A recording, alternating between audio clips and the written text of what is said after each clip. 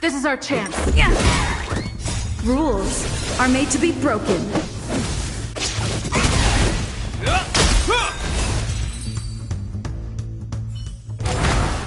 Reach the end of the story in your own way.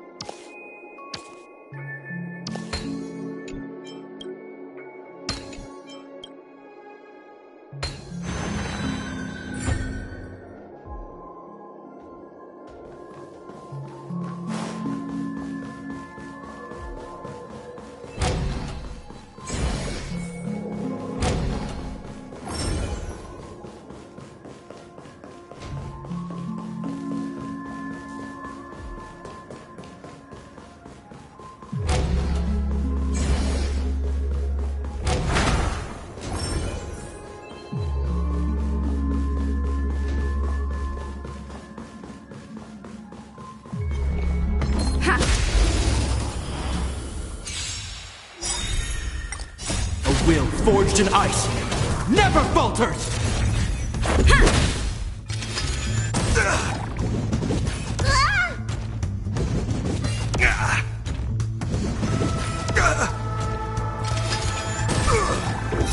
Answer me! 0 points!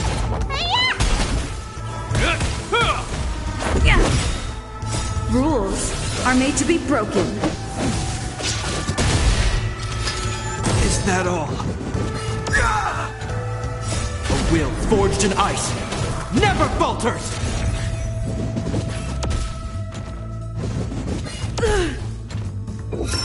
Just fail.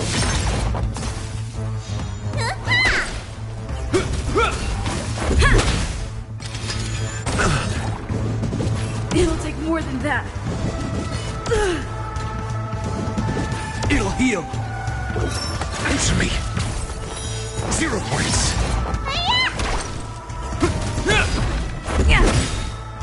Rules are made to be broken.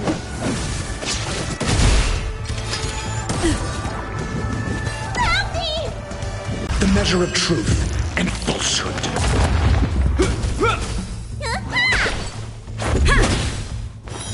Fail. A will forged in ice never falters!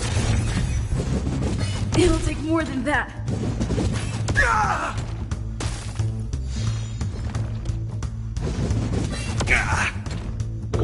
Answer me. 0 points.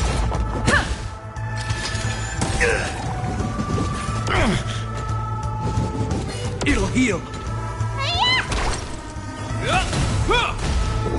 Adjust. Yeah! Rules are made to be broken. Fail.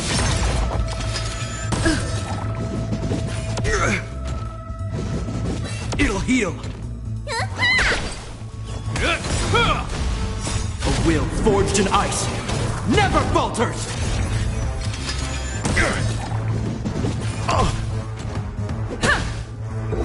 Answer me. 0 points.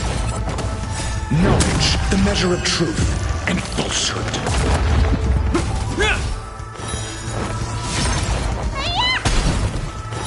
0 points. Yeah! Adjust. Fail.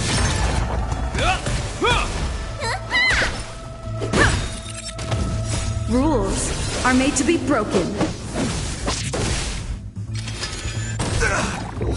Answer me. Yeah! A will forged in ice never falters! Adjust. 0 points. Is that all? Yeah!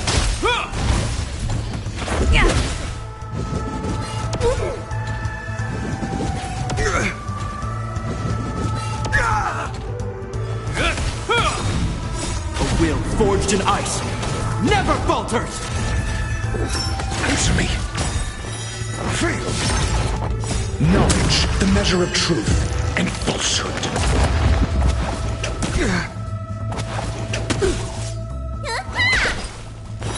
0 points. Yeah! Fail.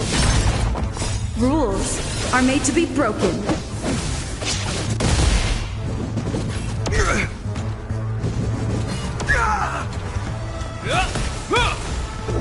Adjust. 0 points.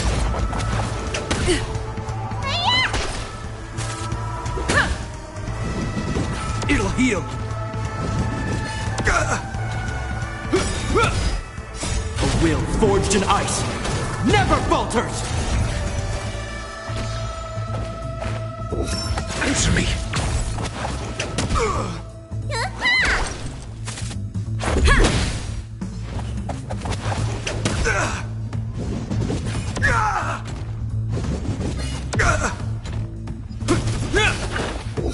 Adjust.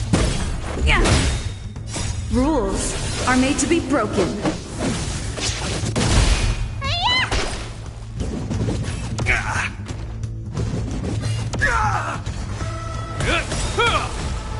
A will forged in ice never falters! Answer me. Fail. Knowledge, the measure of truth and falsehood. Yeah!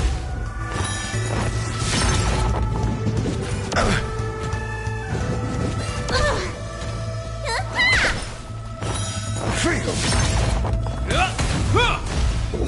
Adjust. 0 points.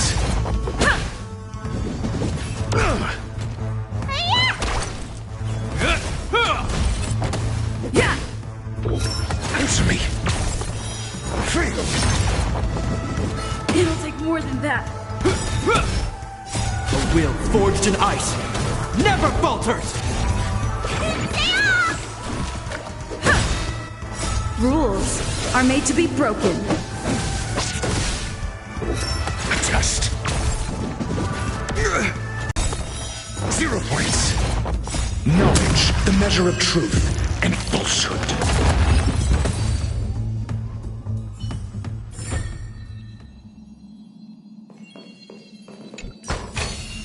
Is that all?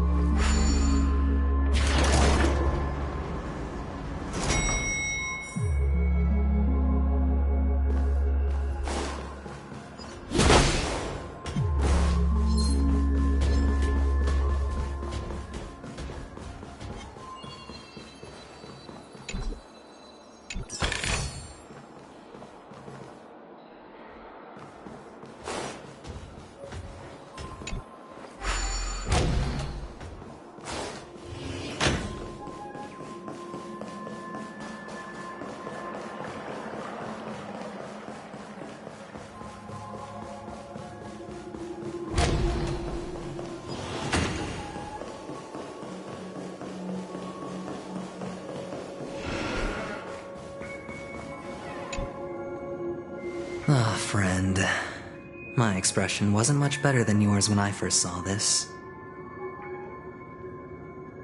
Your eyes aren't deceiving you. It's her. The famous singer, Robin.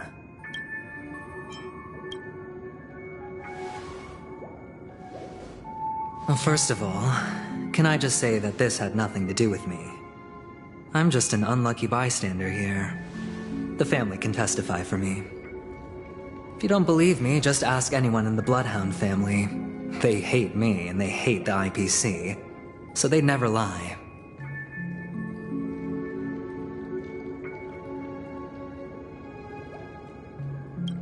This is not where the crime happened. What I showed you was a memory. The most basic light cone manifesting tech, authorized by the Garden of Recollection and owned by the IPC. Did you really think the Galaxy Ranger was an outsider this whole time? Penacony has made a solemn commitment to protect the safety of anyone inside a family dream. Any person in distress will be forcibly awakened and safely returned to reality. What gives them the confidence to make such conclusive statements? Because behind this promise is the harmony. The family's Dreamweavers link up their minds together to construct an unbreakable defensive line. Breaking through this line of defense to create death in the dreamscape. Not even a memo keeper could do that without the family's permission. Who could have done it, friend? The only one is her. The girl who calls herself a Galaxy Ranger. An imposter. An unsought guest. An emanator who hides her true identity. Ifrit's death was a foregone conclusion. And Robin? Her misfortune was staring right at her. Who will be the next to die?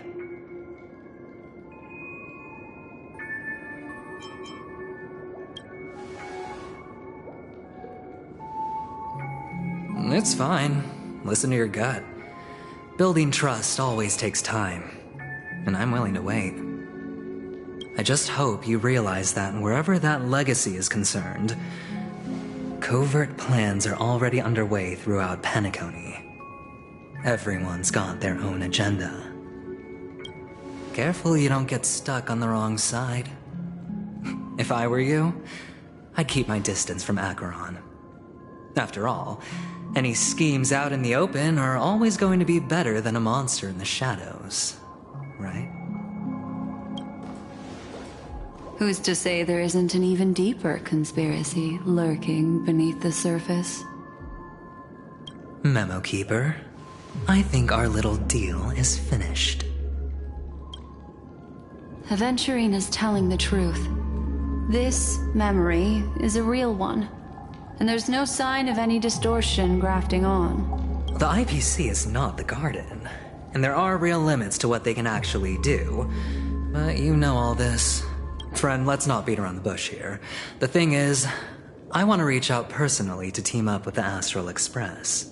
I told you I'm just not interested in scrambling for the legacy. I just came to Penacony for work. I'm here to retrieve some lost property for the IPC, if you catch my drift.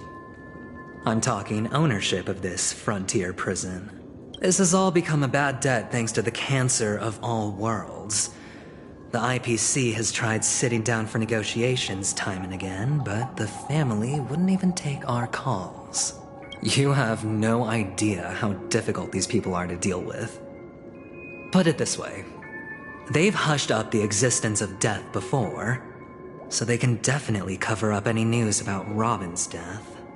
It'll just quietly float off like a bubble and pop. Nobody ever being the wiser. That's not fair, right? So then, friend, I need your help. That's fine. I'm not forcing you. But I'm really not asking for much, so why don't you at least hear me out, okay? I have but only one goal. The family's front door is like a high wall, and to tear the whole thing down, I'll have to... IPC will have plenty of means. Now we have our chance. So long as we can get to the truth behind her death, we can have justice for Robin. While also gaining a valuable bargaining chip for bringing the family to the table. I have but only one goal. The family's front door is like a high wall, and to tear the whole thing down, I'll have to dig out a few chunks first.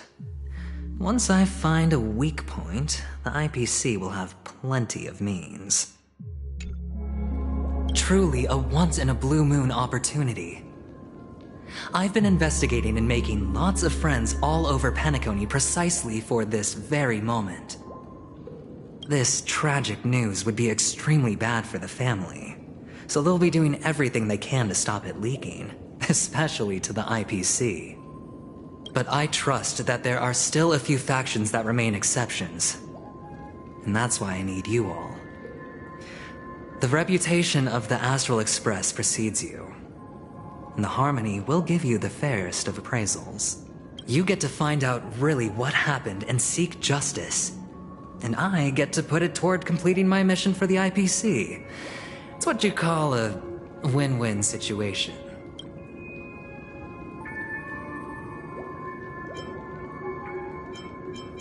But don't worry, just head back and talk things over with your companions.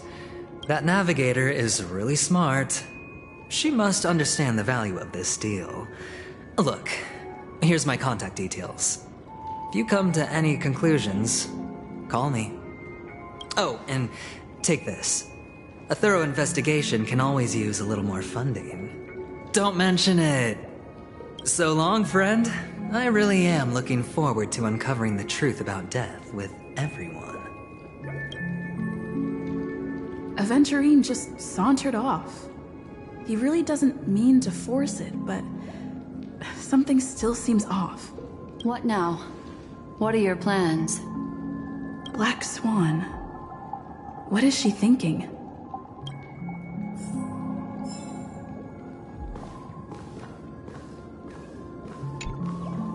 the surface, this doesn't look like a bad deal for you.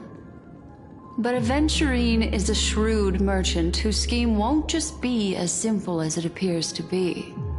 He doesn't know about Miss Firefly yet, but judging by your reaction, he may have noticed something going on and deliberately shifted topics to the truth of death to try and pull you in line with his way of thinking. That's quick thinking and very sound logic. Aventurine is no fool, and working with him definitely has its dangers.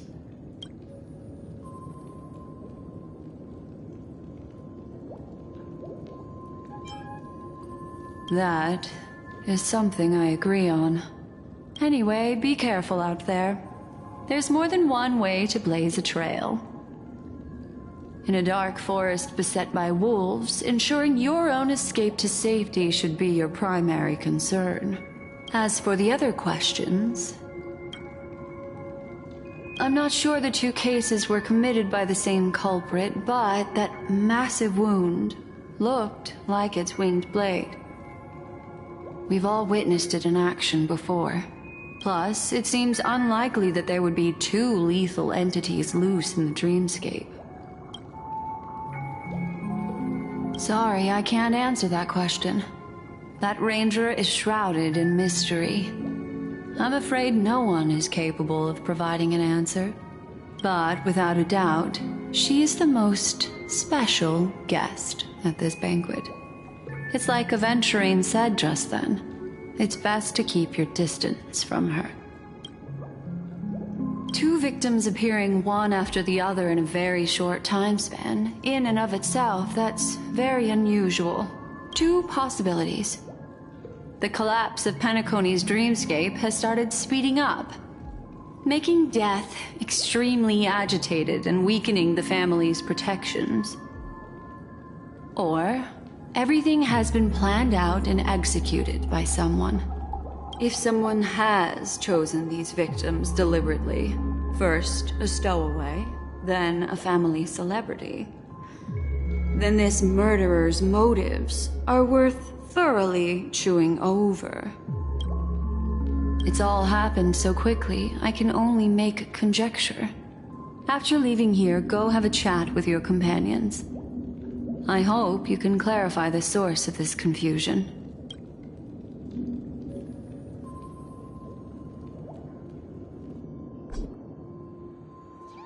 Come, this way. It's a short walk. Don't get lost.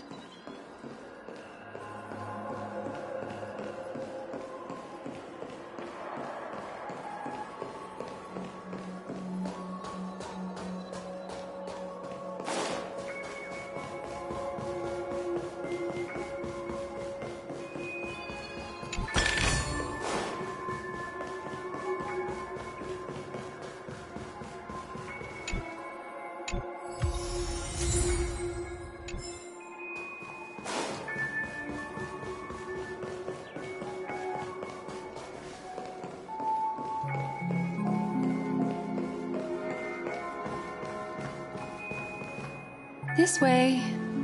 This is where we part ways. All of this is like a nightmare. Unfortunately, the remembrance doesn't lie.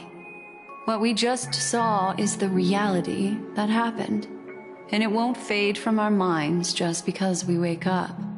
But follow your heart and don't be afraid. We all walk through this world casting shadows of different lengths, and ultimately, all we leave behind are precious memories. Hold on just a sec.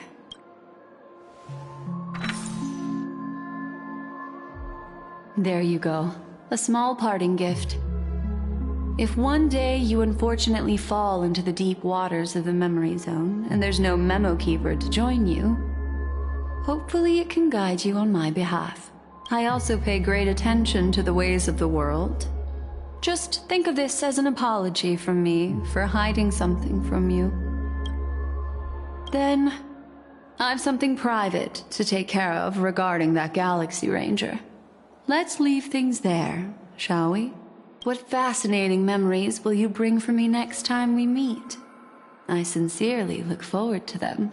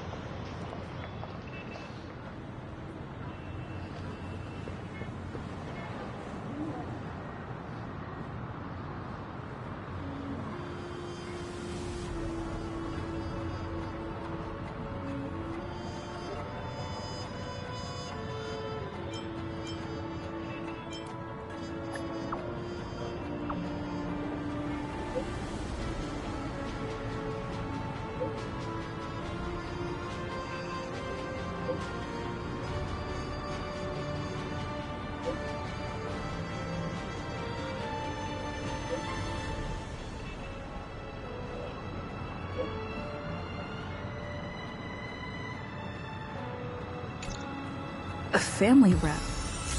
Is Himiko okay?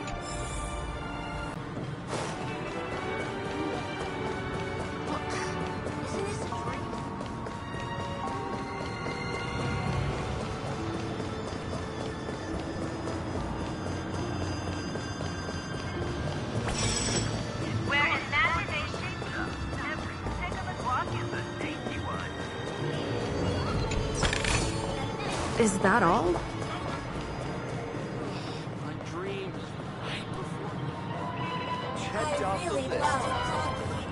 So much has happened. I should take a moment to gather my thoughts and wait for everyone to arrive.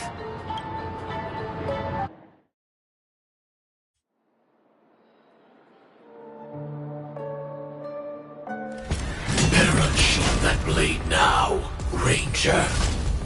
Do you still dream, Hunter? Of those slain by your hand?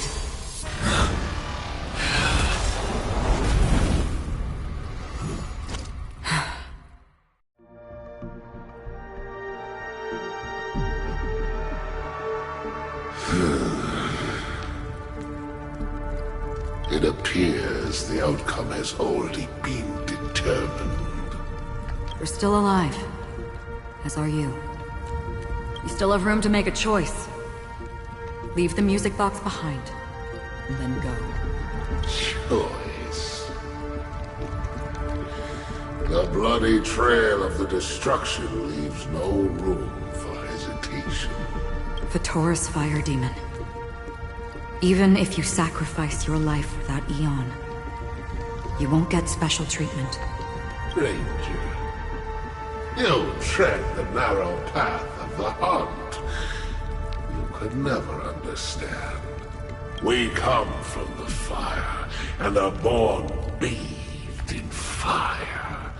We spread, burn, and destroy, until all the kindling has burned out and we leave only ashes on the ground.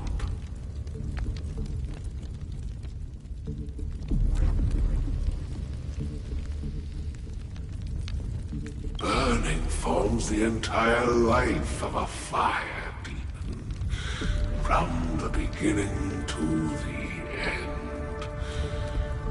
We are born to die, just to put into practice a profile of another universal truth.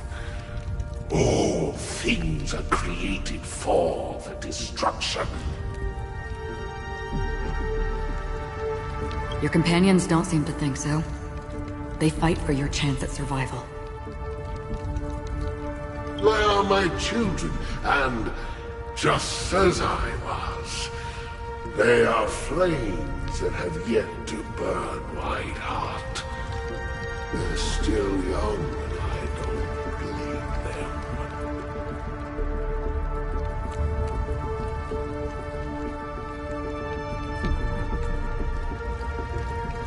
But my flames are faint, and time is running out. Can you see the planet of festivities in the distance? I plan to bring Purgatory with me there, and before that, I must surpass you. Why? Because on the path they have forged, you have traveled farther than I have, Emanator. You cannot hide your true identity. Draw that sword, for we shall indeed remain here, bound to fight a decisive battle to the death, for I choose this. Destruction is intense, but brief. To cravenly cling to life is to endure an endlessly prolonged existence. Even if the answer turns out to be your own destruction. What is important is not the answer, but that it exists, just as you exist. Everything exists to be destroyed, Emanators are no different. Just as even sweet dreams may be born of the void, the so-called impossible is merely something that is yet to happen. All right. I accept. You shall witness the most brilliant and intense fire in existence. May this flame illuminate the farthest reaches of your bottomless dream. A bottomless dream. Yes, that's right. But you've made one small mistake. This blade remains in its scabbard not out of pity or scorn. It's a personal secret that I don't want to disclose, but perhaps out of reciprocity. I'll reveal the truth to you. The hunt is not the path I truly follow. May death be the end of your boundless dream, guiding you back to the waking world. I still see them in my dreams. Hold it. Your time hasn't come yet. My time? I've seen many clever disguises that can conceal appearances. They can never cover up who a person really is. And you're no different. You had no desire to kill the Trailblazer. You only did what you did to drive me and the Memo Keeper away, but why? Did Destiny's slave make you do it? You know, Elio. I thought this is just the kind of thing that'd get written into your script. My script has always been brief. Other than that, anything beyond that is unnecessary. He knows my nature. There is but a single destiny from which no one can escape. And until then, I hold the privilege of choice. However, you appear to be ignorant of this. So it's time for me to inquire. Who exactly are you? Not your enemy, perhaps. That's not what I asked. I don't deserve your curiosity. Loners wandering the cosmos always have their secrets. Take me. I've also been wanted by the IPC, so it's little wonder I know something about the Stellaron Hunters. That's all. Maybe I can help. What reason would you have for doing that? I tend to forget things. Which is why, rather than memories, I'm accustomed to using my emotions to capture what I normally wouldn't otherwise. So, I know who is inside that cold armor. How about it? Ready to take off that armor and sit down for a talk? It's not yet time. I don't need help. But I can give you a suggestion that would make things better for you and me. If your goal is the Watchmaker's legacy, then go look into the family. Not only are they covering up the existence of death, but they're burying the past and the truth about what happens inside the dreamscape. Already on it. And the Astral Express is no enemy of yours. I know that. I just never expected to hear you say it. What's next, then? The Trailblazer's been taken by Black Swan. Will you go look for her? No need for that. Get all of the Astral Express to track down the Grand Legacy.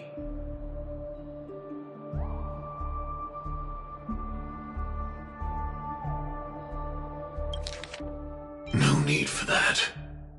No harm in mentioning that Elio's only given me one instruction. Get all of the Astral Express to track down the Grand Legacy.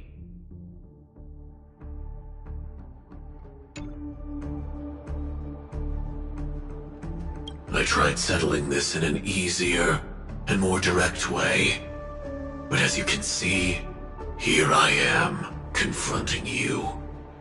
I failed. Can't ever go against the script. The so-called impossible is merely something that has yet to happen. That's it. Before we split, can I ask you one more thing? Is there anything else in your script about me? I'd like to know what kind of footnote I get to leave in that future foreseen by destiny. Unfortunately, not a thing came up. I knew it. Hang on. I don't. Don't. What? Your first question was, do you still have dreams about everyone who died because of you? I don't. Never have. I was born without the ability to dream. I live for this cold, harsh reality. For a little light, and to burn, to keep on burning, until I turn to ash. So, I really envy you. Is that so? Then you're already living in the waking world.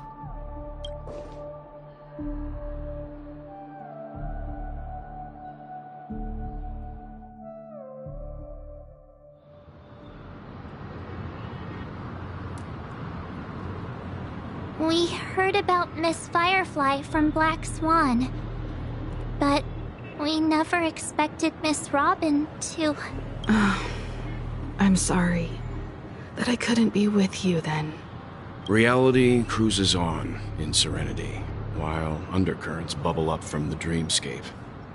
Just like that memo keeper said. Stay strong, everyone. We can still do what we can for them. Starting with finding the murderer. Let's recap everything then.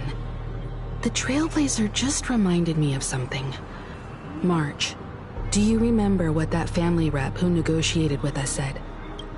Indeed, we trust that the Nameless has nothing to do with this, and we also beg each of you to help assist the family in verifying the identity of the deceased. That's how it was put, in reference to Miss Firefly. Looking back, he seemed a little evasive at the time. And he also failed to mention anything about the earlier murder, too. The family's planning on covering up all news about Miss Robin's death. If news gets out, Penacony's going to turn into a bloodbath. But the murder that followed closely after was obviously beyond their anticipation. The family had to try and turn things to their advantage by bringing in reinforcements from outside. The Charmony Festival is nearly here. They must be snowed under. It may also be that Miss Firefly's murder had so many witnesses that it couldn't be covered up. So they went with the flow and let more people on the scene to control the situation. After all, the nature of the two murders is fundamentally different. The family's first protective measure should be against malicious actors among the guests, such as that IPC envoy. Indeed. He was particularly concerned about that Galaxy Ranger. Are we missing the forest for the trees here? I always felt that Aventurine's reasons for accusing Miss Acheron were highly subtle. Can we believe him? At this point, I'm afraid the only ones we can trust are ourselves. Look, let's try to gather intel first and then list all the possible outcomes we can. Then we go through them, eliminating contradictions one by one. The fewer facts remaining, the closer we are to the truth. I've still got this sense of foreboding. It's like we're stuck in a whirlpool, spinning around that legacy even after everything that's happened. This time we're playing the role of a real detective. But before we start, what are we going to say to the family and Aventurine? As I see things, the family harbors no ill will towards the Astral Express. If they didn't trust the crew, they wouldn't have casually commissioned outsiders to investigate a case that's, in all likelihood, a scandal. Plus, this is the family's turf. Teaming up with them should make things easier for us in the future. As for that Aventurine, well, I'd like to hear your thoughts. He's complex.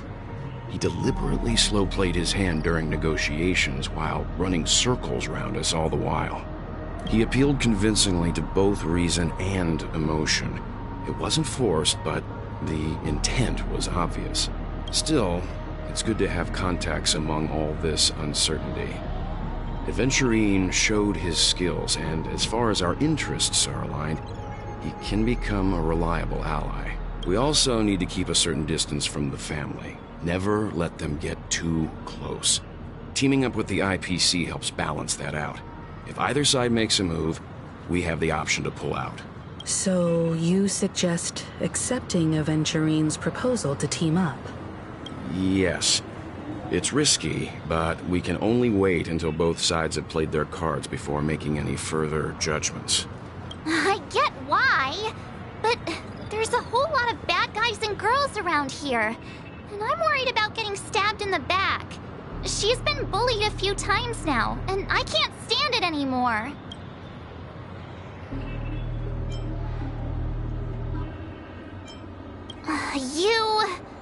No, I can't accept this.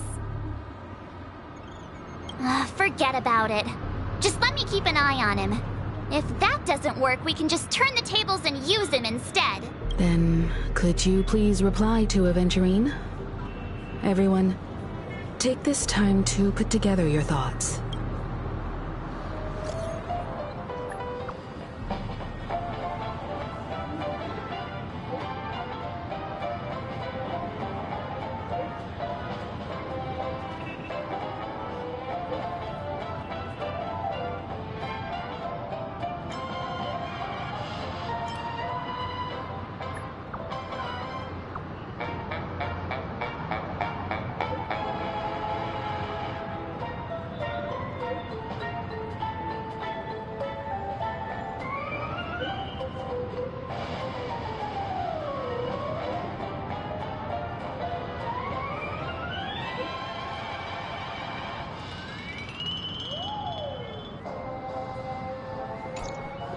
Looks like Aventurine is happy with this outcome. Let's tell everyone about it.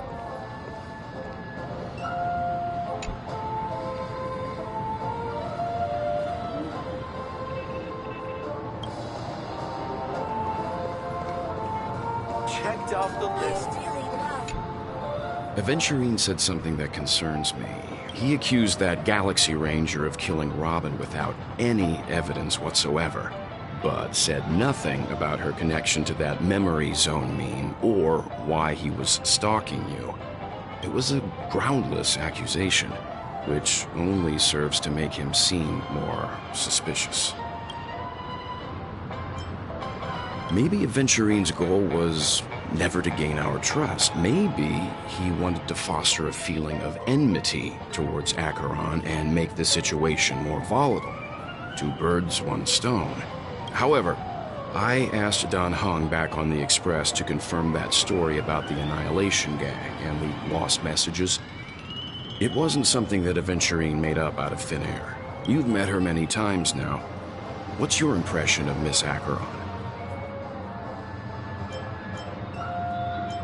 That fits the stereotype of a Galaxy Ranger to a T. They're eccentric, unpredictable, and fond of being alone. No wonder she's a suspect.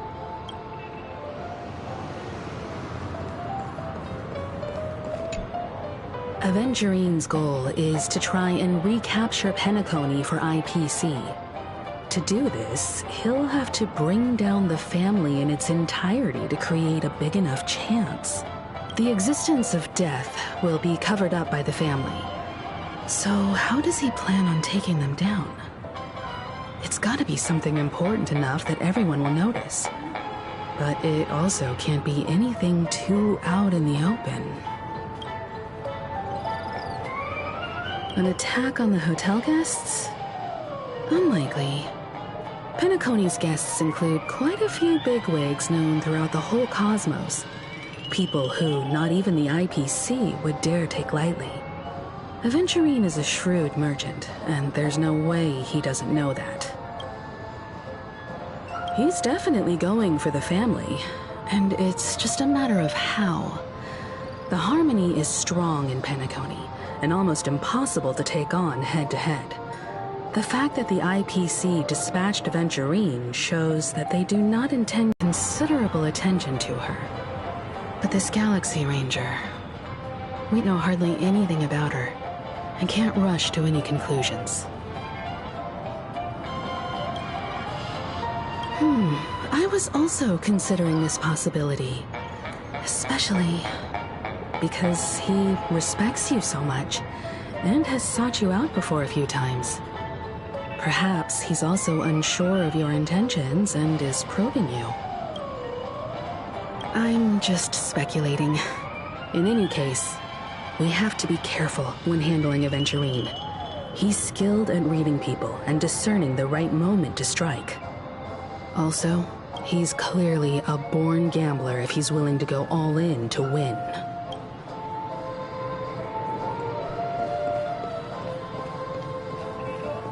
Checked off the list.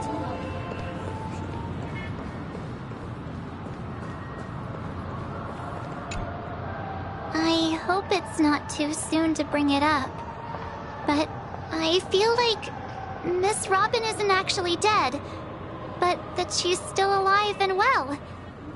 Somewhere. That everything's just some horrible prank. Because aren't we supposed to be inside a dream? How could someone die in a beautiful dreamscape like this? Shouldn't only good things happen here? Whenever I see the Grand Theater, I just can't stop all these thoughts from flooding my head.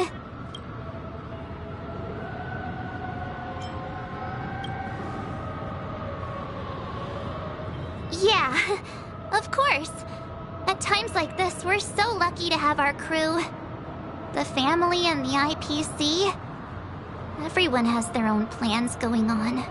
Everyone's still having a great time out there on the streets. Nobody knows what's happened. It's all so unreal. As if Firefly, Miss Robin, and us were all outsiders from another world. Aw, what a mess. I really want a nice cool drink of soda to help me calm down. But then I'd be just like everyone else out on the streets. Looks like Aventurine doesn't need anything else. Let's turn our attention to the family's assignment for now. Himiko, what do you think? Among our current clues, the two murders that she witnessed are the most directly connected. I suggest starting here. One thing I'm curious about is, if a person dies in a dream, what happens to them in real life? Seeing as we're at the family's behest, why not pop back out to reality and verify Miss Firefly's situation back at the hotel? Perhaps we could also make a few inquiries about Miss Robin while we're out there. How about we split off into two groups? There are still some things worth focusing on inside the dreamscape. I'll investigate those, and we can link up again later. Worth focusing on? Oh. No problem. I'll leave it to you then. Huh? Aw, I thought I'd finally get to see Himeko and Mr. Yang go out on a mission together. Oh well. Take care then, Mr. Yang. I will. Keep in touch.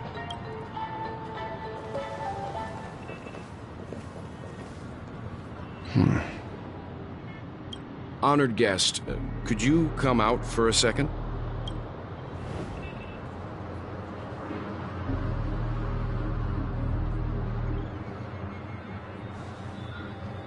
I'd be embarrassed too, getting stared at like that. Forgive me. My name is Welt Yang. I'm one of the crew members on the Astral Express. I believe you've met my colleagues. Welt. Is there something about my name? First, don't you want to know my name? I already do, Miss Acheron. You're a prominent figure in Penacony. What are they saying about me? Some claim that you're the real culprit behind these murders, that the Annihilation Gang's tragic fate at the banquet was a result of your blade, and that you're now attempting to unleash another bloodbath on Penacony. The Annihilation Gang. Ifrit of Everflame Mansion. Tragic fate. That Duke turned his dying body to flames and sacrificed his life as a martyr. He was a determined and heroic pathstrider.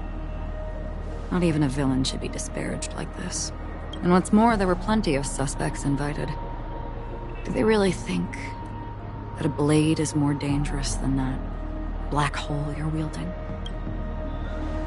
Keen intuition. Not even the family managed to point out the truth behind this cane. So you must surely know, Miss Acheron, that peering into a black hole is not a wise move. As a potential threat, your knowledge of us has reached uncomfortable depths. Reveal your true identity and intentions. Otherwise, brace yourself for gravitational disintegration. That shouldn't be necessary. But if it makes the Nameless feel less defensive, I'll be happy to abide. Believe it or not, Galaxy Ranger, Acheron. Those are the names I go by to this very day. My trip to Penacony is solely to fulfill an old, final request. I'm here for the Watchmaker's legacy. And that's it. I think I've been honest enough. Still unwilling to reveal your true identity? It's not that I don't want to. It's just that I can't. I've come so far, and I can't sum up all of that in just a few words. Everyone has their own unspeakable past. Secrets that they don't want to be revealed. And I won't be asking any more questions, such as why the Astral Express is roaming around the cosmos with a Stellaron on board. Is she okay? That Memo Keeper didn't do anything, right? She's fine. Let's just stick with the topic. Gaining my trust depends on how much you're willing to reveal. I've run around many different Penacony dreamscapes just to try and find that legacy. And during this period, I came into contact with quite a few guests. In the process, I gradually came to realize the secret of Penacony may be closely related to the Trailblaze. That's why I've come to ask for your help. I don't have enough proof yet, but I'd like to speculate something. The source of all tragedy lies within the family. If you could trust me, we could find the proof to support this claim together. Mr. Yang, I think you've come to the same conclusion, haven't you? Let's leave it at that. For now, I'll choose to believe that you bear no hostility. Share your findings with me, and me alone. I don't want vague conjecture to interfere with other people's judgments before we find solid proof. Mm-hmm. By the way, would you like something to drink? Before we go, how about 2 cups of Wake the Heck Up? No, 4 cups. Because the conversation coming up will last forever.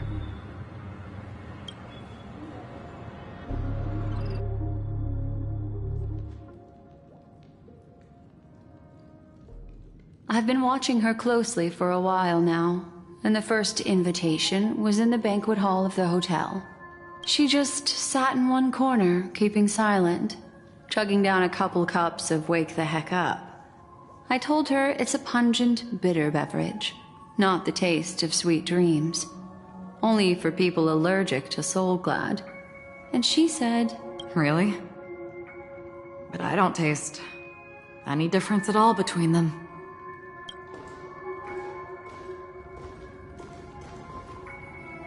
the guest rooms are charmingly minimalist.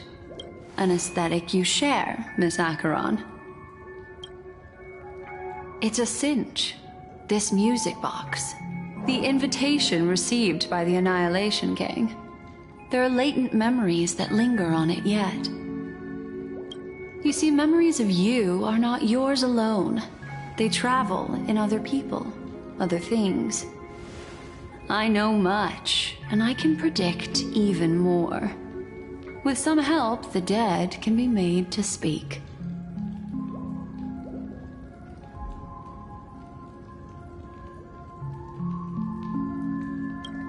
The Annihilation Gang, that band of desperados who all disappeared after meeting you. What exactly happened to them? Well, let me reveal all.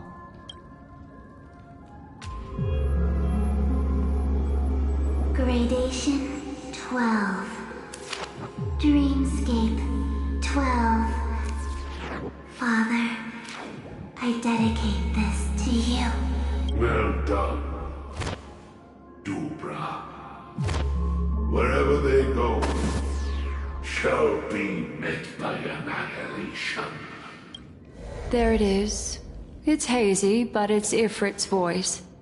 The other one is probably his progeny. This is the residual memory from when the invitation was first delivered. They were abruptly interrupted. Then, what happened next is... They sought refuge in a land of sleep, merely wishing for undisturbed rest, away from the storms. Children of the flame, this marks your rite of passage. She won't be necessary. I alone am enough. When have those on the path of destruction feared death? The Everflame Mansion has set out on a journey. Those poor people, they have no idea what lies in wait ahead of them. Memory recovery is going well, but slowly. She'll be here soon, and time is short. There's nobody else here, so there's no need to be delicate. In fact, I think I'd better go all out.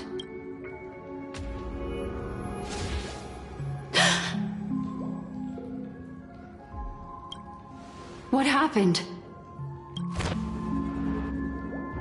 The memory after that is blank. How is that possible? This music box fell into Acheron's hands, and she brought it to Penacony. That's a fact, and that's how it should have gone. But along the way...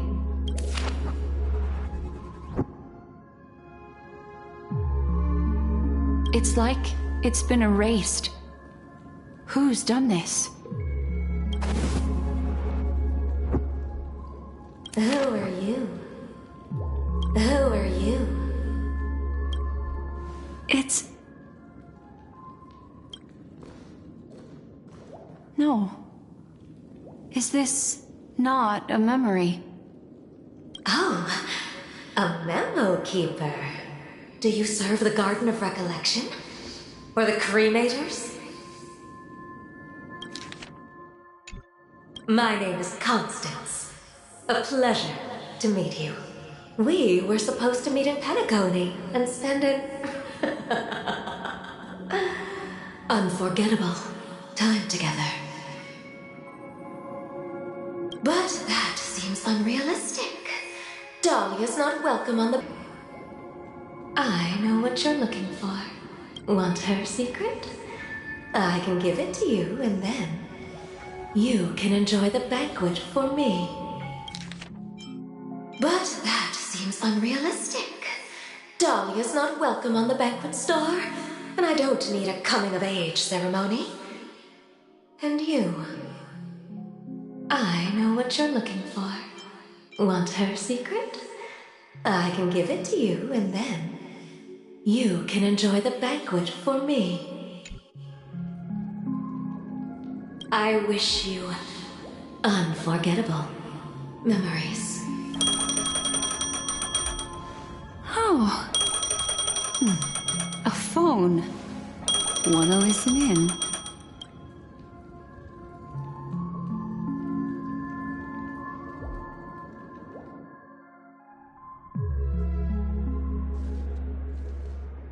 A few days ago, the IPC made an announcement. Under the watchful guidance of the Marketing Development Department, and in accordance with the Interstellar Peace Charter, the independent Sigonian sovereignty has hereby been established, and shall take a legislative seat at the Interstellar Congress. The formation of the Sigonian sovereignty is of great historical significance to the Sigonia system.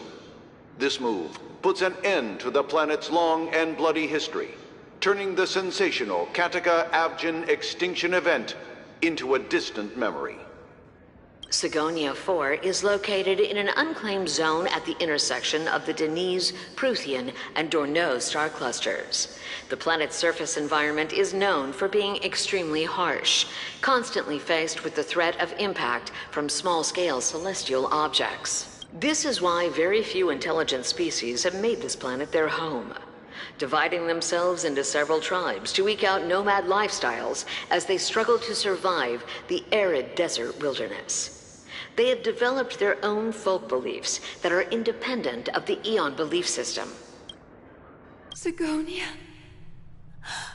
Sigonia. Ravenous eye of the storm, spurned by all the gods. Land of rock, but not water. Lightning, but not rain. Blood, but not tears.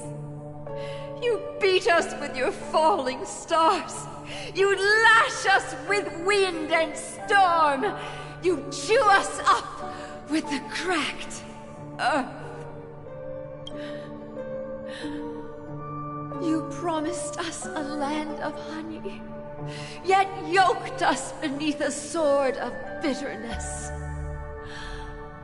Oh, Gaiathra Triclops, if thou can hear me, please open up thy 3 eyes and gaze upon this child. When you took his father, my child was still sleeping in my belly. And where my husband went, I too soon must go.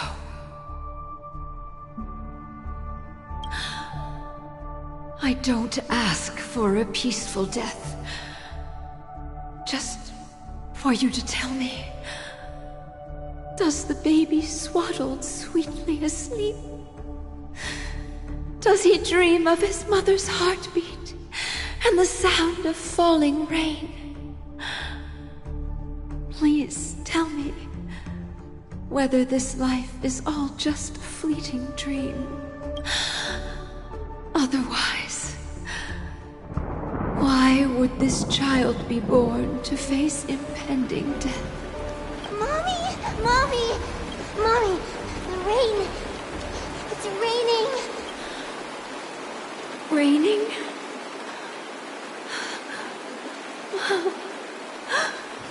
Raining! It's raining! It's true! Those outworlders weren't lying to us. They really did summon the rain. Mommy, we can leave here. We can go back home. Back home. Gaiathra Triclops. You came. Do you hear that? Thank you. Thank you.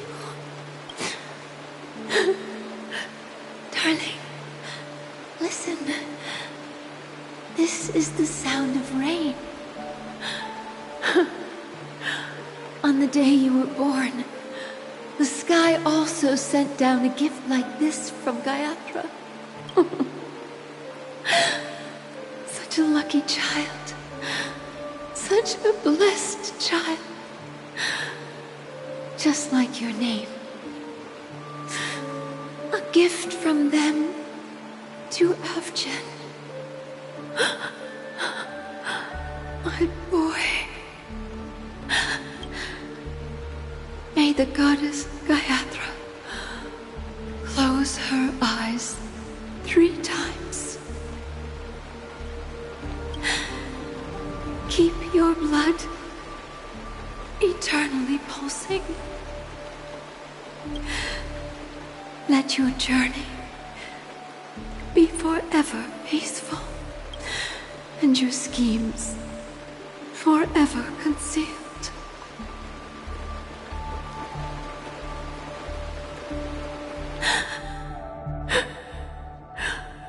Welcome to this sad world, Kakavasha.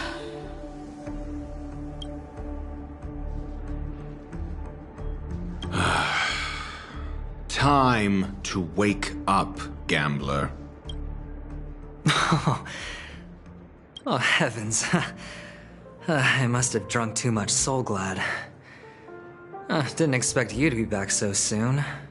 How is it? Find anything? Just as you guessed. Nobody outside knows about Robin's death. There aren't even baseless conspiracy theories. They're still streaming the rehearsal for her ceremony, using a stand-in, I guess. They must be dreaming. Of course. Who could imagine that death would actually descend upon the idyllic dream created by the family? Let alone that the victim would be the female lead of the Charmony Festival. To be honest with you, I didn't believe it. I even tested it a few times myself, until I discovered that I couldn't actually die. Whenever there's any danger, I'm forced awake by the dream pool, and it's all as if everything were just a nightmare. That's why I'm convinced that there are a few big secrets lurking behind the scenes. Then you must have heard about the Memory Zone meme.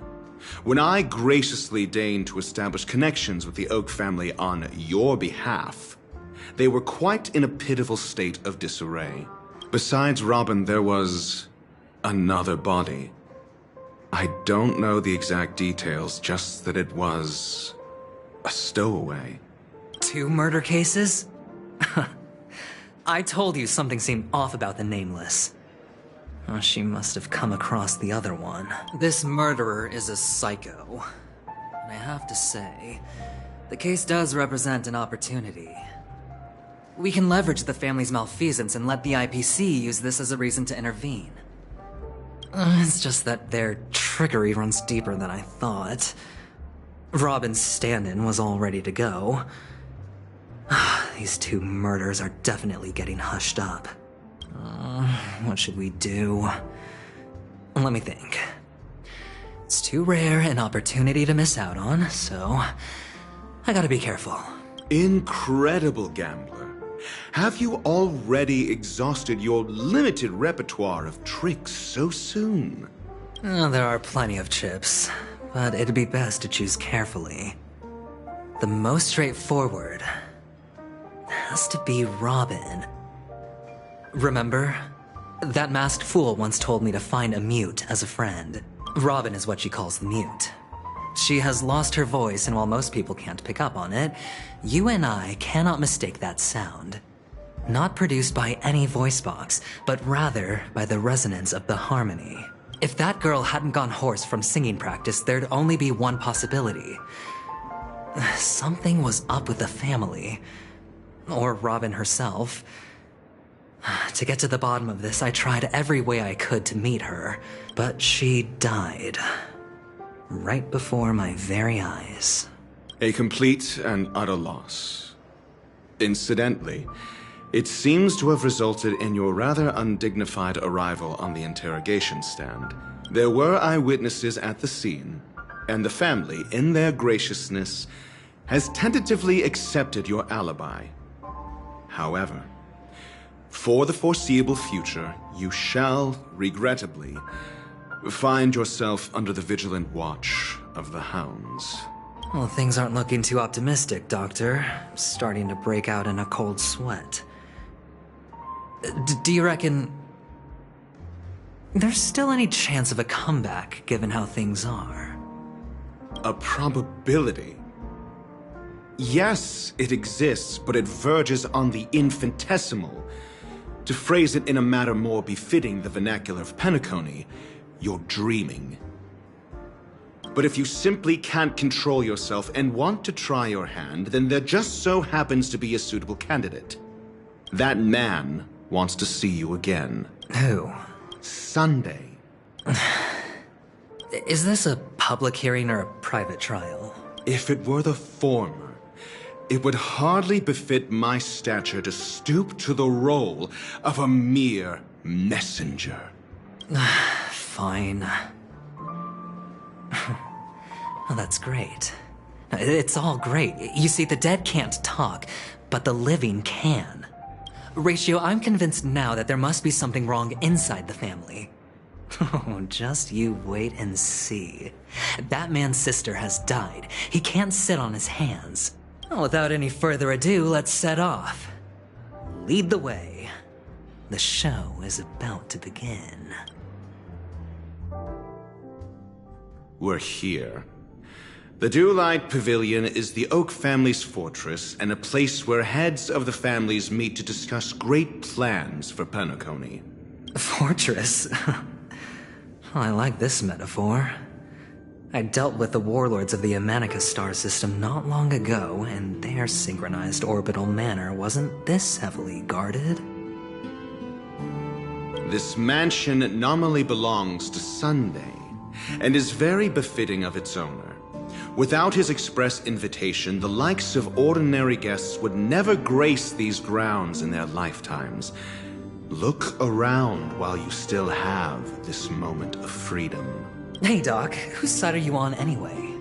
Who's to say I won't sell you out? We'll see. When we meet the authoritarian master of the Oak family, I'll pry an answer out of him. Follow me and I'll bring you to his parlor. Hold your tongue and let me deal with the members of the family.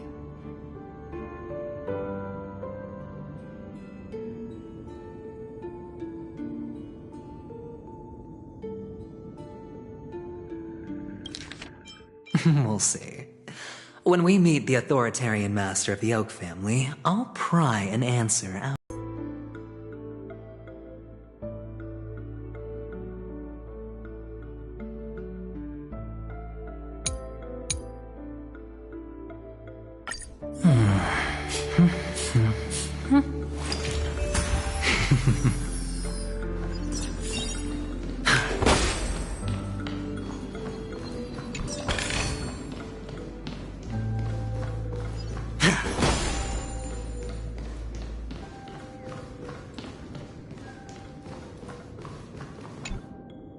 Hey, you two! That's a place of business. No entry!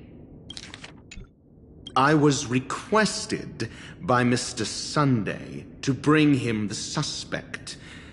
My name is Ratio. He should have mentioned it to you. Oh, I remember you. Veritas Ratio. Your punch virtual particle clock is impressive. Excuse me? The one on your head. Of course, it's nothing compared to my full pocket dimensional annihilating power armor of the Mobile Knights. Right, and as I mentioned, that fantasy raiment of yours doesn't exist. That's because you can't see it. Like I say, only family can see the glory of the Mobile Knights. Enough. Get going. Don't keep Mr. Sunday waiting. It seems like the idiocy index here is no better than it is out there.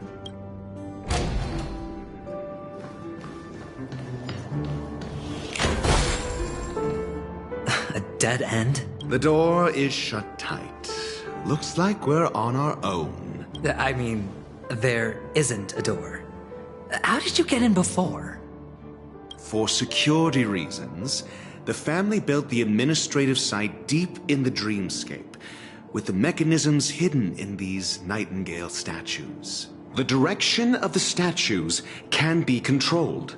On the previous occasion, an attendant named Kona had gone to the side room to verify something before setting the statues in the correct positions.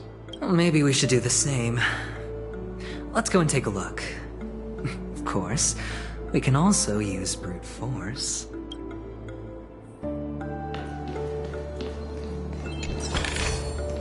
A reward with no risk? I'll take it.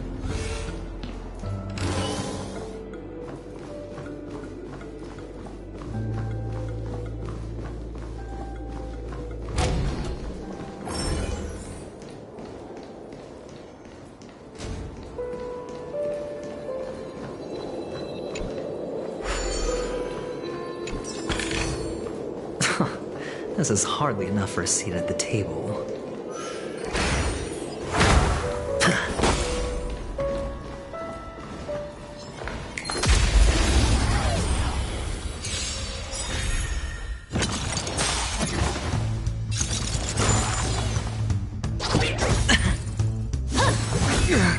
It's on me. Answer me.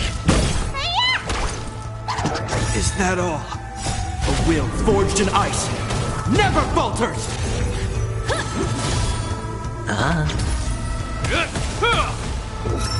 Just failed. Mediocre. Watch your head.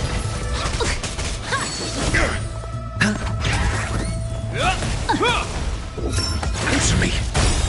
Knowledge, the measure of truth and falsehood.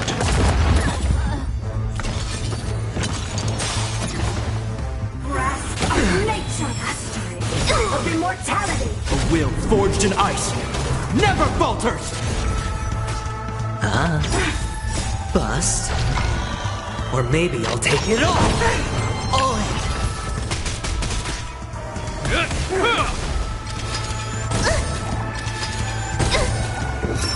Just Oh, to be 0 points.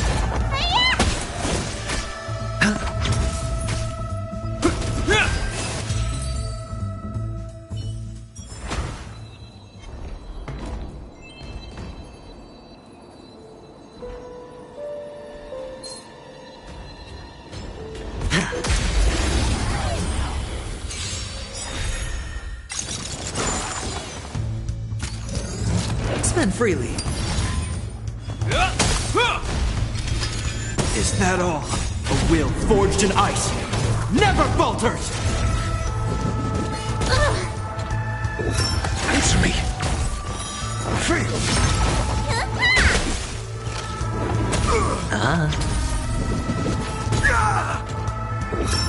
Just 0 points. Knowledge, the measure of truth and falsehood.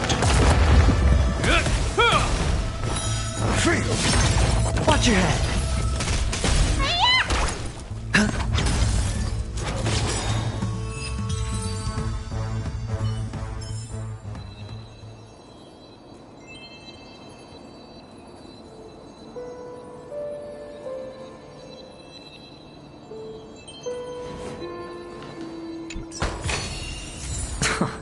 This is hardly enough for a seat at the table.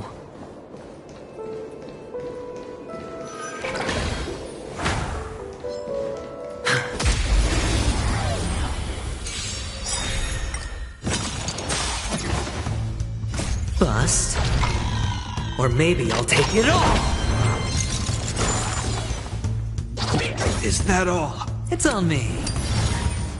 A will forged in ice never falters!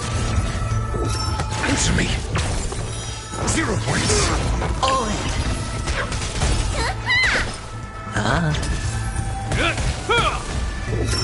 Just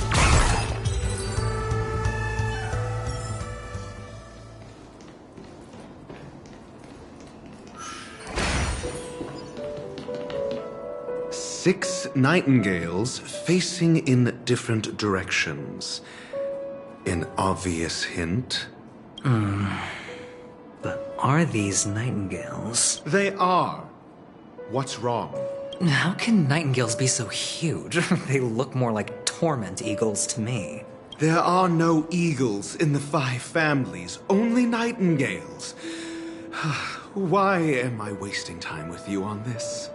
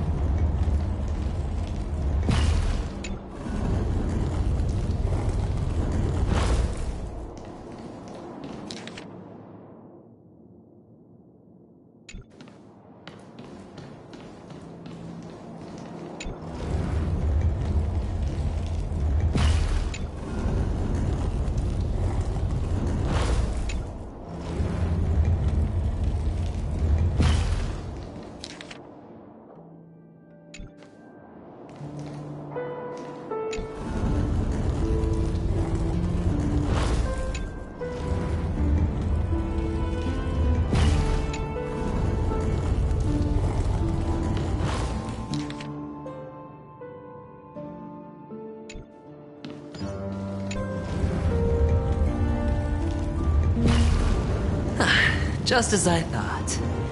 Here's the correct answer. A truly miraculous discovery. Perhaps I should offer you the chance to join the Genius Society. Really? I thought you'd given up on that already. I was being sarcastic. Can't you tell?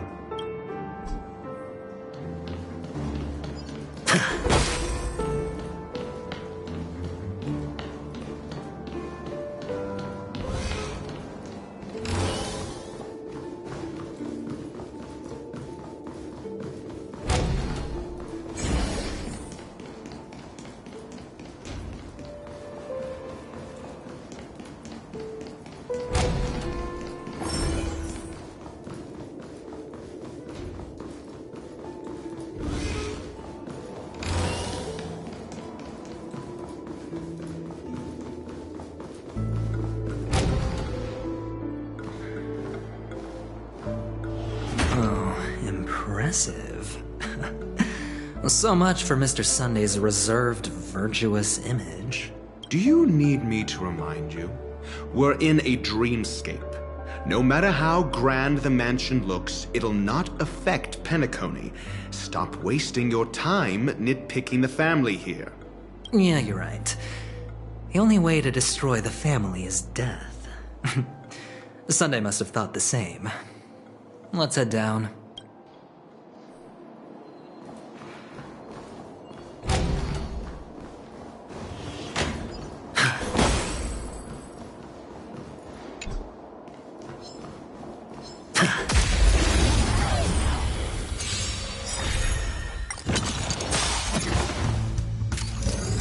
It's on me.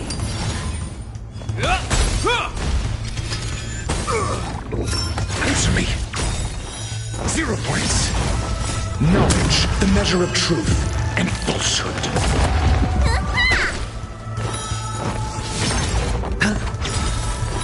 0 points. Bust. Or maybe I'll take it all. Watch your head.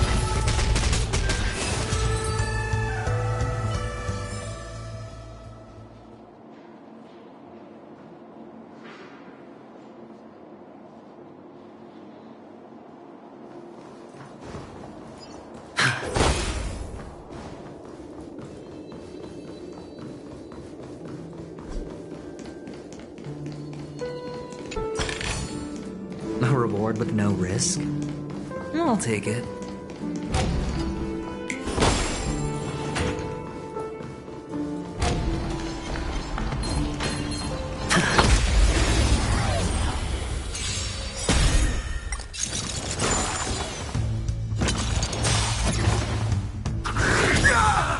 A will forged in ice never falters!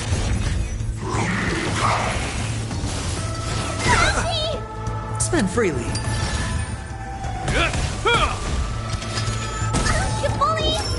Just fail. All in. You fool! Watch your head.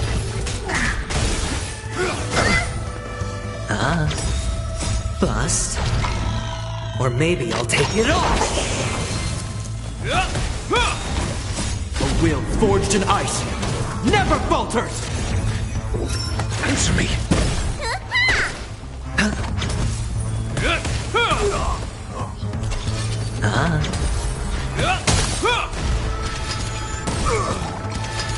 Is that all? A will forged in ice never falters! Just 0 points. All in. Knowledge, the measure of truth and falsehood.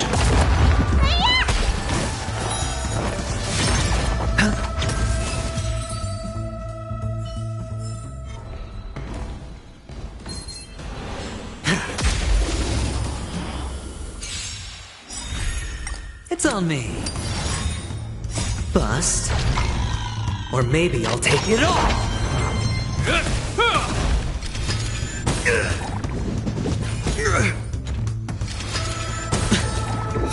Answer me. 0 points. Watch your head.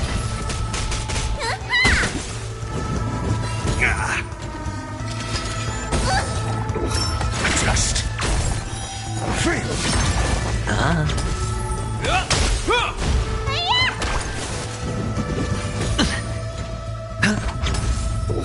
Answer me.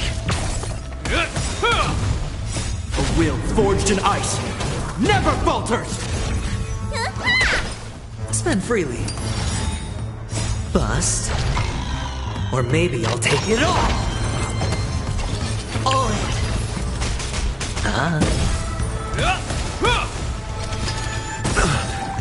Knowledge, the measure of truth and falsehood.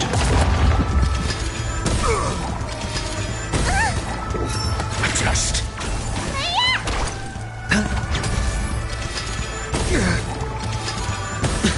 Watch your head.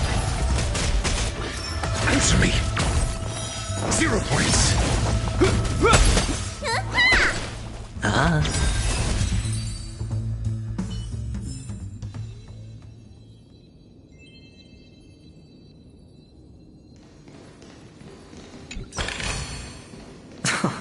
This is hardly enough for a seat at the table.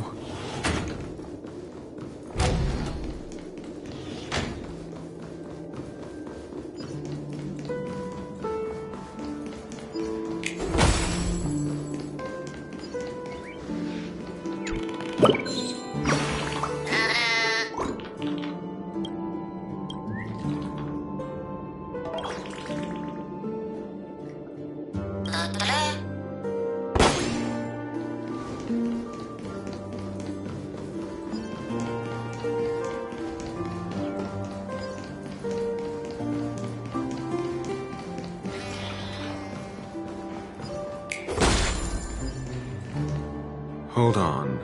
Huh? What's wrong? Are we heading the wrong way? No, but this door is locked. My friend? Did you really make an appointment with him? It's a trial. You got to prove your worth to Sunday before you can speak with him. If I'm not wrong, we need to find a way to open this door in the hall or this place will be our prison. Oh, an escape room. My favorite. Get serious. I've no time for games. Let's head back.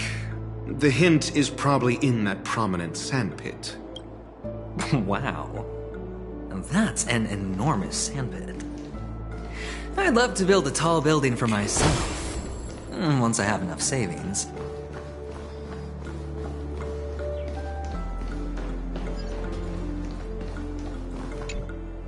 Oh, look. There's a noticeable gap in the model. I believe you're right. There wasn't a gap before. That man must have done it intentionally. Well, with your brilliant mind, you shouldn't have any trouble recalling what was here last time. Right, Doctor? Of course. Let's look around. When I see it, I will know it. Fine. Fine. Why do I feel that we're pursuing a degree in burglary now?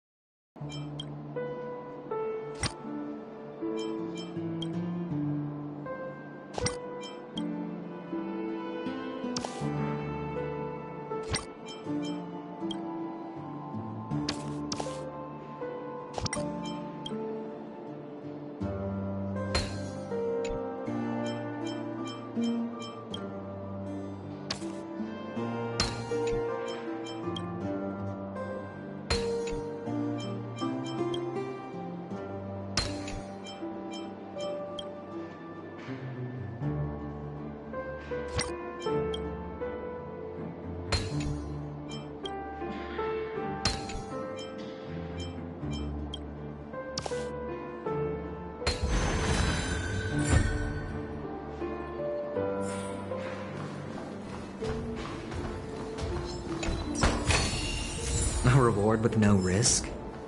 I'll take it.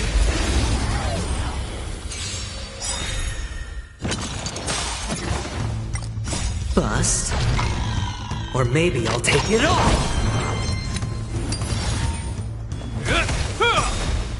A will forged in ice never falters!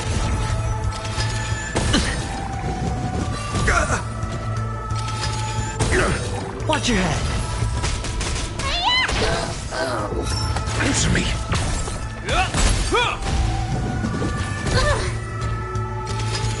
Is that all? Test. Fail.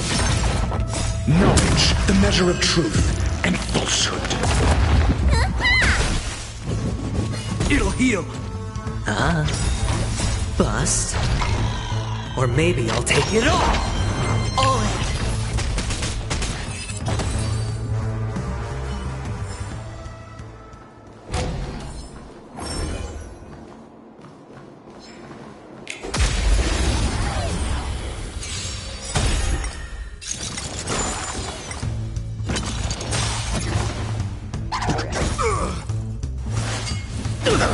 It's on me. A will forged in ice never falters! Answer me. Is that all?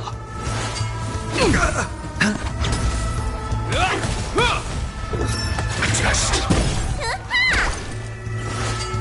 It'll heal. A will forged in ice never falters! Answer me. 0 points. Knowledge, the measure of truth and falsehood.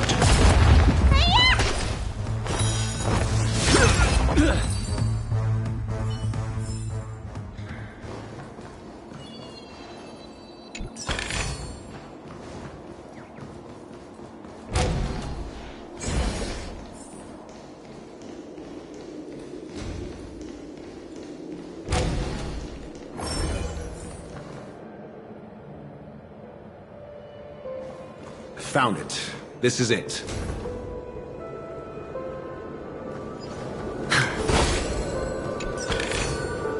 A reward with no risk? I'll take it.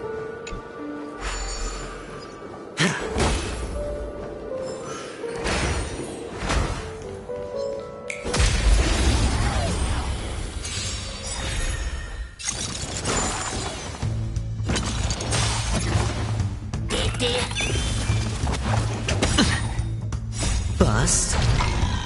Or maybe I'll take it all!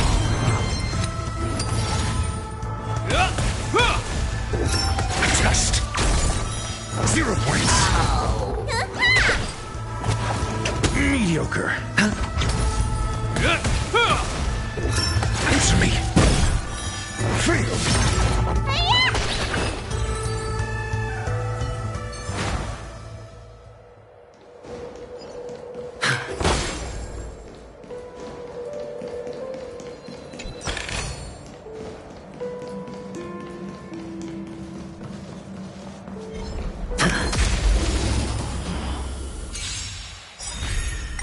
It's on me. A will forged in ice never falters! It'll heal. Test. 0 points. Knowledge, the measure of truth and falsehood.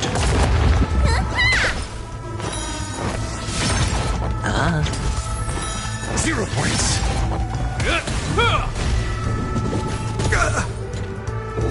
Answer me.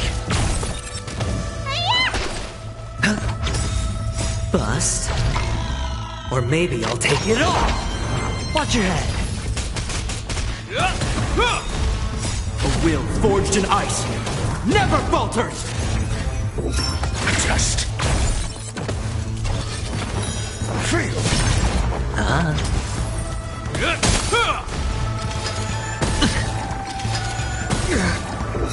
Answer me.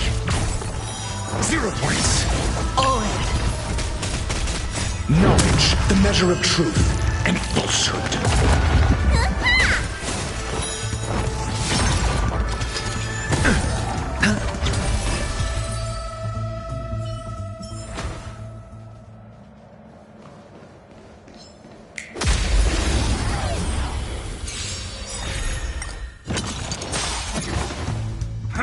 Is that all? Spend freely. Bust. Or maybe I'll take it all. Watch your head.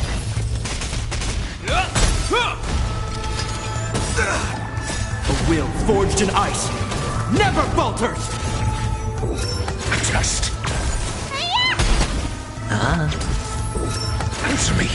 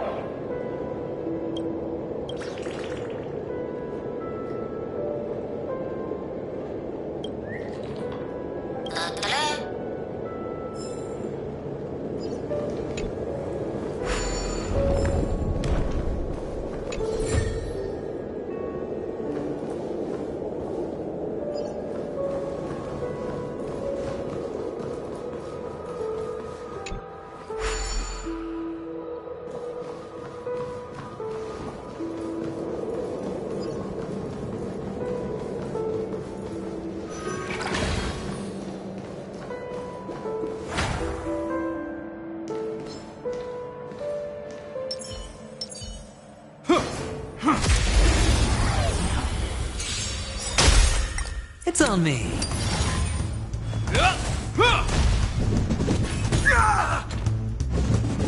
It'll heal. Test.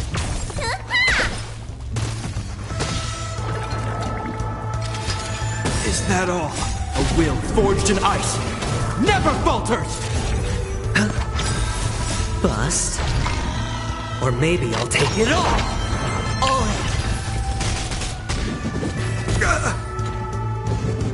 It'll heal. Answer me. 0 points. Knowledge, the measure of truth and falsehood.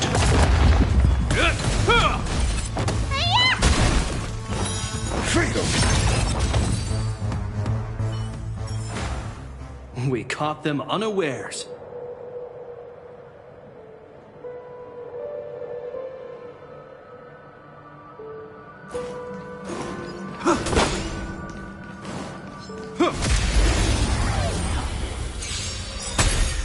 Spend freely.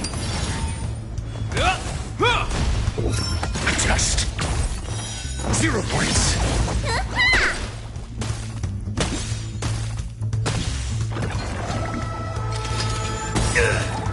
A will forged in ice never falters! Answer me!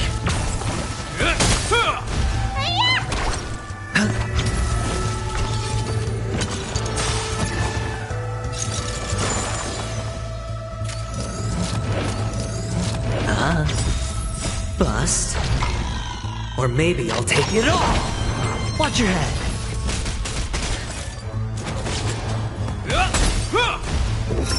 Test.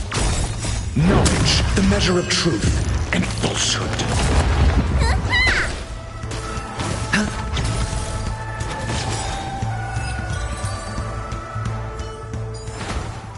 We caught them unawares.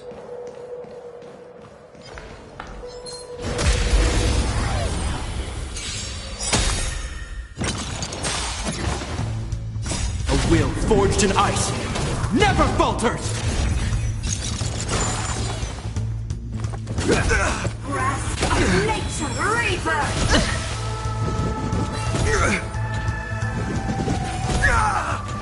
Oh, it's on me. Bust. Or maybe I'll take it all. Answer me. 0 points. Is that all? Watch your head. A will forged in ice never falters!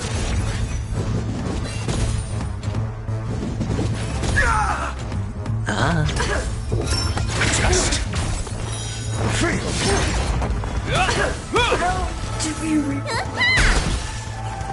Mediocre. You fool. Oh.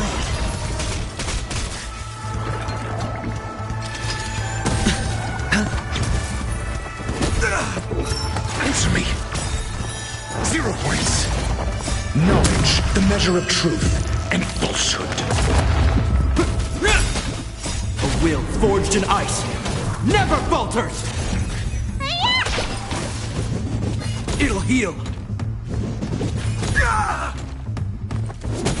Watch your head. Free. Spend freely.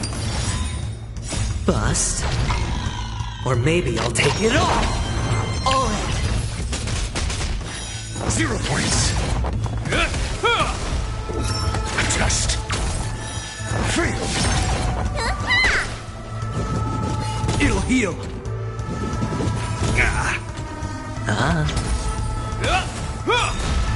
A will forged in ice never falters! Answer me. 0 points. Watch your head.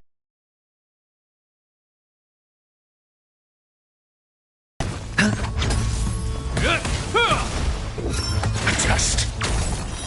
Free. Knowledge, the measure of truth and falsehood.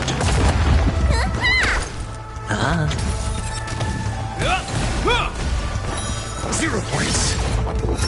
Answer me. Free. 0 points. Oh. Bust. Or maybe I'll take it all.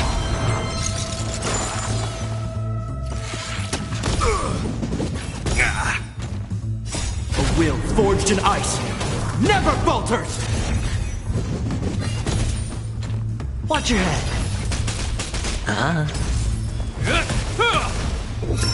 Just. Free.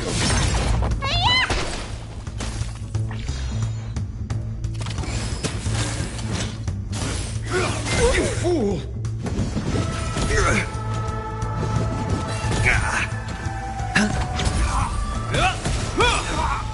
A will forged in ice never falters! Answer me. 0 points. Oh. Knowledge, the measure of truth and falsehood.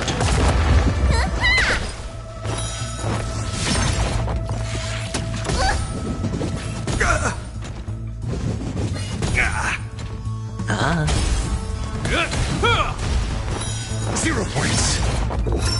Just.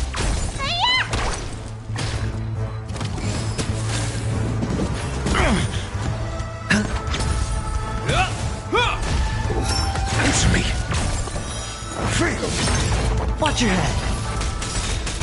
Bust. Or maybe I'll take it all.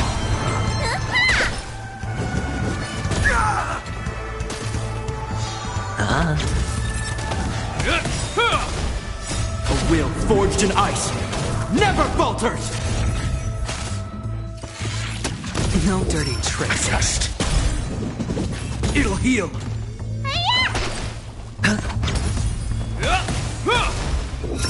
answer me. 0 points. All in. Knowledge, the measure of truth and falsehood.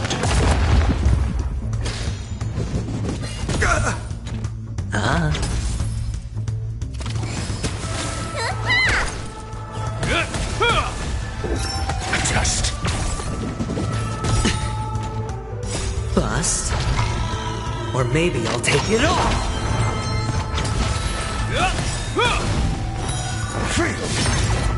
A will forged in ice never falters! 0 points. Answer me. Watch your head.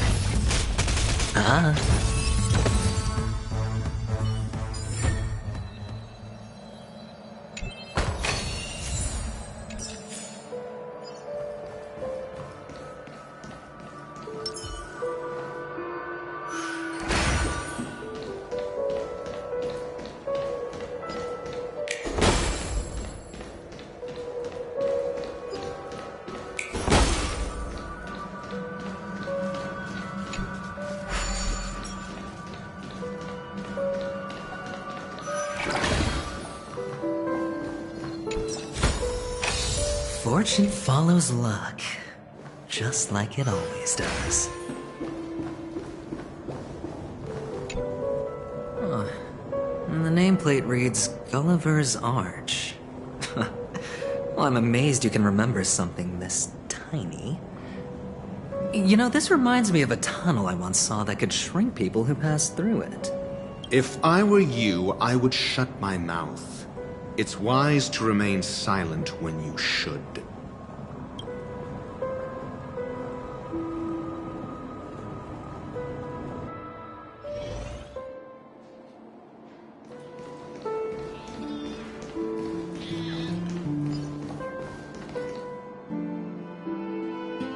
Oh, this reminds me of one of those building toys. You know, with the blocks. I've never played with them before. I wonder if it's more interesting than stacking chips. Oh, look. The gap is closed. And it fits perfectly. So, what's next?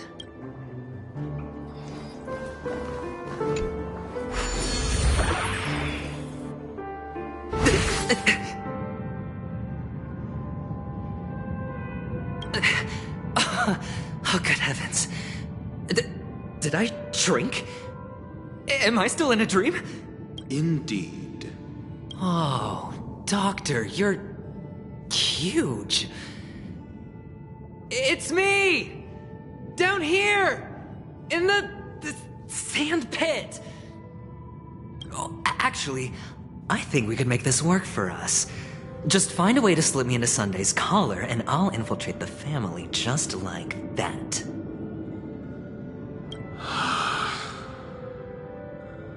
Oh, fine. I was just kidding. Let's find a way to open the door.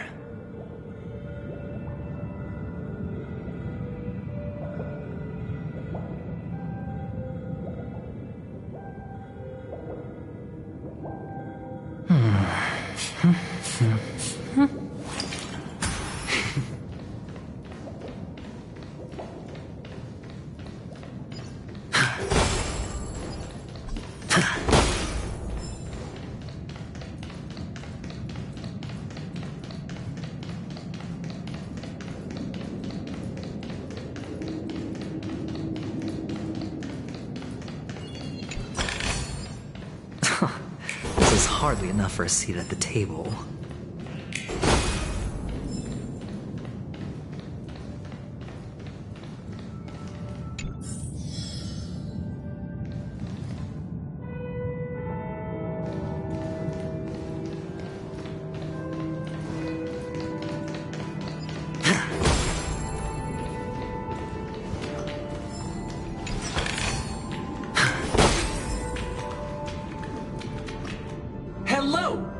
Welcome to the Golden Hour base model. I am an Oak Soldier. I will be here to guide you through the tour of the base model. Happy to be of service. And tell me about the tour. Hello! Welcome to the Golden Hour base model. I am an Oak Soldier. I will be here to guide you through the tour of the base model. Happy to be of service. Generating guide. Please wait patient.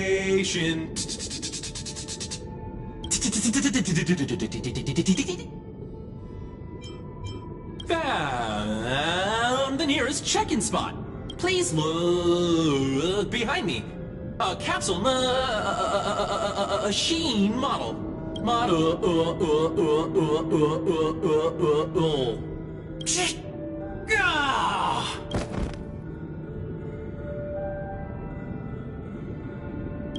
What's up with that? Now the family's toys are trying to frame me? I didn't do a thing to it, Doc. You've got to be my witness. I saw nothing.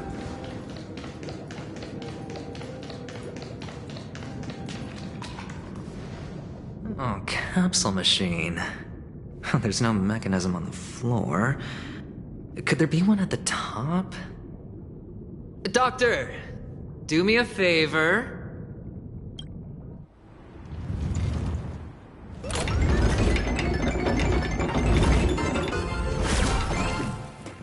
So, I was right. These models have interiors that look exactly like the real buildings. The only difference is that no one lives in them. Funny that Sunday puts a miniature that makes him seem like a giant by comparison, right where he can see it first thing in the morning. Insecure much?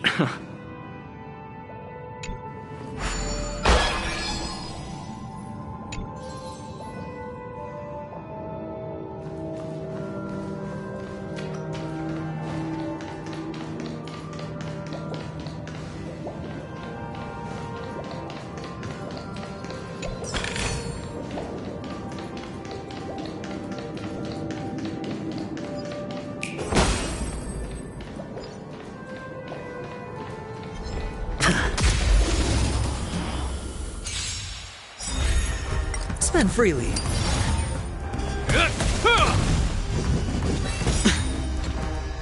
Bust. Or maybe I'll take it all. Answer me. A test. 0 points.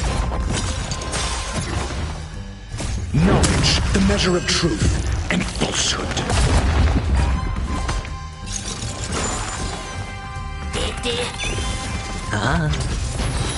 Fail. A will forged in ice never falters. Answer me. 0 points. Watch your head.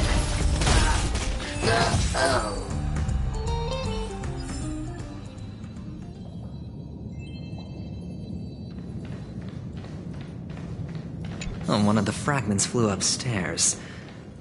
I'll need to use the pinball machine to flick myself up there. But it's tough.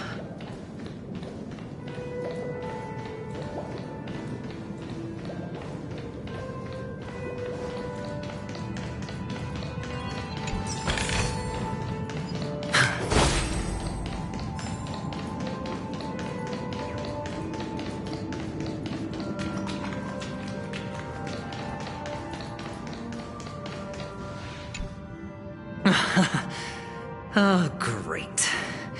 There's another pinball machine base here. And it's empty too. Doc! I'll need your brain power again. There's no need to yell. I can hear you. The pinball machine must be hidden somewhere in the hall. Like the arch. Wait here, and I'll be back in a minute.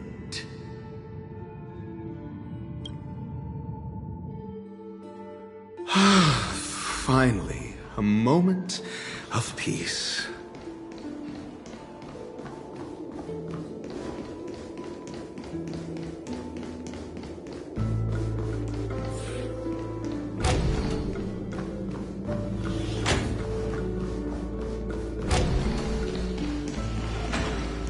That's it.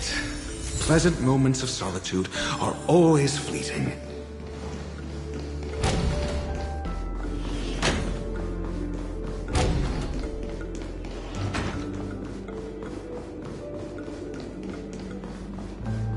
Oh, you're back.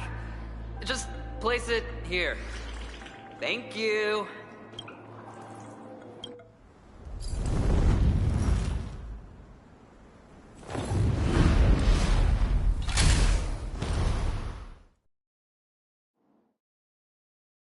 Thanks, Doc.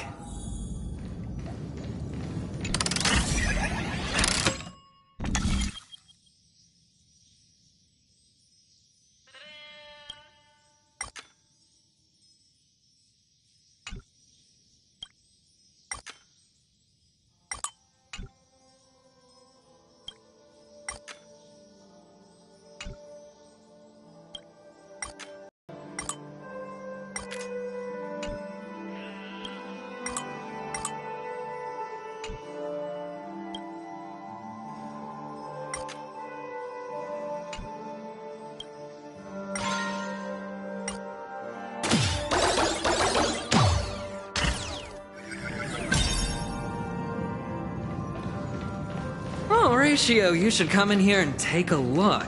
The view here is breathtaking. Honestly, you could easily squash me with just a pinch. If that is your wish, I will do so without a moment's hesitation.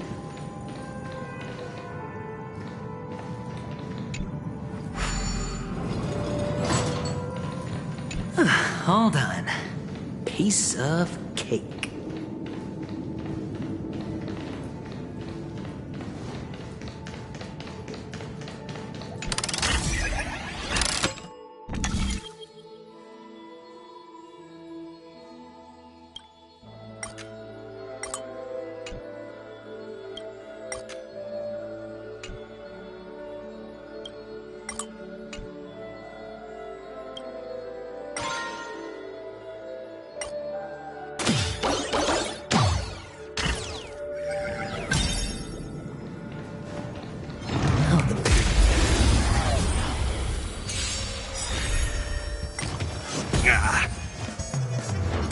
Isn't that all? All in. Spend freely. Bust. Or maybe I'll take it all. Answer me. Watch your head. It'll heal. A will forged in ice never falters. Just 0 points. All in. Knowledge, the measure of truth and falsehood.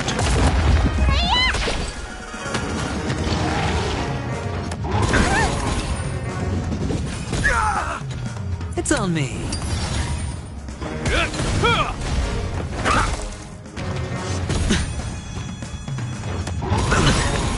Watch your head. Fail. Bust.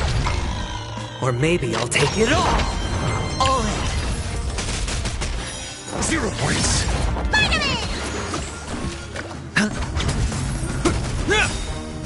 A will forged in ice never falters. Answer me. Fail.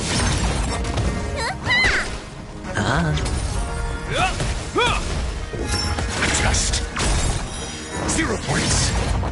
Knowledge, the measure of truth and falsehood. Fail. Spend freely. 0 points.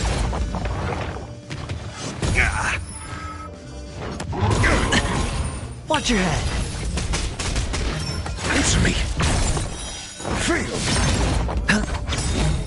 Bust. Or maybe I'll take it all!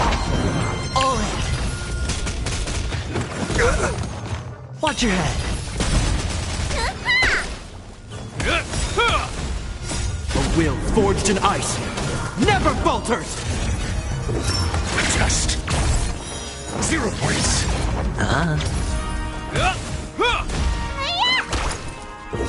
Answer me. Fail. Knowledge, the measure of truth and falsehood.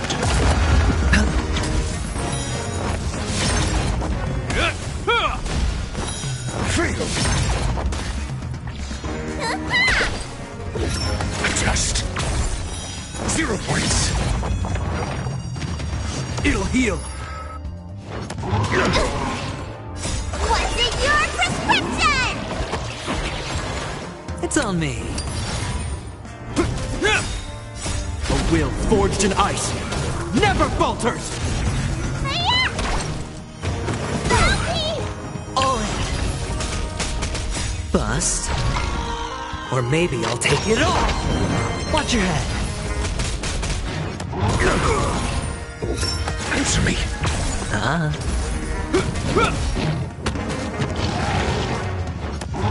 You bully! All in.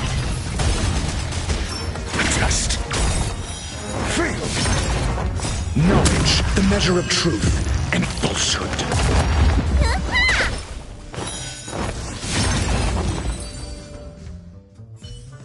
All done. Piece of cake. Fortune follows luck, just like it always does.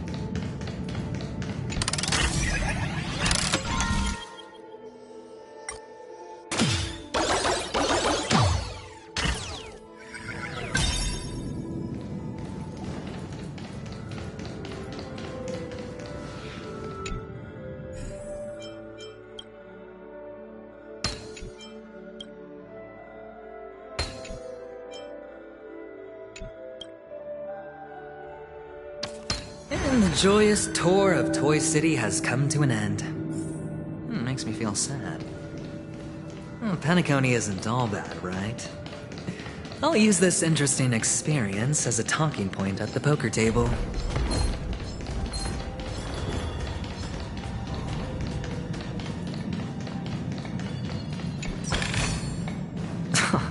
This is hardly enough for a seat at the table.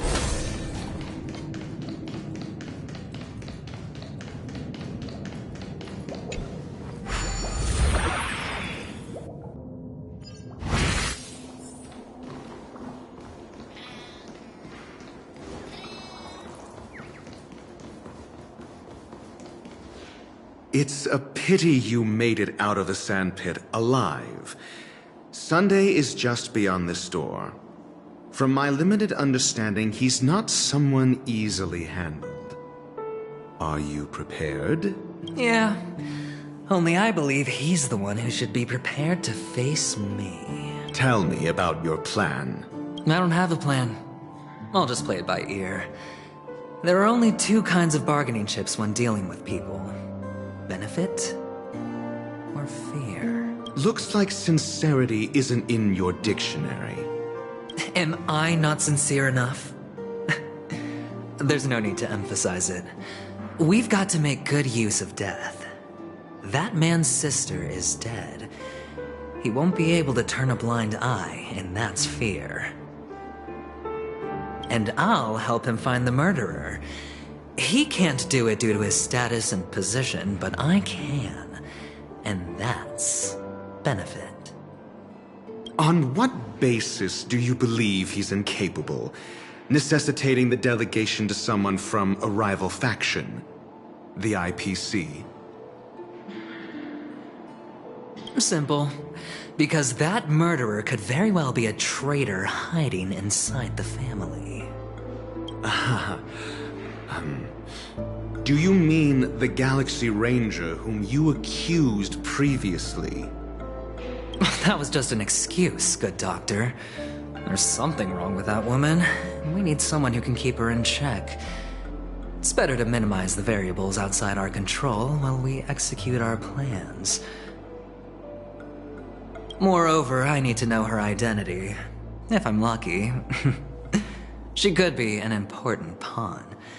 And it's good to have more helpful friends when dealing with this matter.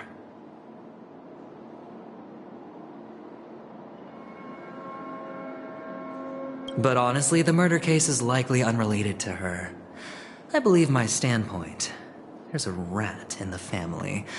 Otherwise, why would Mr. Sunday arrange a private meeting with us? This isn't an interrogation, but a secret negotiation. We'll see. Using Robin's death as a bargaining chip, I'll win back my freedom and power. In the end, I'll ruin this beautiful dream and create the grandest death. If the chance of winning is just beyond this door, even if that chance is close to zero, well, you can't win if you don't play, right? Ah, the charming audacity. To think that you, of all people, might emerge victorious, dear gambler. 3 chips are enough. All or nothing.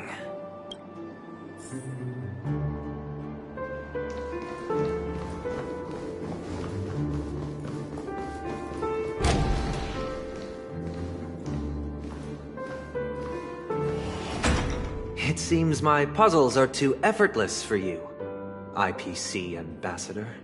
I appreciate your words.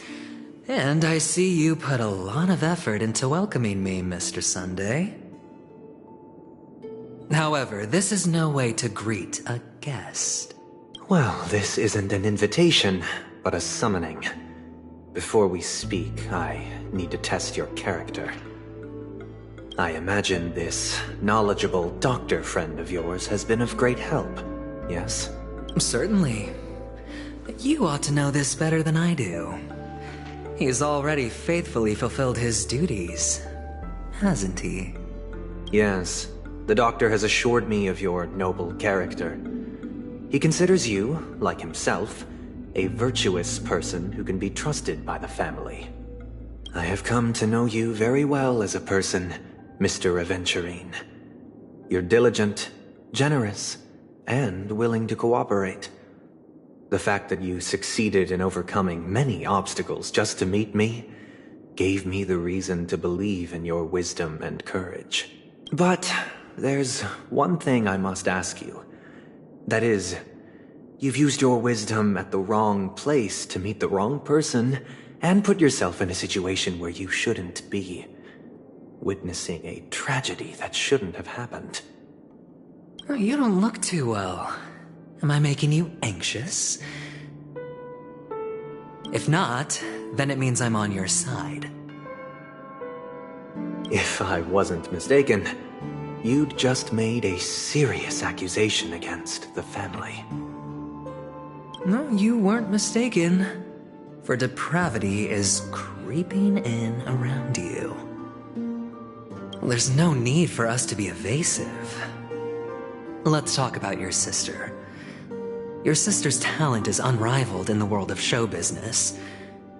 As you know, her voice has been out of tune since she returned to Penacony. What's more disheartening, she can't sing anymore. Who could be responsible for this? Many suspect the culprit is among the outsiders, but I know you hold a different opinion. Now your noble status has become a shackle, preventing you from apprehending the murderer and avenging your sister's death. You're feeling anxious because you're out on a limb.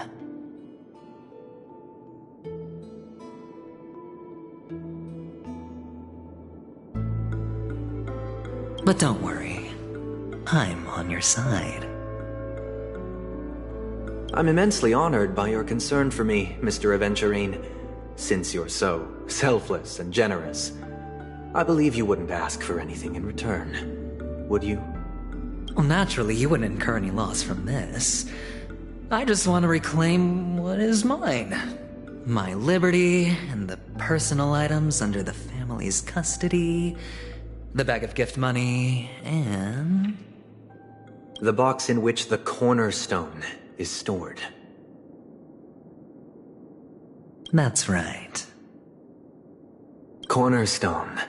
I've heard it's a treasured asset of the Strategic Investment Department. A sacred stone that seals the Preservation Emanator, granting significant power.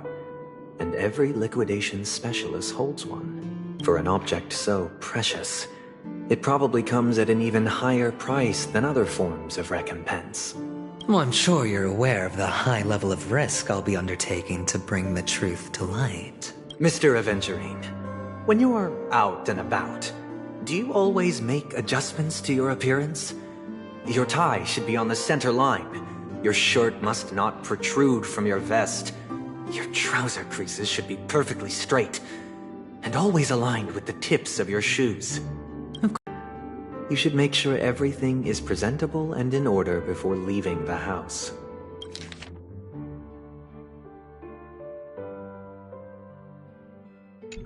I'm not the kind that takes risks.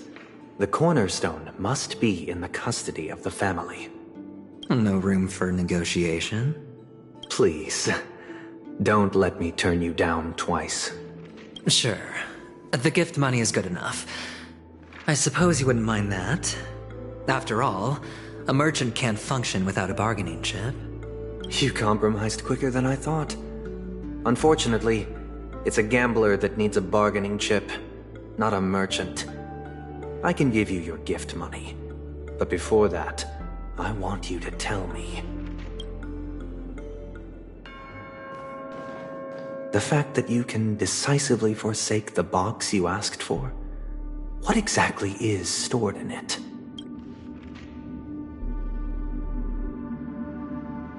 Oh, triple-faced soul, please sear his tongue and palms with a hot iron, so that he will not be able to fabricate lies and make false vows. What have you done? Under the light of the harmony, all wickedness is revealed. I implore them to shed their light, and I'll ask you questions on their behalf. Next, you have 113 seconds to prove your innocence and gain my trust. And if I refuse to answer? You can try, and we'll see if the harmony rejects you. Question. Do you own a cornerstone? Yes. What a simple answer. You, too, understand that idle chatter leads only to poverty.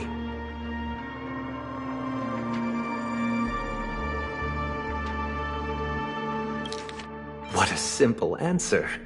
You, too, understand that idle chatter leads only to poverty. Did you hand over the cornerstone to the family when you entered Penacony? Yes.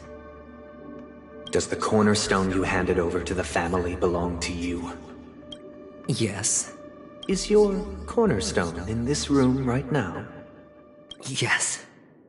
Is your memory free from any kind of tampering or deletion, encompassing but not restricted to the techniques of the Garden of Recollection? Yes. Are you an Avgin from Sigonia? Yes. You even know about that? Do the Avgins have any ability to read, tamper with, or manipulate one's own or another's mind? No. Does it matter? Do you love your family more than yourself? Yes. All the Abgens were killed in a massacre.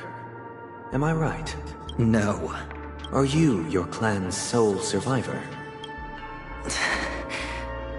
Perhaps. Do you hate and wish to destroy this world with your own hands? I don't know. Interesting. Now, the final question. Can you swear that at this very moment, the Aventurine Stone is safe and sound in this box?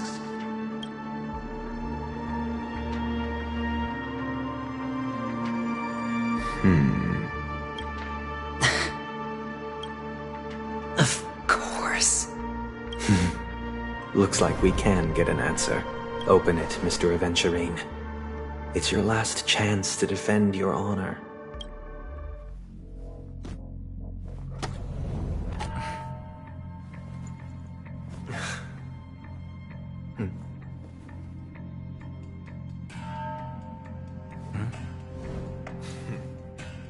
Please.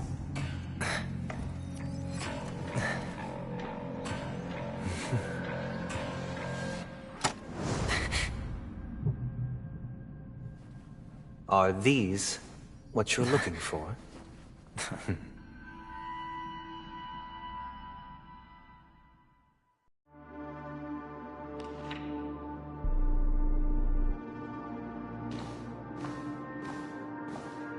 Since you came as promised, learned doctor, does this mean that you are willing to take the side of the family in this farce? What makes you think you can convince me?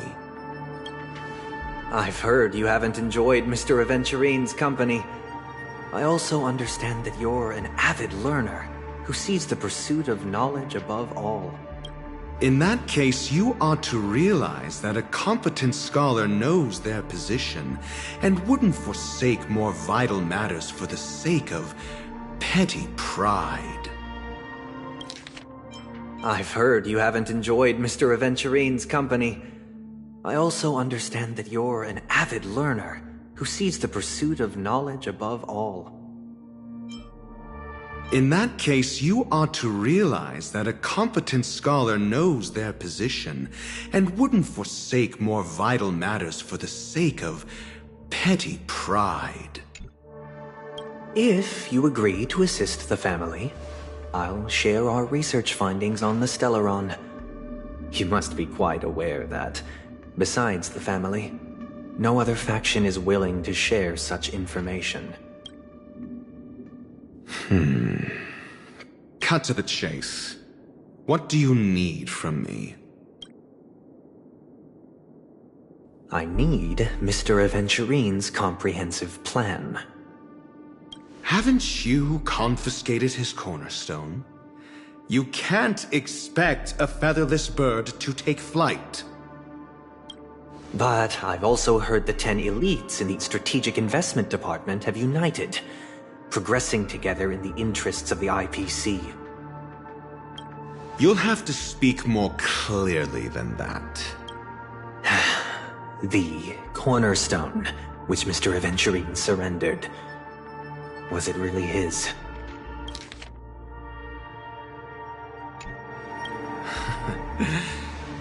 You question whether he would entrust you with someone else's cornerstone. The 10 Stonehearts aren't as united as you think. Cornerstones are significantly more precious to them than their very own lives. But you know that he's a crazed gambler.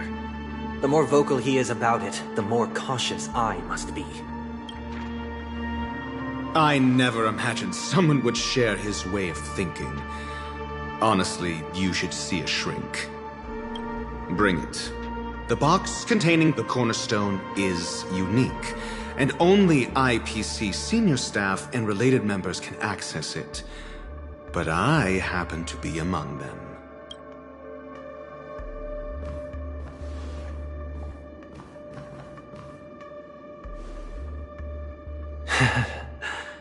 I appreciate it.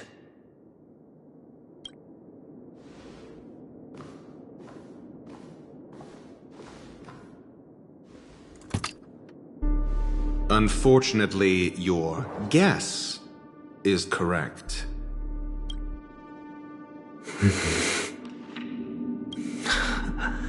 The golden stone. Its color and glow are similar to that of Klepoth's body. This is the very ruse he intends to use to fool you. He won't reveal to you that the 10 Stonehearts chisel their own will into the cornerstones, granting them an unparalleled radiance. And this golden stone is also known as a topaz, not a venturine. And it belongs to Topaz. So, do you wish to confront him? Not at the moment. I'm more interested to know the location of his cornerstone. The safest place somewhere you'd never think of. Because he never intended to hide it. In fact, that cornerstone has been in your hands from the very beginning.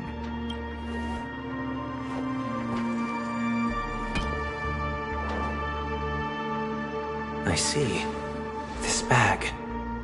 Mixing a cornerstone, more precious than life itself, with a bunch of worthless jewels, disguised as a gift of money waiting to be confiscated, is indeed in line with Mr. Aventurine's style. Then he makes up some trivial excuse, downplaying the matter, and requests the gift money. This is a gamble, one he's all too familiar with, betting on your single misstep, leading to a total loss. Learned doctor, I am grateful for your help. The family will surely reward a righteous person like you. As for the villain,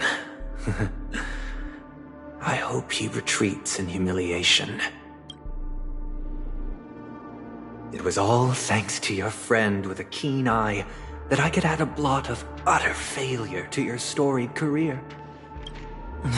Ratio, you wretch. Finally shown your true colors, huh? Oh, and just to remind you, you currently only have 17 system hours left to live. Treasure your remaining time, and savor the delectable aftertaste of defeat. You might as well explain yourself a little more clearly. What I performed on you just now was the Harmony's consecration. You were to show allegiance beneath the illumination of their grace. Yet you acted willfully, uttering nothing but falsehoods, transforming the consecration into a trial. I genuinely see no reason to absolve you from it. Is this what the Harmony represents? But is it built upon constraint and coercion? You misunderstand, Mr. Aventurine. Punishment is meant for the irreverent. But I have seen your resilient spirit, and thus I offer you the possibility of a new beginning. Throughout these 17 system hours, you will be unable to escape the dreamscape, or contact any of your companions. You only have 2 paths before you, and it all depends on whether you can complete my test within the time limit. Should you succeed, you will be able to coalesce into the Harmony and be with your family. If you fail, you will suffer the wrath of the eternal Centurion and fall into an abyss of doom. Sounds like I'm gonna end up the same either way.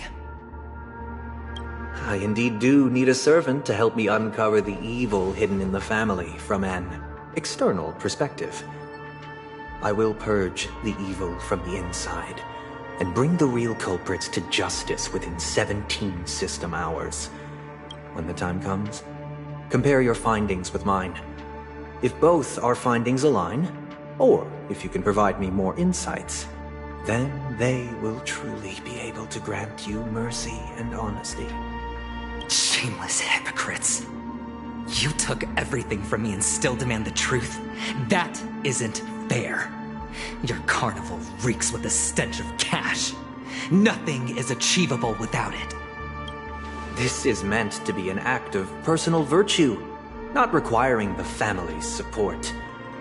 Your bag is over there. Do as you please. I believe you can trade this bag of worthless jewels for everything you need.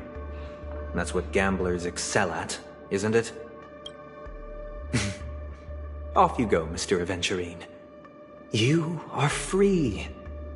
I will wait here for your good news.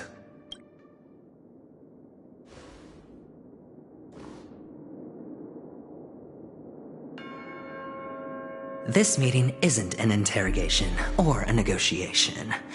It's an outright execution.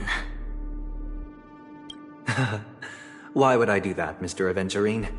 I'm just wondering what a passerby who stumbled upon a scene of a murder could have found out. That's all. By the way, before you go, I have a personal question. What is it now? Do you truly wish to bring about the destruction of this world?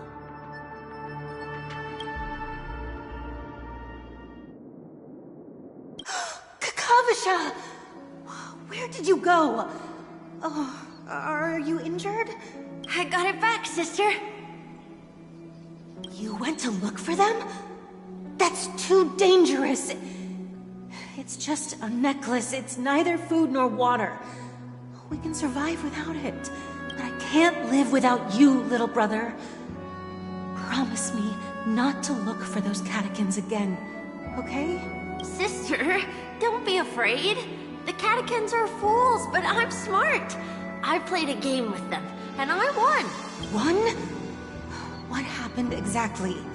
Tell me. I made a bet with them. The two birds in the desert and me. Who will die first? Fair and square.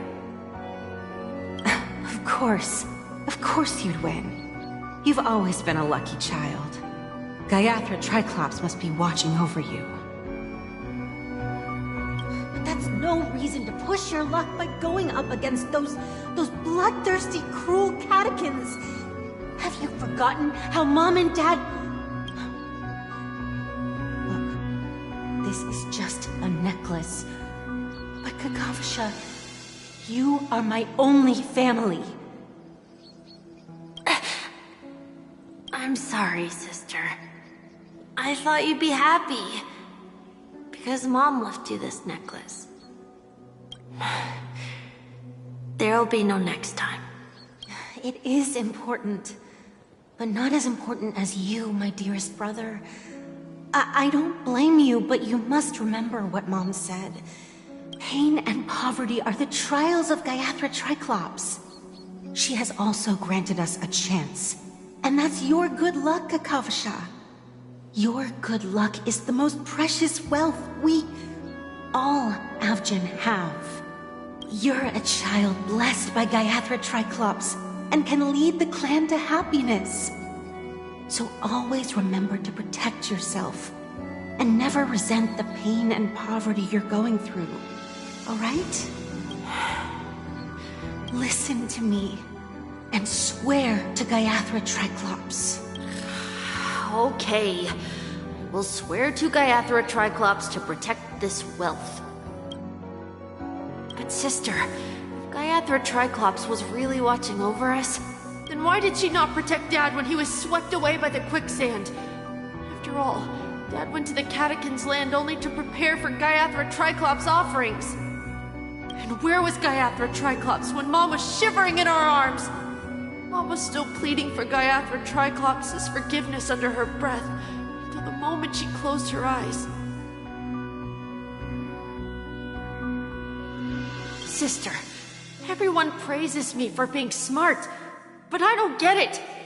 If every rainpour was Gaiathra Triclops' forgiveness and grace, then how bad were our sins? So much so that we were born in this world of death?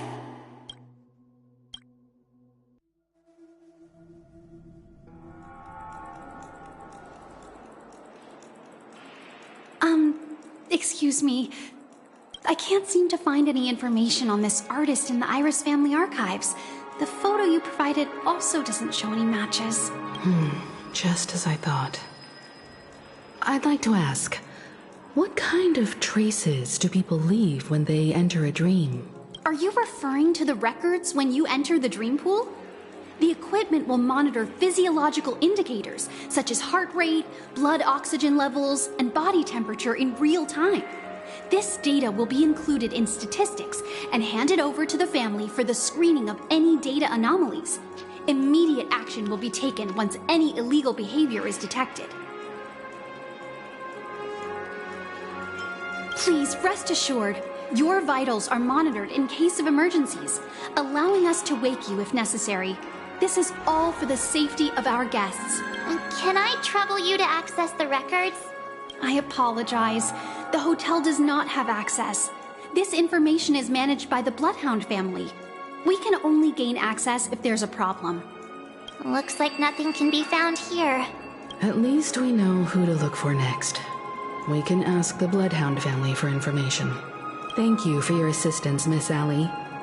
By the way, is Miss Robin doing fine? We are looking forward to her performance. Fine? What does that mean? Is there something wrong with Miss Robin? The preparations for the Charmony Festival have been proceeding smoothly, so I guess things are pretty good. I believe she will be able to put on a spectacular show for all of you. I'm sure. Sure enough, no one knows about Miss Robin. I'm not surprised. But that Miss Firefly is truly mysterious. There's no information on her in the hotel system. Even if she's a stowaway, she should have a disguised identity after entering the planet. She's also in the running for the legacy.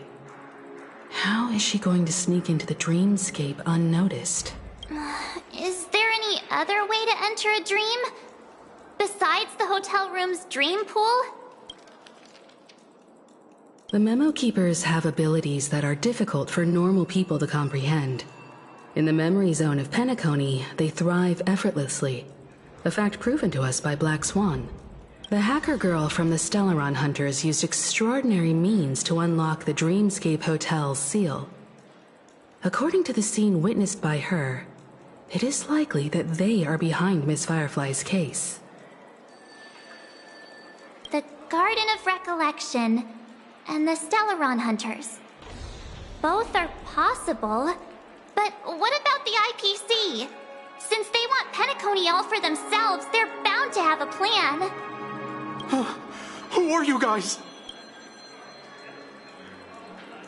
The Bravo team has arrived at their designated position, ready to execute armed evacuation operation.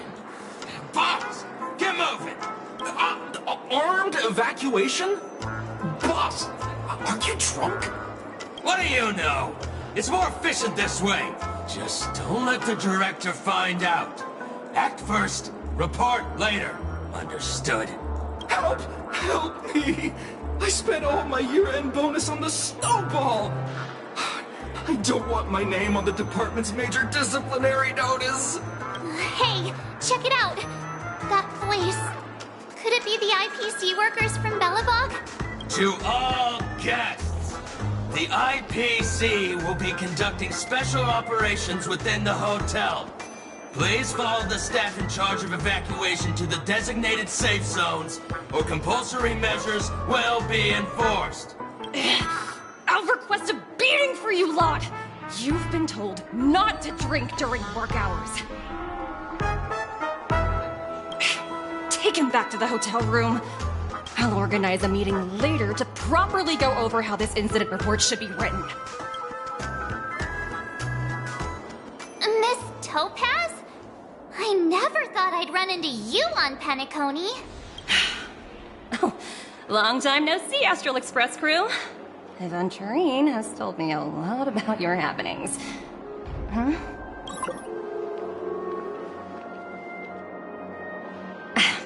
It's fine. Do as they ask, and try to avoid any conflicts with the family. Report to me before taking any action. Yes. All right. As you see, the IPC isn't very popular here on Penacony. Cordiality from the family is a mere facade. The former frontier prison has turned around and cuffed its shackles on the IPC staff now.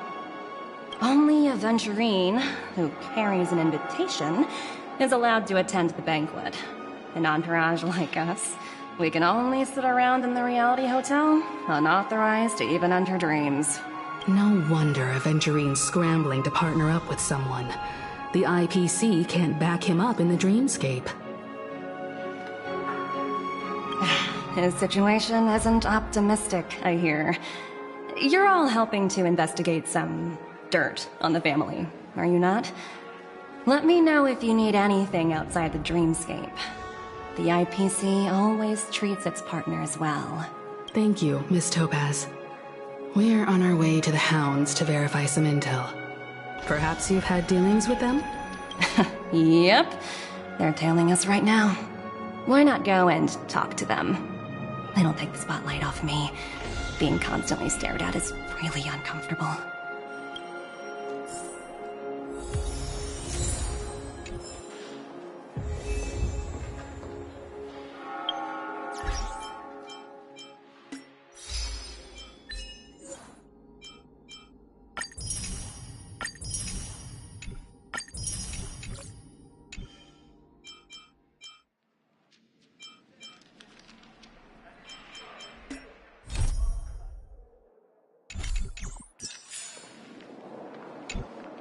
How does it feel to be in business with a Venturine? I bet you're not used to it. That's just his style. All or nothing is his mantra. He's always cozying up to his clients while egging them on to undertake some dangerous assignment with him. But everyone has their merits, so I won't comment further. But Venturine's luck has always been good. He's always closed all his cases without a hitch, and basically never lost a gamble. Which is why, on the issue of retaking Penacony, I'm watching with keen interest. As for the two cases, apologies, but I don't have much info on them either. All I can do is ask you to keep digging for more details.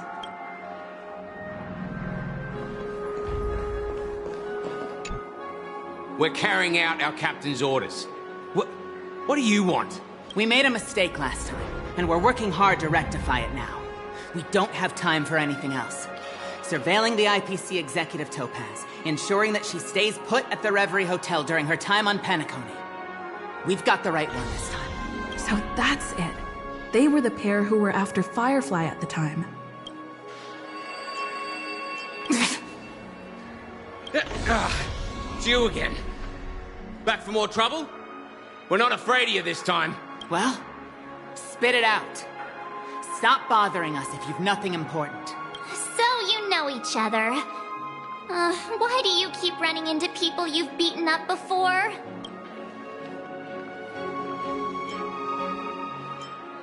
Oh, sheesh, why do you keep asking me that? We're in the middle of investigating a murder case for the family. May we speak to your captain about it? Well... Hey! The security officer instructed everyone to shut their traps before he returned from Dream's Edge. What murder? You'd better stop spouting nonsense. Yeah, that's right. We have nothing to report. Please leave. Looks like they're not going to cooperate. But they did at least tell us that the captain is at Dream's Edge. Why don't we just look for the security officer then? It's probably Gallagher, the one she mentioned, right?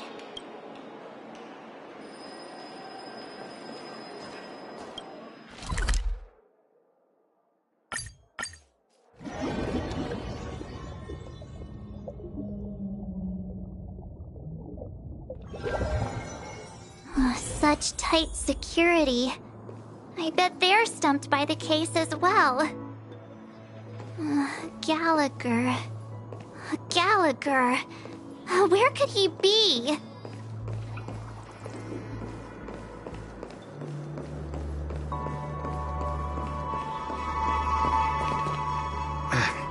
Apologies. The Bloodhound family is running an investigation up ahead.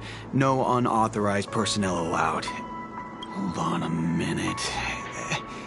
I think I've seen you before. The gray-haired one. How much trouble have you stirred up exactly on Penacony?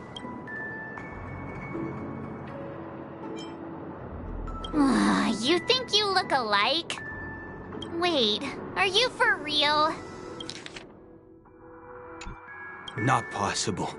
It was you the last time, yelling about some clockwork friendship while beating me up with that silver-haired girl. I'm not letting you get by this time. Please leave, or I'll have to get on my knees and beg you. Huh? What kind of heinous crime have you committed now? Hold on, sir. We have documents authorized by the family that would aid your investigation. If it wouldn't trouble you, could we see this, Mr. Gallagher? Who exactly is this Gallagher you keep talking about? There's been a few people mentioning this name. Even the one with the gray hair. He didn't send you all here? It was the security officer who dispatched us. That's all I can divulge. He'll do. He's the one we've been looking for. Sorry, no can do. The boss said that since it's a matter of the family's reputation, no one's allowed through. Everyone, please leave. There's really no need for us to make things difficult for each other, right? We're really sorry for troubling you. Let's think of another way. Another way. That's it! Didn't they say something about that... what was it? Clockwork? That got this guy to change his mind. Can you perform it again? That... clocky magic. Please?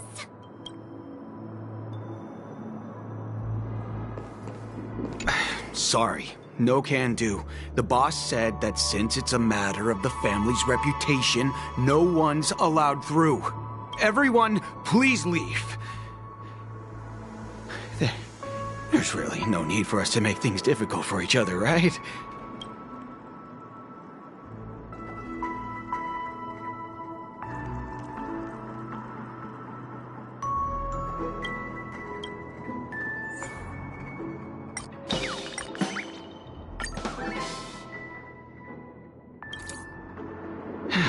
Let me see what time it is now.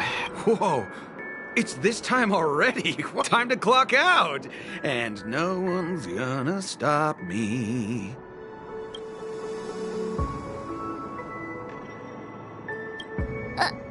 What? Huh? This clockwork trick of yours, it's kinda dangerous. At least he won't be getting in our way again. Let's go find that Gallagher and ask him the intricacies of the case. I was wondering what all the commotion was. Huh. Oh, it's you guys. Welcome. Since you made it here, what can I do for you? Hello, Mr. Gallagher, sir. Judging from your tone, it sounds like you were expecting us. Miss Himiko, you're too polite. There's no need to call me sir. Mr. Gallagher, you even know my name. Of course I do.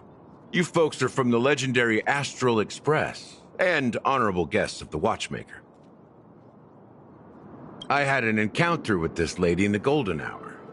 I remember that little silver-haired girl was there too. I'm sorry for what happened to that kid.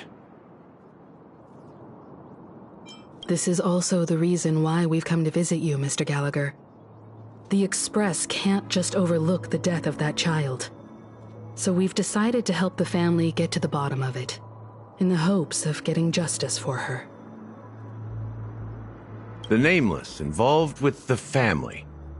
What an unpredictable twist of fate. Why? What's wrong with the family? It's nothing. On Penacony, everyone loves the family. when the time comes, they too will find it hard to let go. Who wants to leave a warm nest? Just idiots, little kids, and inebriated fools.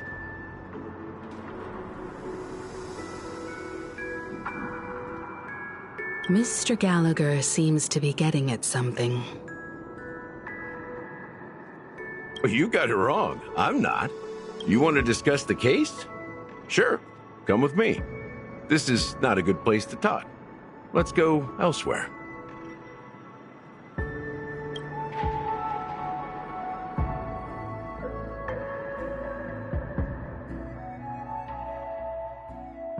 Even after that chilling tragedy, this dream is still running effortlessly. Other than the family of the Harmony, it's hard to imagine any other power in the universe that could sustain a building of such magnitude. The family itself is a huge, perfect building. Like a living idol. Each member of the family sees themselves as a piece of the divine puzzle, revolving around a singular core and a shared ideal. Under their command, they loyally fulfill their roles, offering themselves while also receiving sustenance in return. Interesting analogy. Perhaps that's why Penacony's beautiful dream has persisted for so long.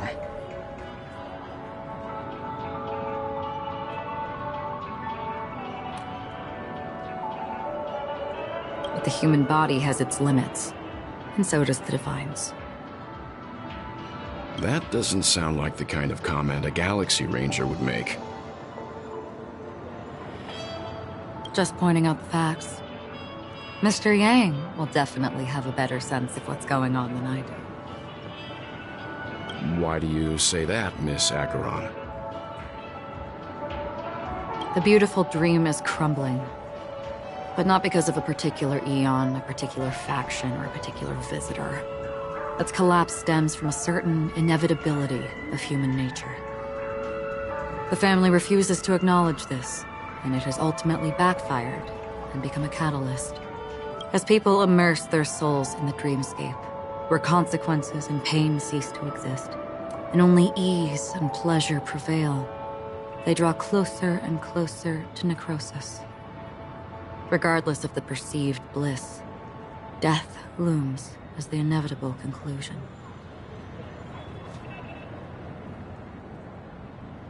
Also, this necrosis will diffuse and spread. One piece of the puzzle's mutation will eventually cause the entire building to shake, break, and... In the end, the dreams that people built in the name of freedom became the cage that imprisoned them. I'm sure you've gained a lot from this trip, Miss Acheron. Are you willing to share your findings with me? Of course. That's if I remember.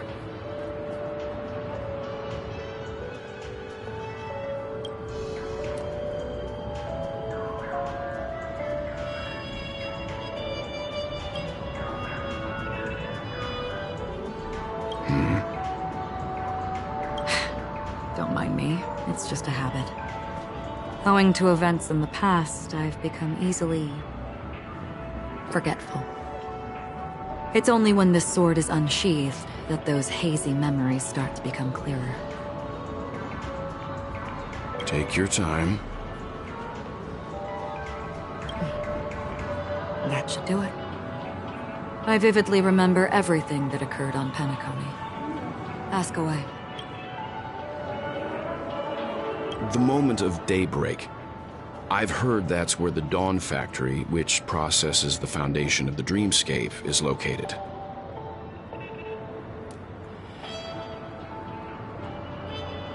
Behind the dreamscape's song and dance stand many imagination factories. Workers create all kinds of whimsical works day in and day out in their dreams. Then they return to reality and sleep on a narrow bed in a room. A far cry from luxury. They say it will suffice. Experiencing the bizarre and motley dreamscape is the best reward.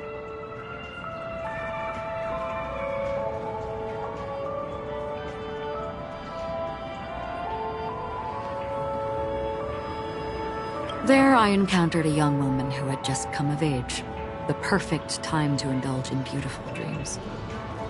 Her greatest wish was to one day move to the golden hour and see the magnificent garments she had woven with her own hands.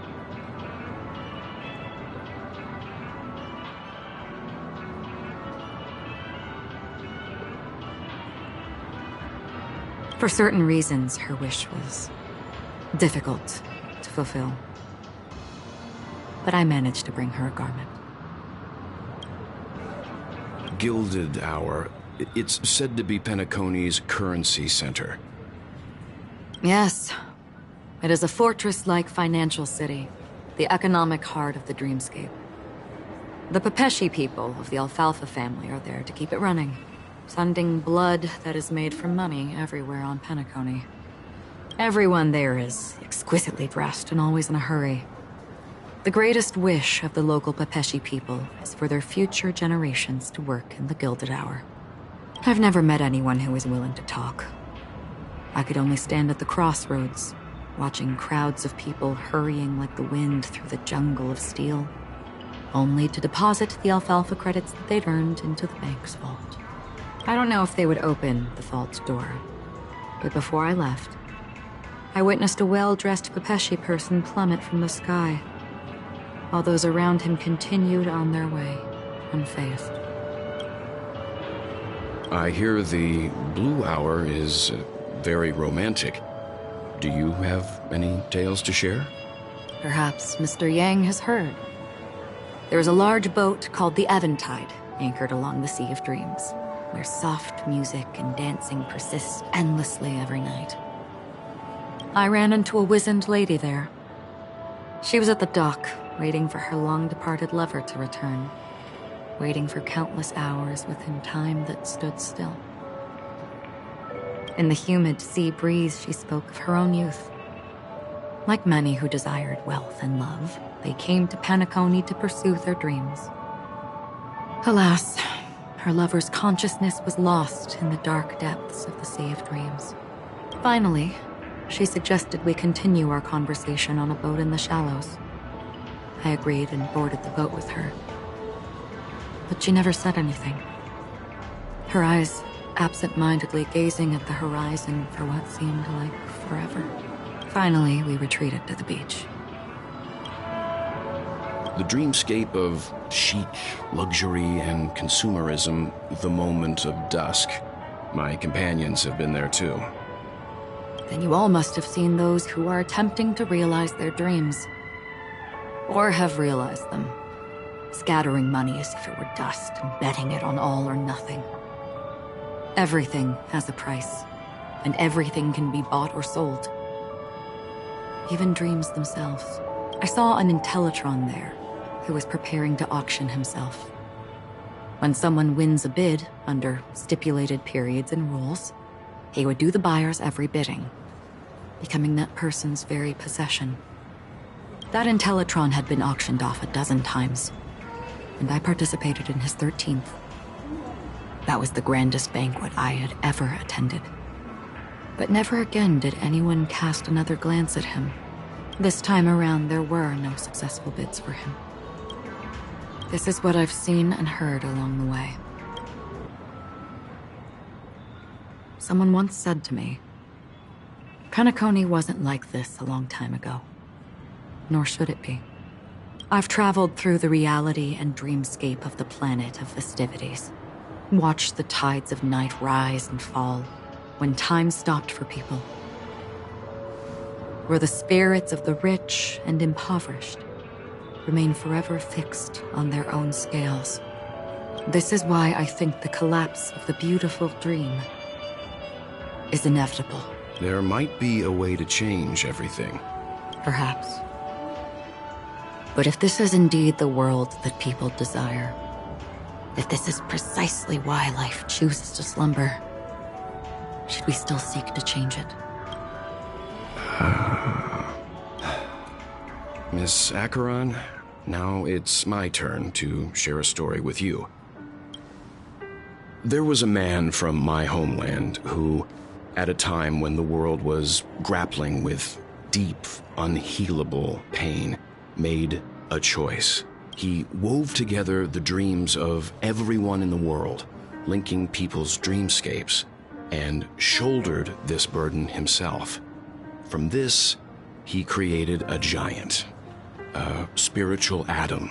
And since that moment, the giant stood between heaven and earth, becoming the pillar of the world's existence. As a price, those who found it hard to move forward, who could not advance, forever lost their future. They slumbered in a dream, devoid of disaster and pain, living out their days peacefully in the man's created utopia. And it is because of the wishes of those people who wished not to awaken that this spiritual Adam became unbreakable. And yet, you stand here right now. Which also means that man failed.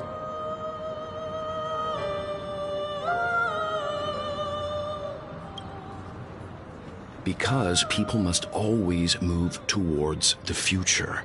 Even if human weaknesses make them pause when they truly cannot move forward, humanity will eventually seek a way to save itself. And that man, he was never a failure. Like everyone in that world, he etched the possibilities of human nature into his heart. He was the sun chaser of legend, soaring towards the sky and embracing his final victory with his fall. He ascended to heights uncharted, only to come face to face, would melt because of it, only for him to fall into the sea. And after that, he ascended to heights uncharted, only to come face to face with the sun, a place not visited by anyone before. His wings would melt because of it, only for him to fall into the sea. And after that,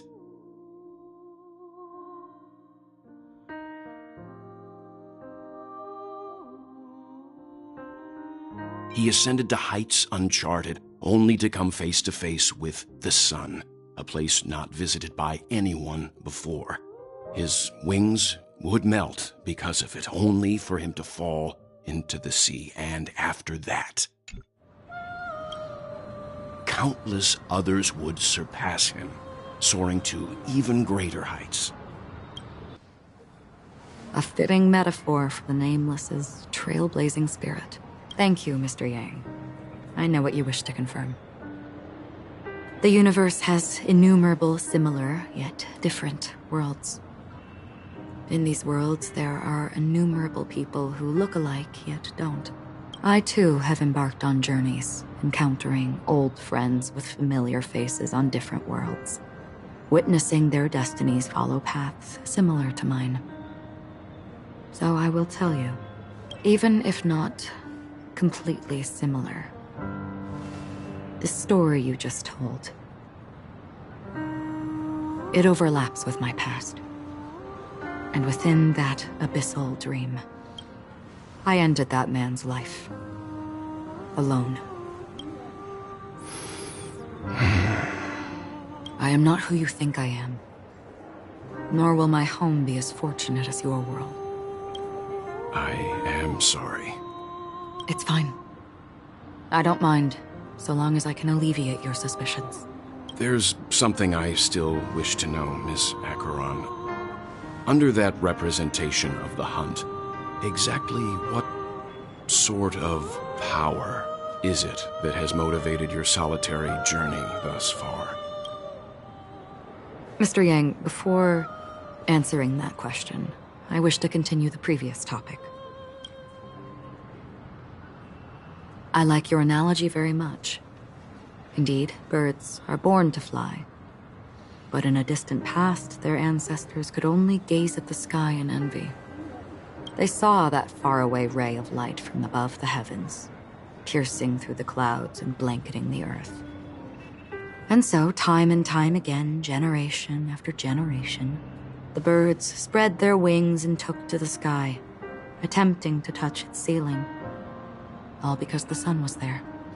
Then, What if the last bird finally soars into the sky, only to realize that the end of the light is not the sun, but darkness? Then why, exactly, do we even walk towards the light?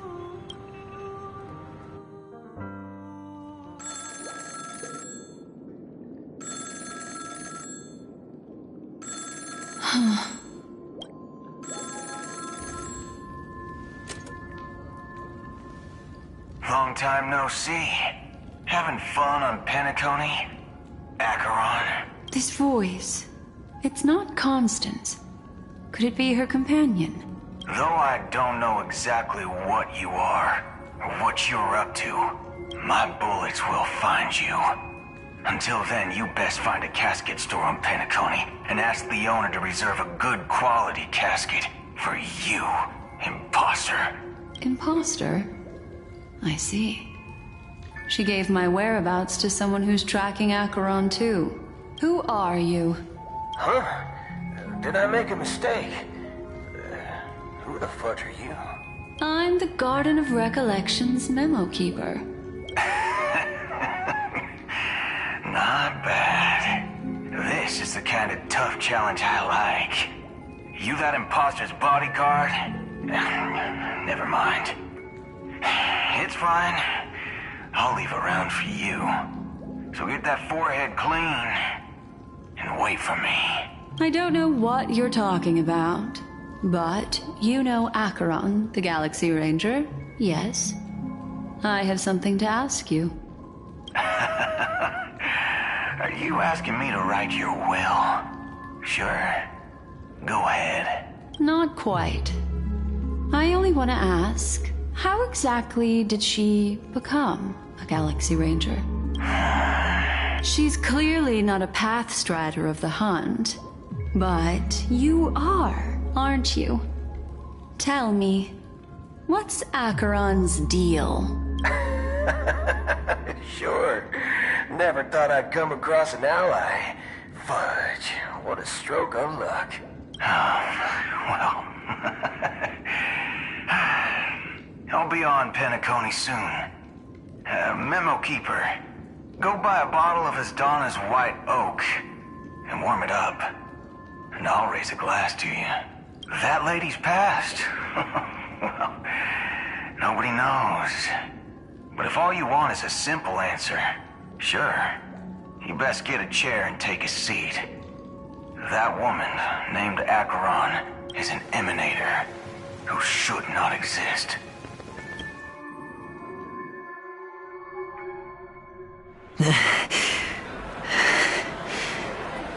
You look pale. Or is that also part of your act? I didn't think you'd have the nerve to show yourself. I thought this was exactly what you wanted. After all, I faithfully fulfilled my duties as you instructed. Just tell me if you can't hold on any longer.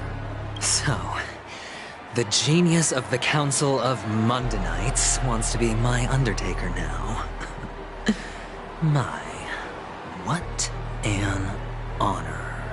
Yes, and I'm pretty sure the people at the Strategic Investment Department would love to be notified of your death in due time. But let's not forget, you won't be seeing them, because I'm the manager of this task.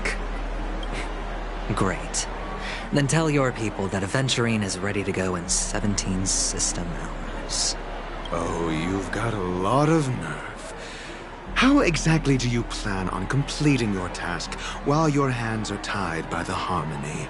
Well, my conversation with Sunday convinced me that there's a traitor in the family. That they hold the secrets of Penacony.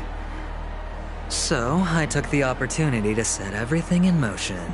I even managed to recover the gift money. Things haven't gone this smoothly, so let's just wait and see. I even managed to recover the gift money. Things haven't gone this smoothly since I walked through the doors of the Reverie. Now I'm only one step away from victory. Let's just wait and see. Sounds like a very elaborate way of saying that you failed. That's all I can say. Have you forgotten, Doctor?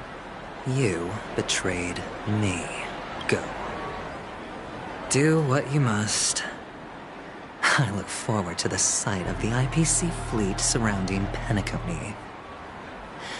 You've achieved what you desired, haven't you? That's true, but what's your plan? Did you conceal an orbital support beacon in that gift money bag? Well, who knows? Maybe that's why I'm handing out cash even when I'm about to bite the dust. You are indeed a gambler. An insane one at that. Well, maybe I am.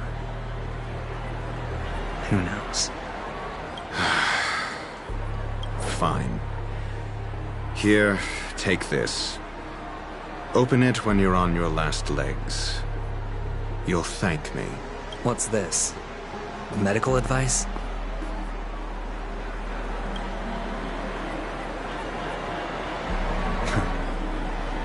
You catch on pretty fast, Doctor.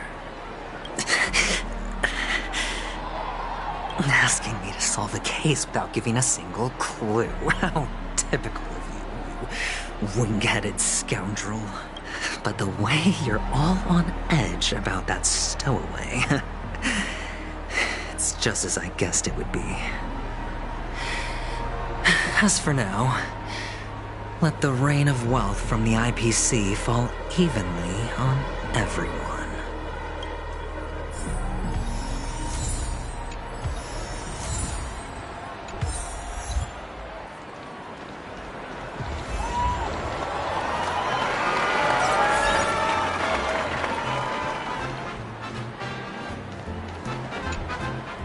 Would you be willing to support my performance? And keep the Song of Beauty alive in the cosmos? Wow, how fabulous! But why would you give such a wonderful gift to a random stranger like me? Well, you see, I can't bear to see anyone in this sweet dream suffering from poverty. That's incredibly kind of you. Thank you so much, sir. If you ever get the chance, please, feel free to come by and indulge in my singing. Sure thing. Oh, by the way, do you happen to know anything interesting about death? Death? That's a pretty scary topic, and it doesn't really match the mood of this sweet dream. Oh, you see, I'm a tabloid reporter collecting ghost stories in Penacony. As you know, the more chilling the stories, the more attention they get. Maybe you could help me out. Well, if you're up for some gossip, it's not about death, but there have been some rumors about a guest at the Reality Hotel who fell into a deep sleep and didn't wake up. It was like they were in some sort of coma. Nobody knows what caused it, but luckily the customer eventually regained consciousness. Well, all customers are under the protection of the family, after all. Thank you. This will make for a very juicy headline. May Shibe protect us. Unexplained coma. That's actually what happens to your body if your brain dies in a dream. But unfortunately, the customer ended up waking up in the end. I can feel something inside my head. Is the harmony starting to kick in?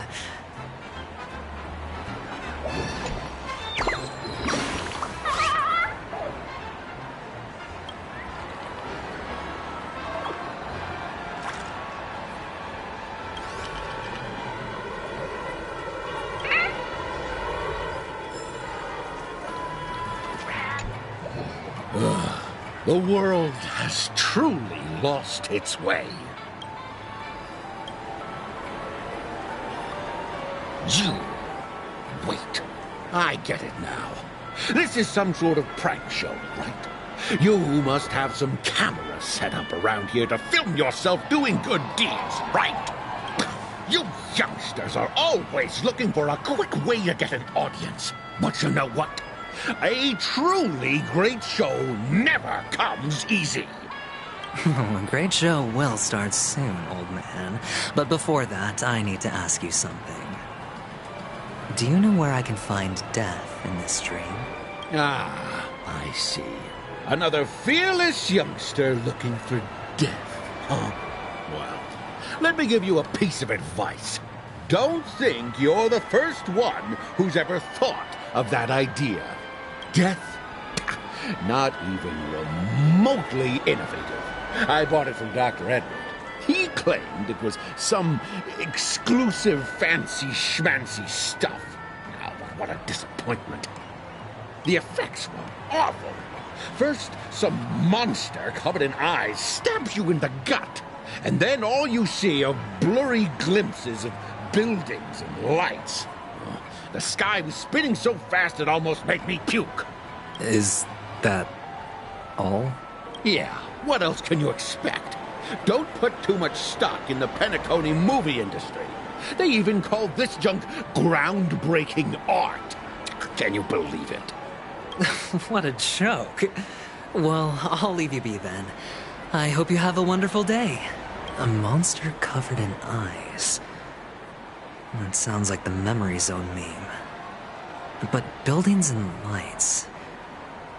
I don't think those have anything to do with death. Well, that whole dream bubble was probably created using rumors and gossip. The disturbing voice in my head. It's getting closer.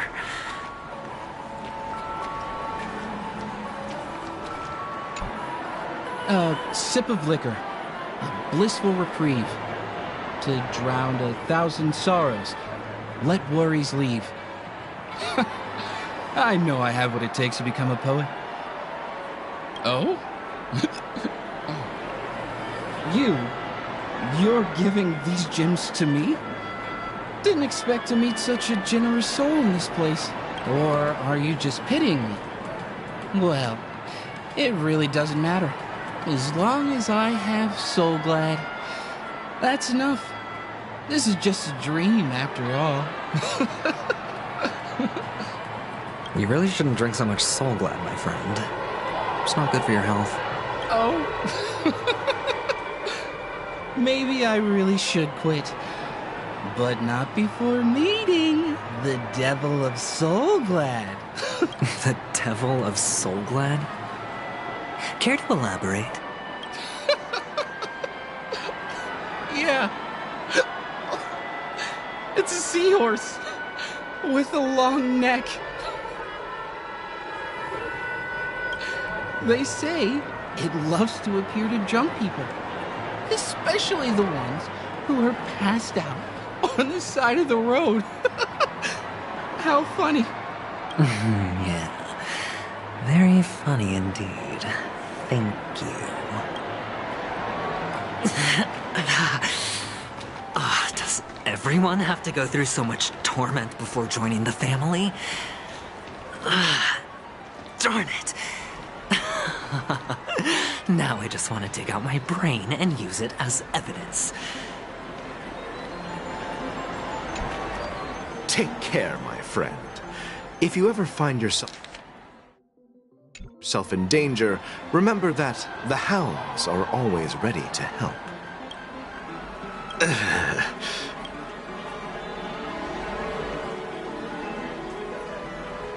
You don't look good, my friend. If you need assistance, I can contact the hotel and have them wake you up forcefully. That won't be necessary. I have some business to attend to. But thank you all the same. All right, then. If you ever need help, don't hesitate to reach out to us hounds. Well, actually, I do need a favor. As the most outstanding hound in Penacony, have you come across any stowaways recently? Stowaways? How could there be stowaways in Penacony? We've never had anything like that before. All right. Good luck with your work, then.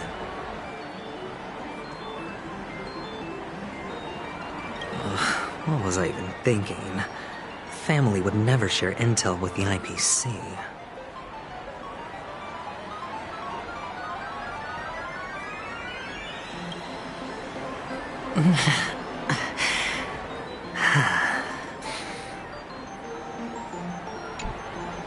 Take care, my friend.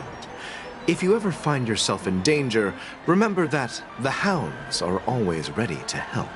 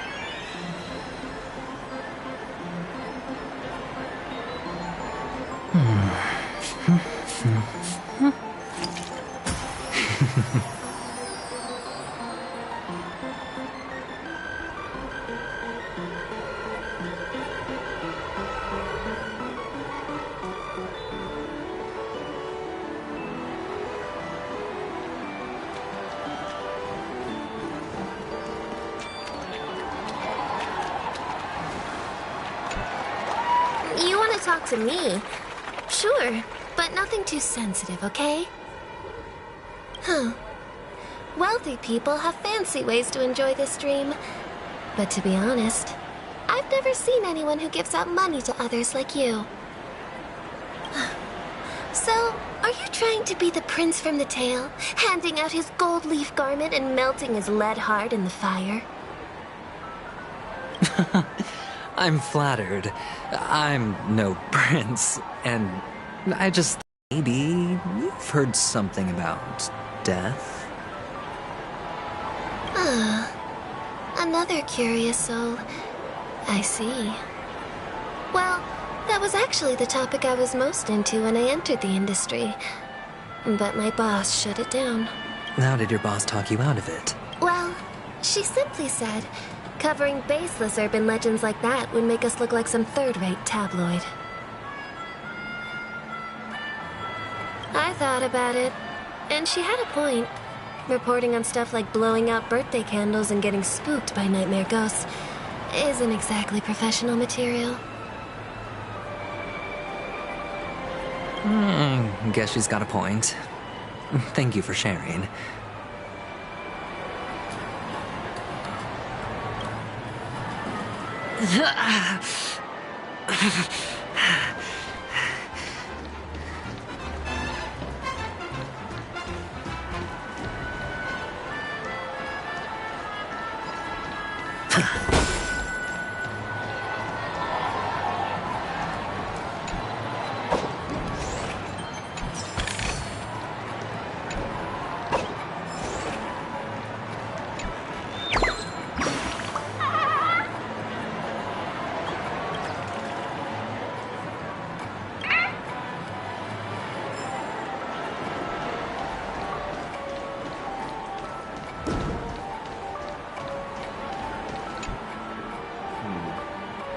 Were you wanting to talk to me? Sorry, I thought you were checking out something behind me. Is this a gift? For me? Are you sure this isn't some kind of mistake? Yes, it's for you. Just take it. Is this for real? Someone is actually giving me a gift. Not for my parents, but for me. Thank you. Thank you so much. No, it's not much. I just want to ask you something. I knew it. What's on your mind? Are you trying to ask about my father or my mother? Neither. I just wanted to know if you've ever heard about death in the dreamscape. Oh, you sound just like my father. Always warning me about danger, even in dreams. He's an Intellitron, so his dream entry methods are different from us organics. Can't count on him to protect me if something does go haywire. Funny. Right now, I'm still under his protection. How ironic. Hey, stay positive. Gold will always shine one day, right? The Devil of Soulglad, Dangers in the Dream, and Nightmare Ghosts. Well, surely death is a popular topic in this sweet dream granted by the family. Well, I've collected a bunch of rumors, but no useful clues. The gems in my bag are running low. Well, let's see if my last lucky interviewee brings some surprises.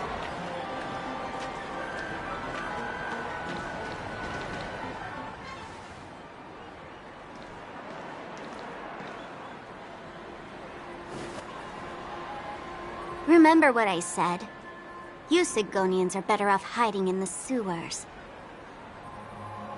Look at you, snooping around and sticking your nose everywhere. Is the smell of death so enticing, my fine fellow? Oh, it's you, masked fool. I should have guessed it. You're the imposter who appeared on TV after Robin's death, right? I heard you got caught by the family. I gave you a clear clue. Befriend a mute. Simple and straightforward, you know? And what did you do? You messed it up and ended up as their prisoner. I told you to make friends with a mute, not become one yourself. You really let me down. What do you mean? You know better than I do. Who watched the little songbird that couldn't sing perish right before their eyes? You did, Blondie. No, I mean... What did you mean by becoming one myself? Well, it means you'll soon end up like her, unable to speak ever again.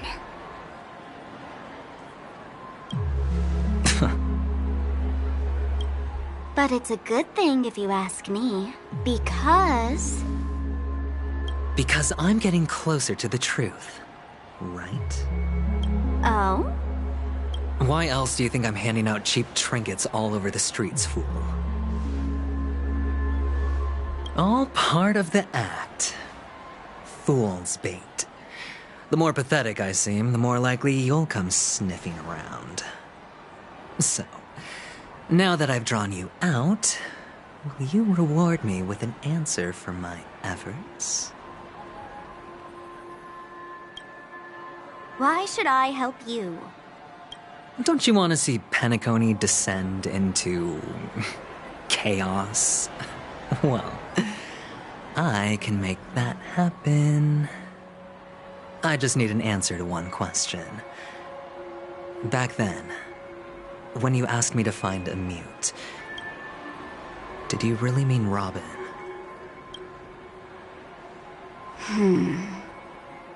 And what if I say no? Then I'll thank you. Oh, the word no has never sounded so pleasing. Well done. I admit I underestimated you, but what difference would it make? Let me tell you something. There were 2 mutes, but one is dead now, and the other, though she is still in Penacony, I'm afraid you'll never find her again.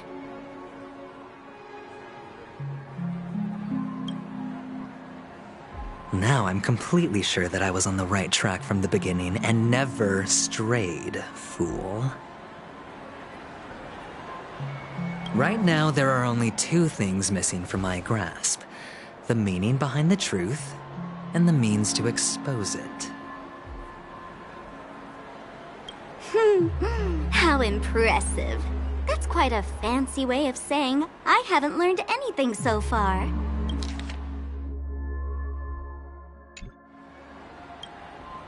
Not exactly. I've gathered enough clues to prove its existence. And that's enough for me. As for the answers to my questions, I'll find them within 16 system hours. Oh, really? Only 16 system hours? Well, let me lend you a hand. Here you go. This is my precious, mutually assured distraction button, and I have one just like it. When either of us presses it, the other and the whole of Penacony will go up in smoke. If you're really so desperate for the IPC to take over Penacony, blowing up the chessboard isn't a bad idea. Start from scratch. That's where the IPC excels, right? Here you go. This is my precious, mutually assured distraction button, and I have one just like it. When either of us presses it, the other and the whole of Penacony will go up in smoke.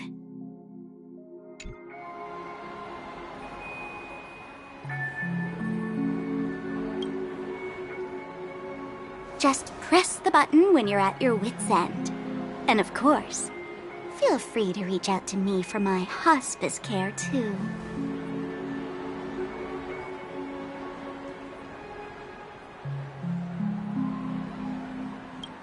Oh, a deadly button, huh? Well, I guess the family didn't take your threat seriously at all. Otherwise, how on earth did you manage to bring it in here? I have my own ways. That's all you need to know.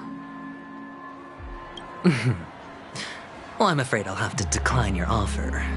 Who knows if your little gadget will actually work.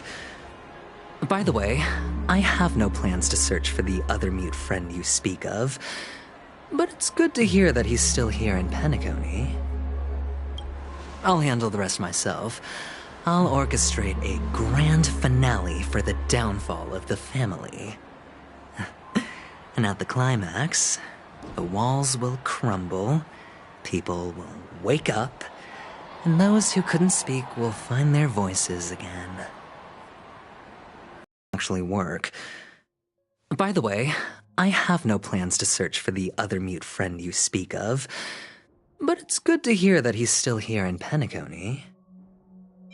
I'll handle the rest myself. I'll orchestrate a grand finale for the downfall of the family.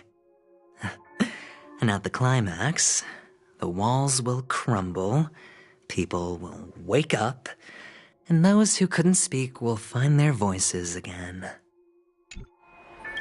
When that time comes, go ahead, press the button, light up the sky with a magnificent fireworks display for me. Catch you later, fool.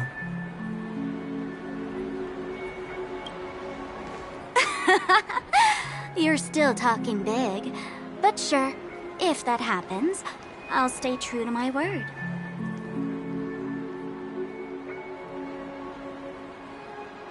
Just don't let me down now, okay?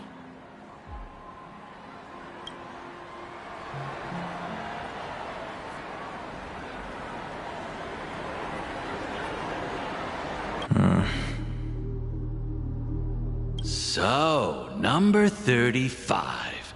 You're back. Like your new lucky charm? Can a commodity code really be considered a lucky charm? Silence! I didn't give you permission to speak, you Sigonian hound.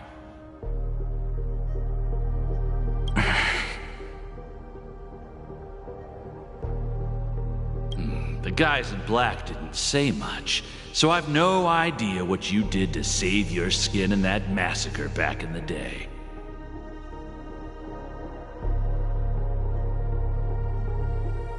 But I figured you must have had good luck, so I bought you. From now on, you and your good luck are my assets. Are we clear? Your first task is simple. In addition to you, I've purchased 34 other slaves. Go! Play a game with them. If you come out alive after 2 days, it proves that you're the real deal. You're insane. Testing out if you're a good product.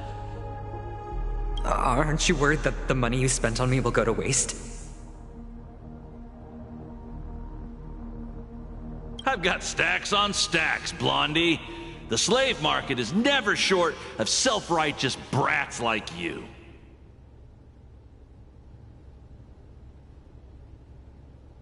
But you look good, and that's why many customers are betting their fortunes on a scrawny brat like you. So go along now, and don't let your master down.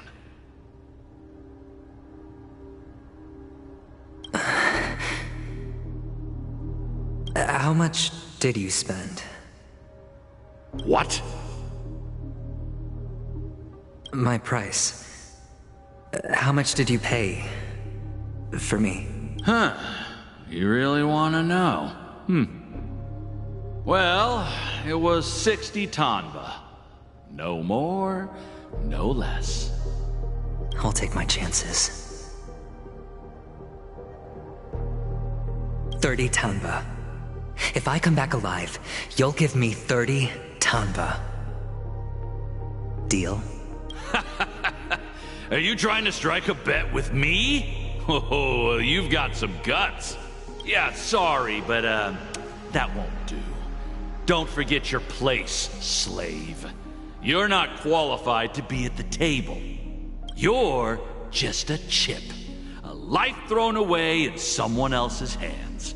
Either you come back with more chips for your master, or you never come back. It's all or nothing. Don't embarrass me, my lucky hound.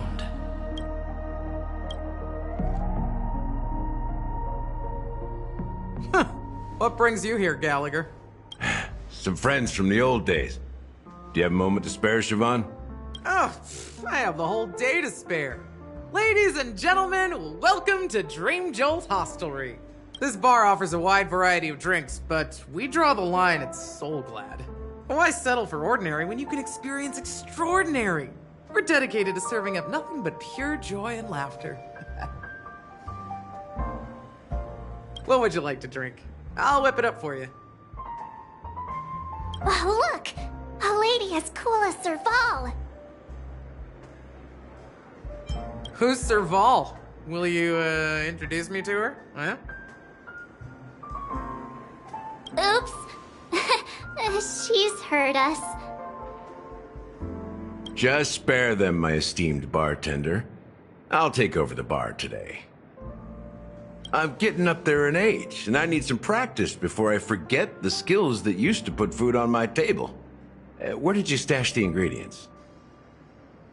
They're all under the counter.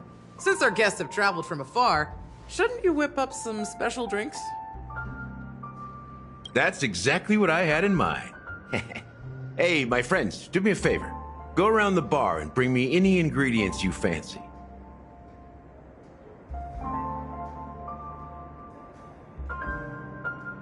The discussion might take quite some time, so I'll prepare some customized, non-alcoholic drinks for you.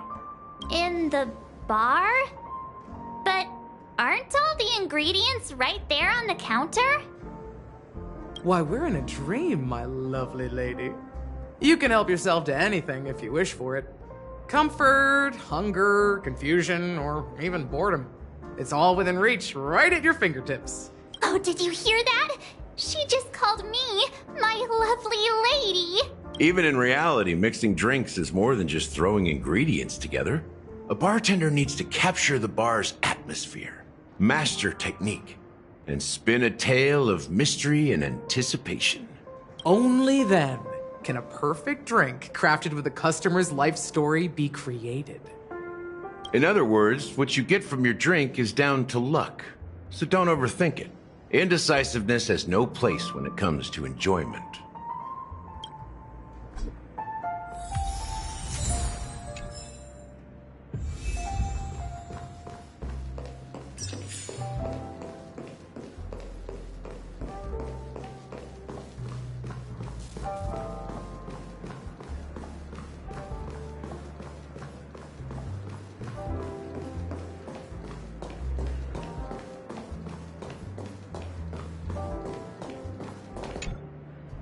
check out this bottle. The liquid inside looks beautiful. And the label reads, Dream Syrup, thick. I don't see an expiration date, but the production date is half an amber era ago. Ugh, drinking this stuff can't lead to anything good. That's for sure. Ugh, the syrup is turned clumpy. I definitely don't want to drink this, even if it's not expired. Did you find the bottle of syrup I've been hoarding? Don't worry, it's all just a dream and it won't upset your stomach. It's been aging for years and should have a refined taste by now. Feel free to have some. It's perfect for entertaining lovely guests like you. Ugh, then we'll keep it for now.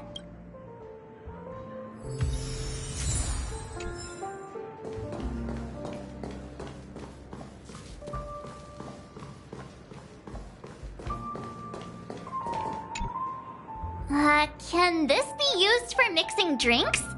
Oh, and there's a note underneath.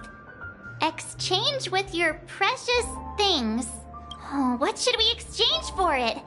And who should we give our stuff to?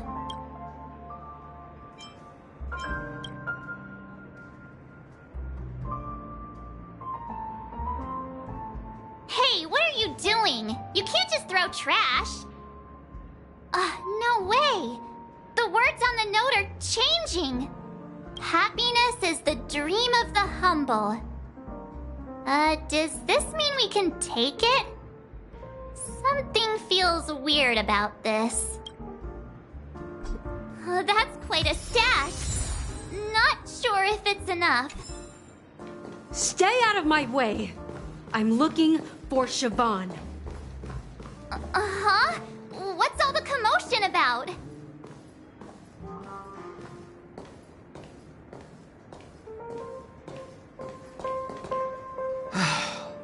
Haven't I made myself clear enough, Miss Amiki? The Dream Jolt Hostelry only welcomes guests who want to enjoy a drink to their heart's content. I'm sorry, but I'm not interested in your proposal. But you have the talent. You'll attract a huge audience. You're destined for the Iris stage, not for this rundown shack. Come with me. We'll become the talk of Penacony, as shining light into every corner of the dreamscape. Please, Siobhan, I really need you. As you see, I'm entertaining my guests. Don't make me repeat myself. Fine. If you don't come along, I'll just sit here and not go anywhere else. Give me a sparkling drink. Sweet. With extra ice. Just one moment. What's her deal?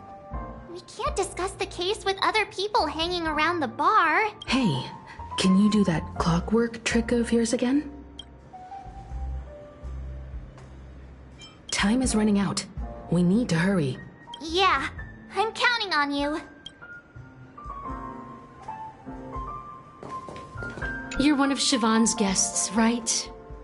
What can I do for you? If you're here to convince me to leave, please stop it. I'll never leave until she accepts my proposal. I just don't get why she won't leave this place.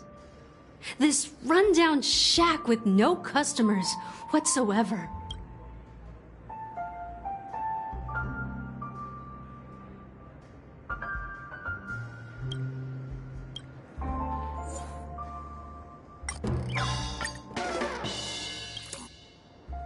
Those darn Iris jerks! They're the ones who forced Siobhan into hiding here, running this pesky bar. It's all their dirty scheming. I get it now. She's not leaving because she doesn't want to run into them again. I can help clear the way for her. I can do her a favor.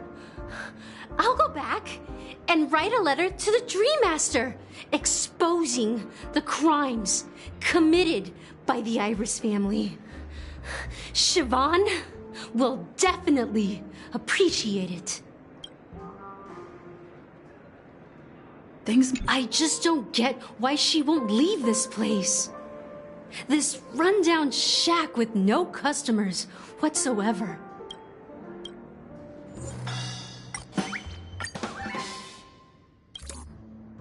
I've seen it. The moment when Siobhan and I share the stage, the crowd is going wild, applause crashing like waves, the aroma of irises fills the air.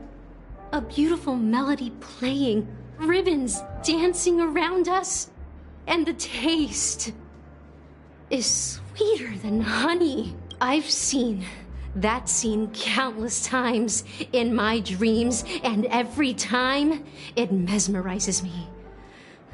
That's why I have to bring her back to that world, no matter what it takes. Want to raise a glass, my attentive listener? Let's consider it a toast to my far-fetched dream.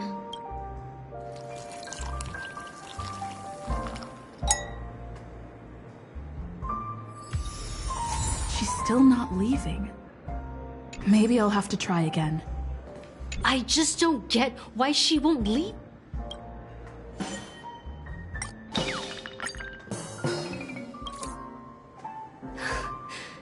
It's ridiculous, right? Our paths were never meant to cross, yet I'm still holding on to her.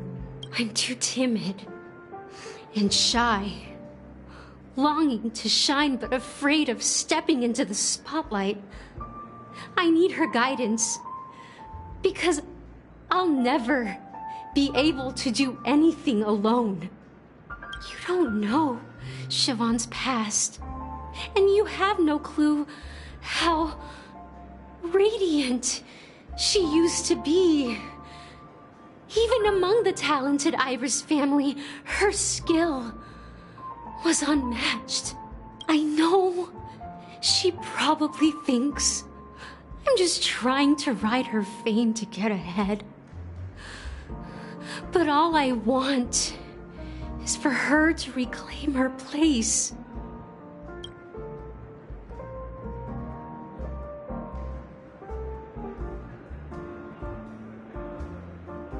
Well,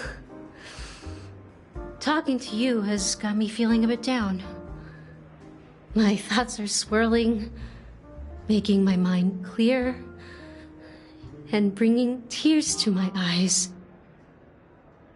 Maybe I should find a place to reflect on what Siobhan truly means to me. Here's the payment for the drinks. Please, pass it on to her. I'm leaving now. Amaki has left?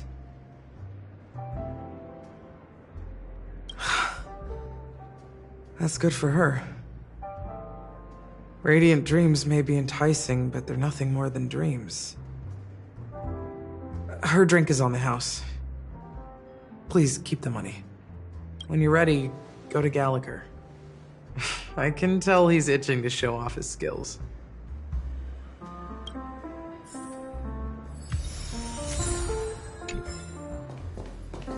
That being said, mixing a drink is way simpler than you'd imagine. Just pick your favorite ingredients, toss them in a glass, mix it up, and it's done. So go ahead, explore the bar, and bring me any ingredients you prefer. Nice work. Let me take a look. You found some interesting ingredients there. Now take your pick. Each drink has its own unique flavor, and the base ingredient sets the tone for the initial taste and the lingering aftertaste. So, which one would you like to use as the base?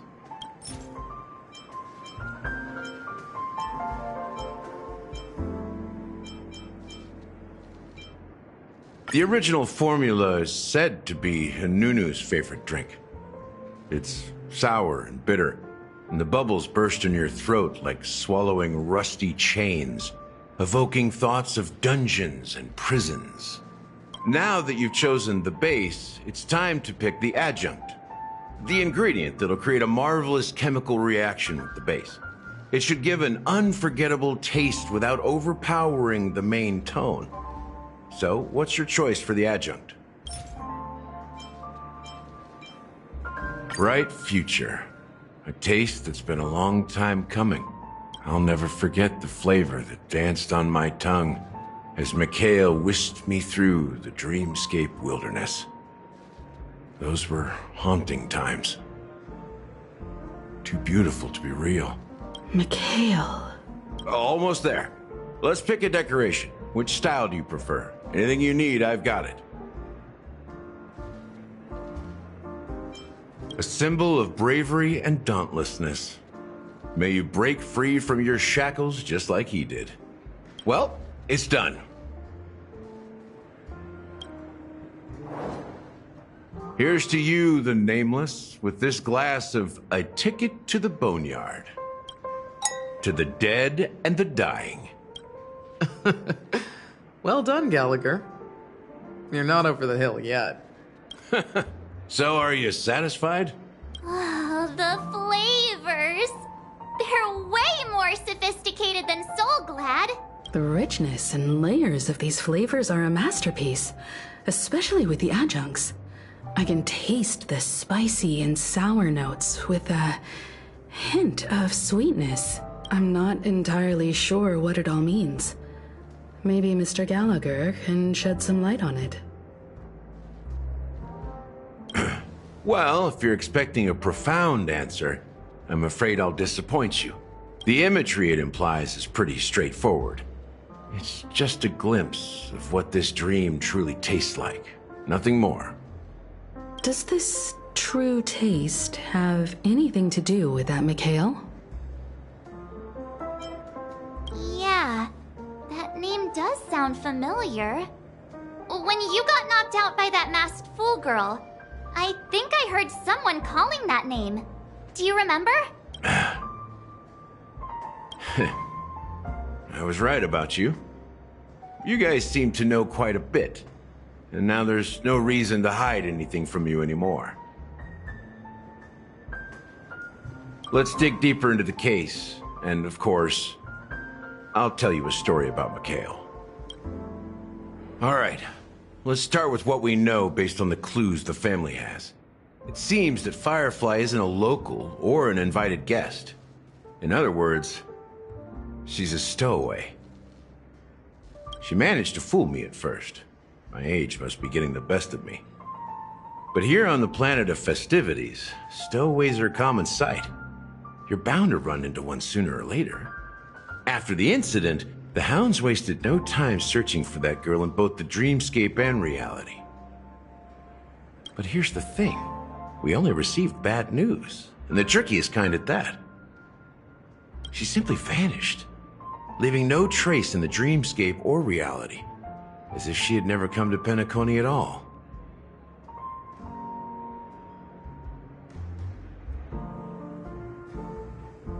Huh? Does that mean...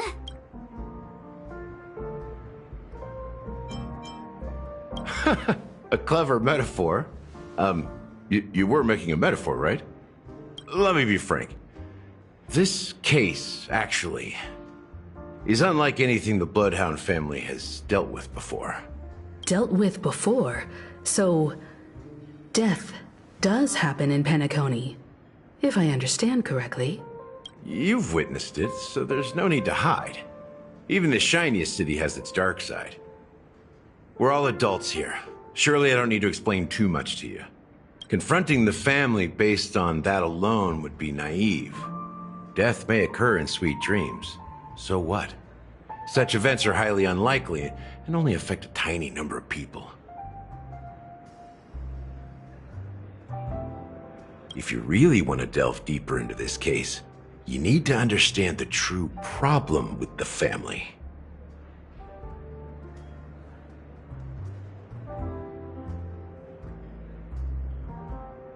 I guess it's time to tell the story of that Mikhail. You're very perceptive. The Astral Express has received that music box too, right? Do you know the secrets it holds? There's a message. Witness the impossible in the realm of dreams. Find the legacy of the Watchmaker, father of Penacony, and thus the answer to the question, why does life slumber? That's the exact wording.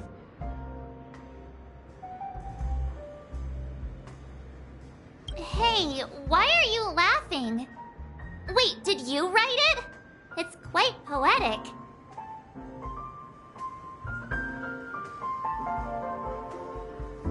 No, but I'm the officer in charge of this case. So how could I know? You might have even guessed that the relationship between the family and the Watchmaker isn't as close as it seems.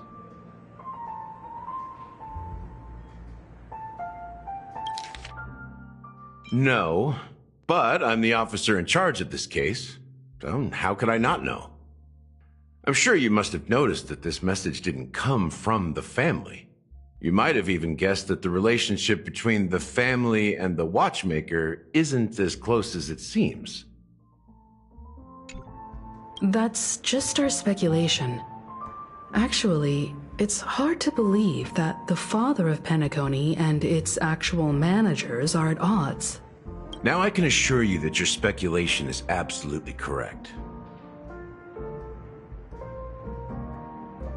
The family has considered the Watchmaker an enemy for a long time, but the Hounds haven't been able to track him down, as he seems to be living only in the characters and stories he created. Let me ask you a question. Have you ever wondered why the family allowed the Watchmaker to send out such a ridiculous message to the outside world, inviting you here and causing chaos? So, you want to seize this opportunity to expose the Watchmaker? Well, now you understand why the Oak family authorized the Nameless to assist in the investigation, but kept you in the dark, right? Because the Watchmaker is not the legend of the Land of the Dreams at all. He's the most shameful stain in the history of Penacony. And he's the root cause of all the anomalies in the dreamscape.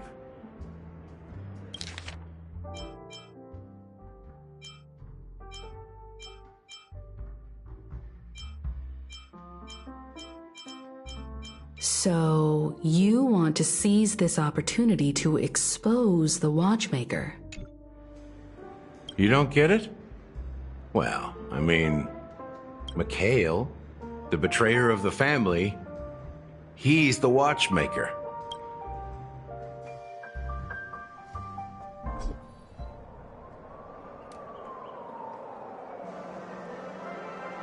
Here we are, Clock Studios theme park, the most popular entertainment center in Penacony. Wait, aren't we supposed to be discussing the Watchmaker? I would have expected you to take us to, maybe, a library, or an archive room of sorts. But an amusement park? The culture of a city reflects its history in the most authentic way. To you, it's a fun place. But to me, it's a prison for the planet's past.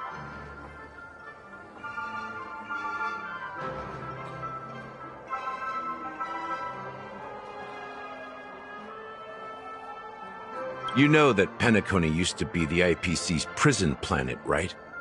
All the prisoners were brought here, helping the Garden of Recollection salvage the leaking memoria from the macro void.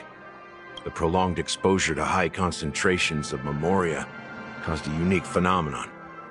The dreams of countless prisoners intersected and overlapped, and people started meeting each other in their dreams, living lives that were almost identical to reality.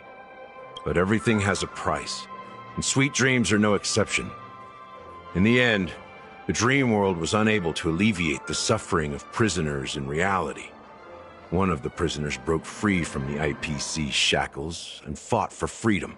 He is Hanu, the great leader of Dreamville, the great peacemaker, and the faithful companion of the underdogs. History is always written by the winners. However, it's undeniable that Clocky is an animation that draws from Penacony's actual history. These characters not only exist in Dreamville, but also in the distant past. Once you realize this, you'll understand why we're here. There are so many members of the Bloodhound family around here.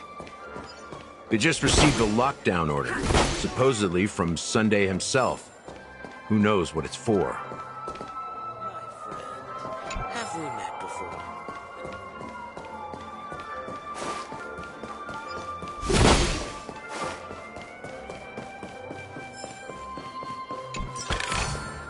Is that all?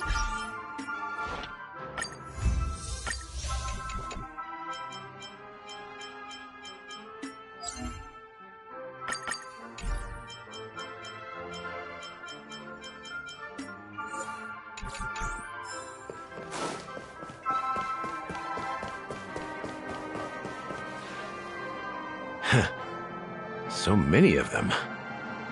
I've never seen anything like this, even when they're tracking down suspects.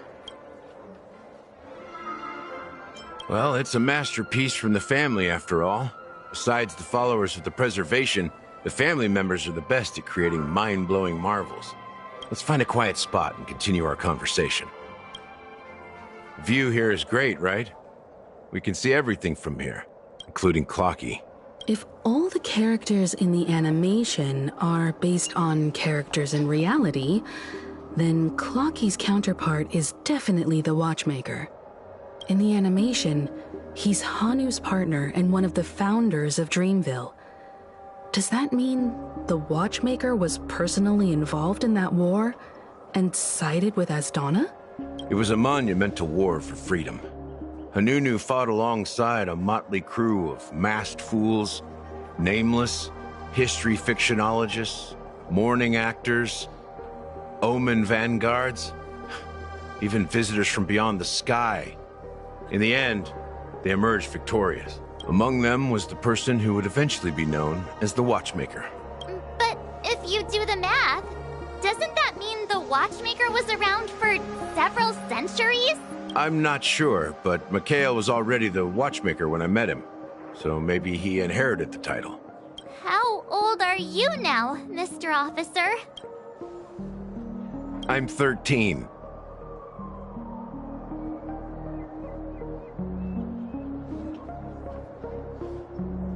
No way. Not even close. Hanunu freed the frontier prison, but peace still eluded him. With limited resources, threats from the outside world, and internal conflicts between major prison districts, the future of Asdana was uncertain.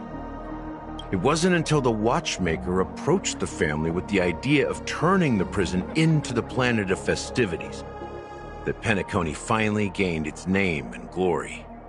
Thus, he became known as the Father of Penacony. But didn't you say the Watchmaker betrayed the family? And you said you were his companion, so that means you... No, I'm not his companion, but rather one of his many children. But I am indeed a traitor. Not to the family, but to Mikhail. What did you do? I did nothing. And that's the worst betrayal of all. Just like you, I had close companions. We dedicated ourselves to Penacony. But the Oak family, they set us up. Mikhail was too old to protect his children anymore. So we left the family to find our own path. We were branded traitors of the Harmony, even though the true traitors were someone else. While they continue to praise the Watchmaker's name in the world, behind closed doors, they condemn him on a pillar of shame. Nevertheless, we wanted to clear his name. We intended to find the real traitor, the one responsible for all this. and restore harmony to Penacony, but we failed. Too much time had passed, and the land of the dreams had become deeply corrupted. After countless fruitless pursuits, I gave up. Like a lost dog, the family accepted me and made me an officer, supposedly as a form of forgiveness. But it was actually a punishment. Since then, I've been completely cut off from my partners and my past. As for Mikhail, I heard he died in obscurity, in a place where no one could find him. That's when I realized that the Penacony I once knew would never return. We're truly sorry for what happened. But this is not the end of the story, right? Apparently, someone has inherited the title of the Watchmaker and has been secretly working against the family all this time. Well, that's one way to look at it. However, only one member has truly inherited the Watchmaker's title. Unfortunately, after all these years, I have no idea who that person is, or if they're even real. Or just Mikhail's lost soul haunting the dreams. So, do you understand why I'm spilling all this info? Because I believe the girl's death must be connected to the Watchmaker's legacy. And at the end of all these mysteries, we will find the answers we are seeking. If it really is Mikhail's ghost, I want to meet him. If only for the last time. For those who despise me could form a line from here all the way to the entrance of the hotel. But those willing to look me in the eye and hear me out? Let's just say, there won't be many. I've told you all I know is a sign of gratitude. Thank you for listening to this old dog. Bark and all. Something just happened at the theme park. Now if you'll excuse me, good luck to all of you. How ironic. What's so different between the stowaways projected by Penacony today and the dream seekers once hailed as pioneers several Amber eras ago? Gallagher does have a troubled past, it seems. While Firefly's whereabouts remain a mystery, his stories shed light on our suspicions about the true identity of the Watchmaker, his connection to the family, and the power struggles hidden behind sweet dreams and death. Exactly. Gallagher suggests that the real traitor is someone else, probably within the Oak family.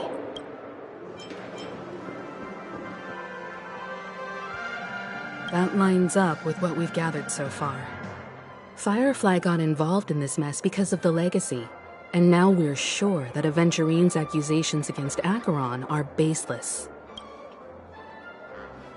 You're really into Clocky, huh?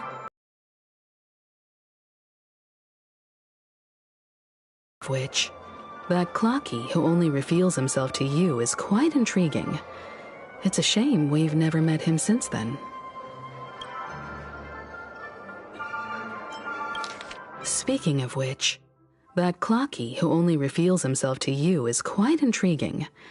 It's a shame we've never met him since then. Now that we've confirmed a lot of our suspicions, let's take a moment to think about the clues we have. Send a message to Welt and see how things are going on his end.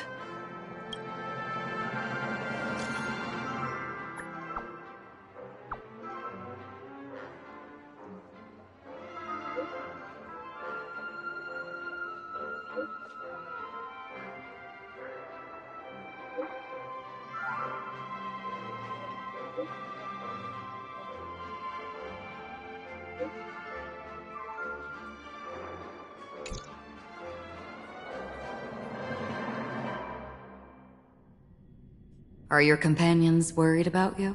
They're just checking up on me. Let's get in and get out. Seems they've made some progress. Looks like we're about to enter the depths of Dewlight Pavilion. It's been a smooth ride. Almost too smooth for a heavily guarded mansion. Let's see if there's anyone waiting to greet us.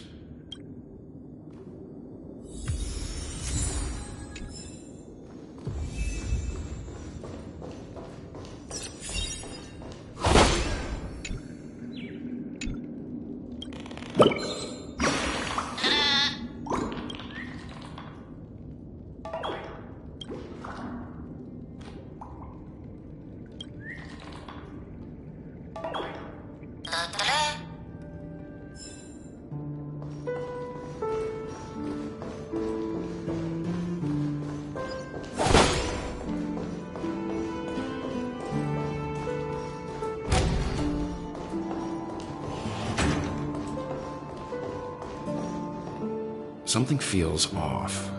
A grand mansion like this and not a butler or servant in sight. Could it be due to the disruption caused by the emergency? Well, this door is open. Looks like we'll have to investigate ourselves. Let's proceed with caution. Just one moment.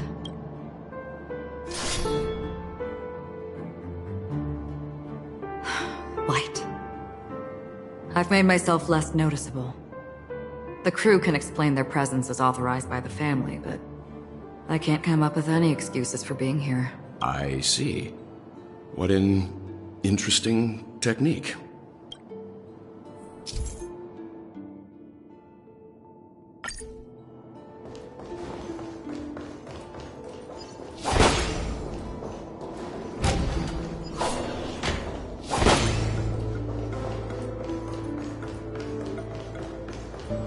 Stream forth.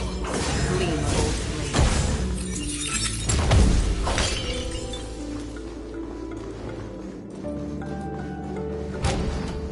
The model in the sand pit.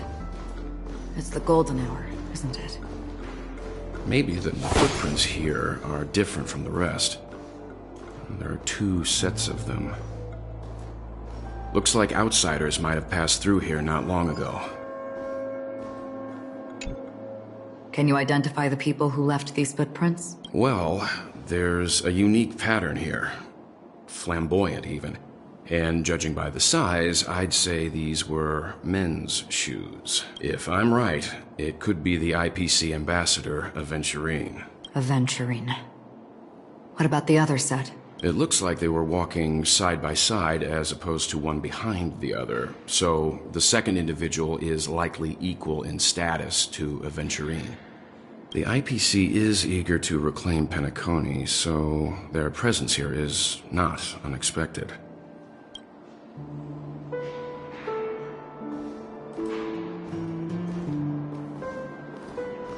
Stream forth.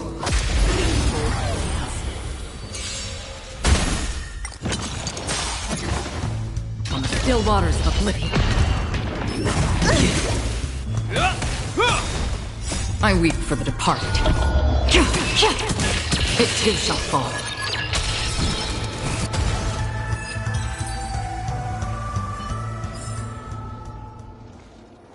Stream forth.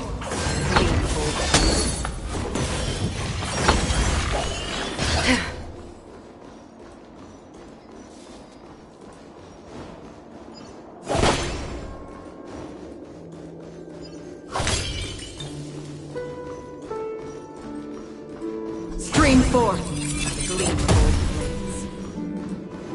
While there aren't any people in this mansion, they've set up quite a few mimetic guards to patrol this place.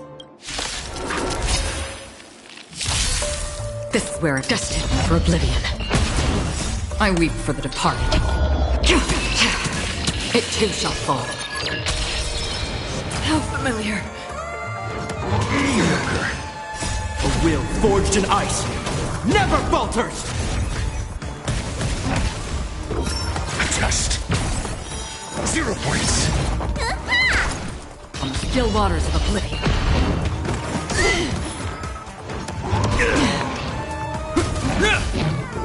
Answer me. Destined for oblivion. A test. Fail. Knowledge, the measure of truth and falsehood. On the still waters of oblivion. 0 points. Look, it dropped something. A note. Looks like instructions from the butler for the other servants. Seems like the mansion's entire workforce were assigned other tasks before Robin's death. It must have been a big project to require that much manpower. The Charmony Festival, perhaps. But no matter what their main priorities are, there should always be someone left at the mansion, right? So you're saying someone deliberately cleared the place out? Yeah, but I don't know why.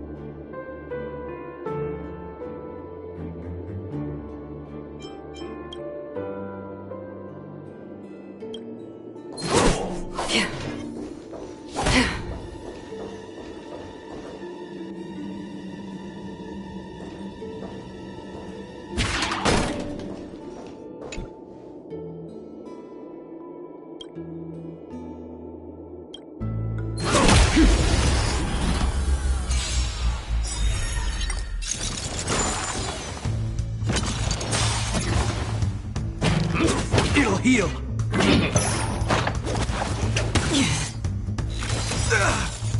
A will forged in ice never falters. Destined for oblivion. Answer me. Fail.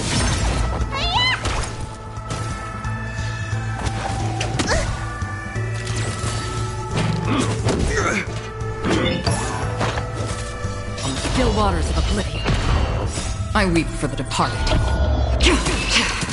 It too shall fall.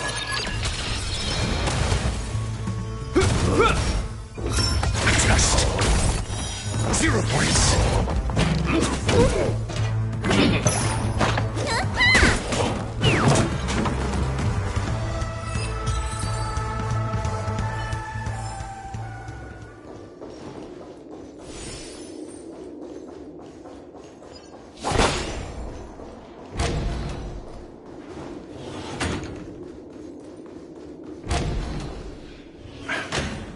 No one here either. Since no one's around to entertain us, let's make ourselves at home. Stay close to me so that my white can cover you too.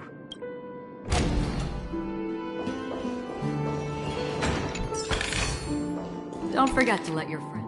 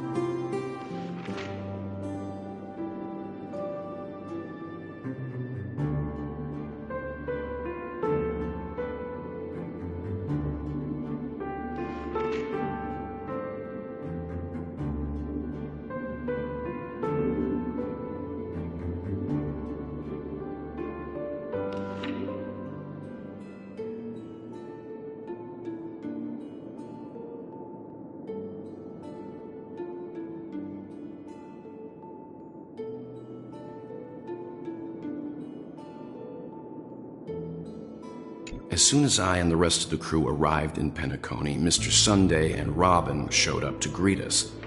I remember hearing something unusual in her voice, and now it seems I was right. Robin believed it was because the harmony had been tampered with somehow. But as far as I know, there aren't many entities capable of interfering with the power of paths. Meaning? If there really is a traitor within the family, that person must hold a high position or possess unimaginable strength. That would explain why Mr. Sunday has been having such difficulty in catching the traitor.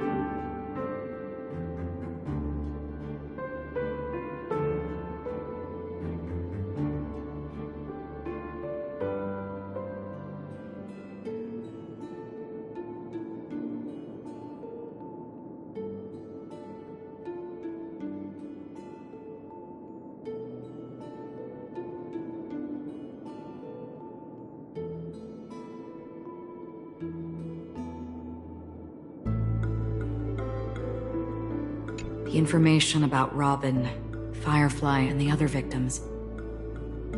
I don't see any commonalities among them. Looks like the rumors were right. Death does seem to be targeting random victims. And based on Sunday's notes, he's no stranger to death. Looks like the rumors were right. Death does seem to be targeting random victims. And based on Sunday's notes, he's no stranger to death. He's just surprised that it has resurfaced. This light cone is securely guarded. It must hold some important memories. According to Robin's interview, despite having performed on so many grand stages, her favorite performance was a pretend show she put on with her brother when they were just kids. I wonder how their relationship is now. Growing up brings gains, but also losses. Yeah, time has a way of smoothing things out. The beautiful dreams of youth will eventually fade away.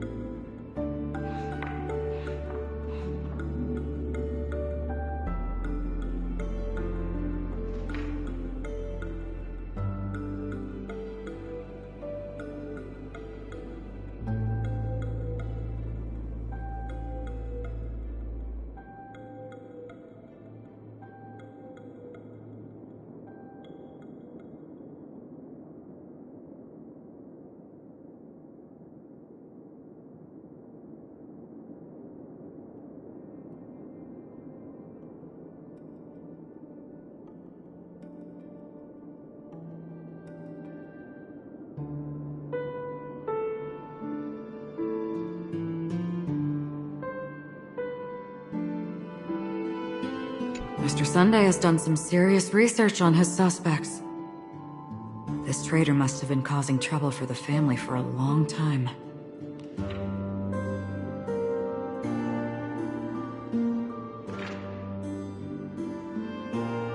They all seem to be insiders, but I haven't met any of them.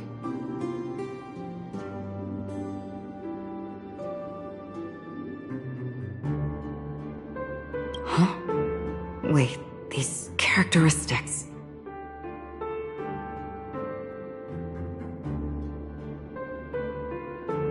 What is it? No, nothing. Maybe I'm just overthinking things. However, if this traitor really exists, could they be responsible for Firefly and Robin's deaths? Perhaps that's why Sunday is taking this matter so seriously.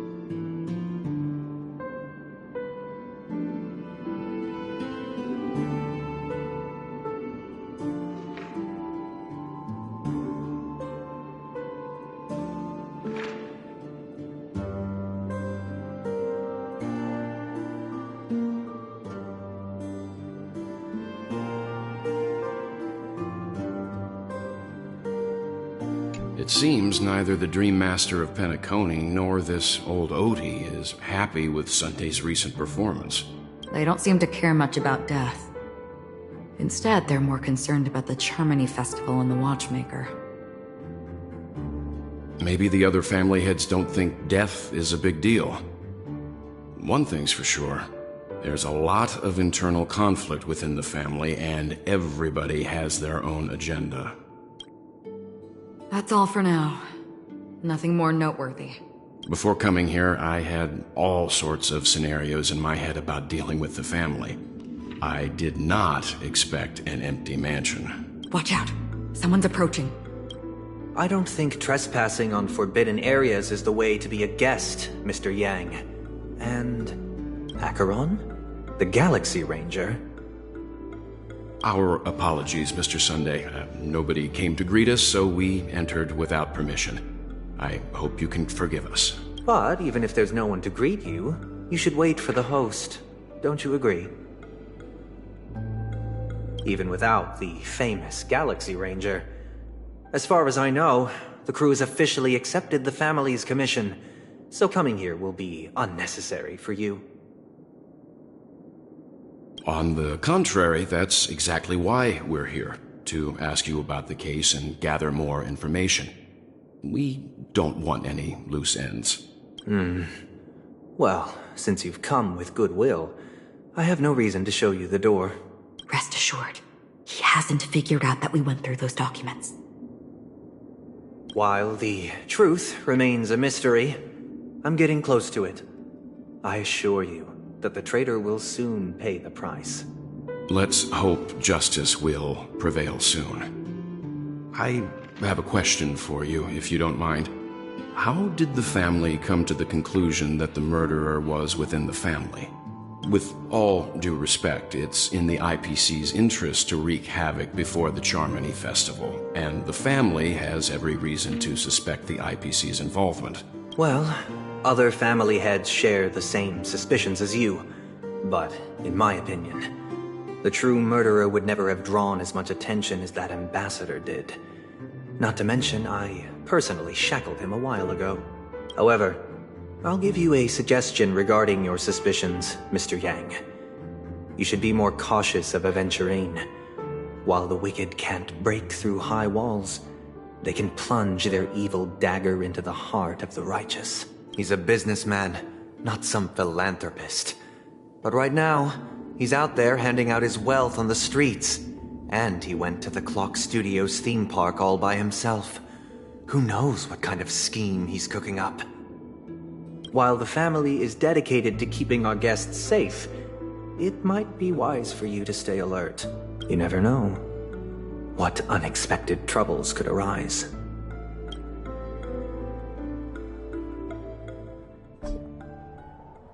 According to a Pierpoint hotline tip, there was a major breakthrough in the shocking Ejhazio Aventurine case. The suspect has been arrested. This fraud case has been linked to many departments within the Interastral Peace Corporation and the Intelligentsia Guild, causing a large drain in manpower and resources, resulting in the IPC taking a massive loss.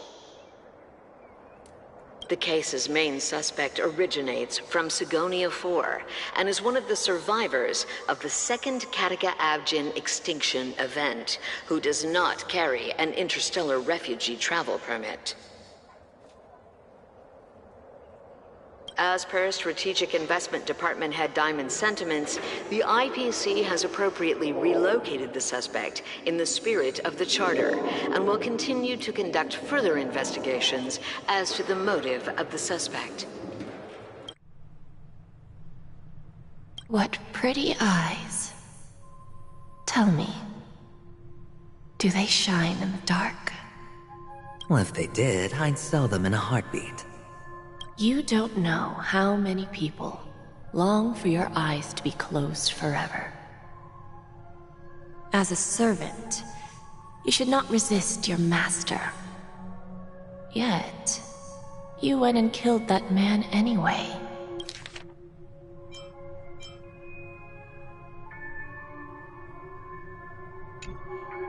No lawyer has the audacity to defend you.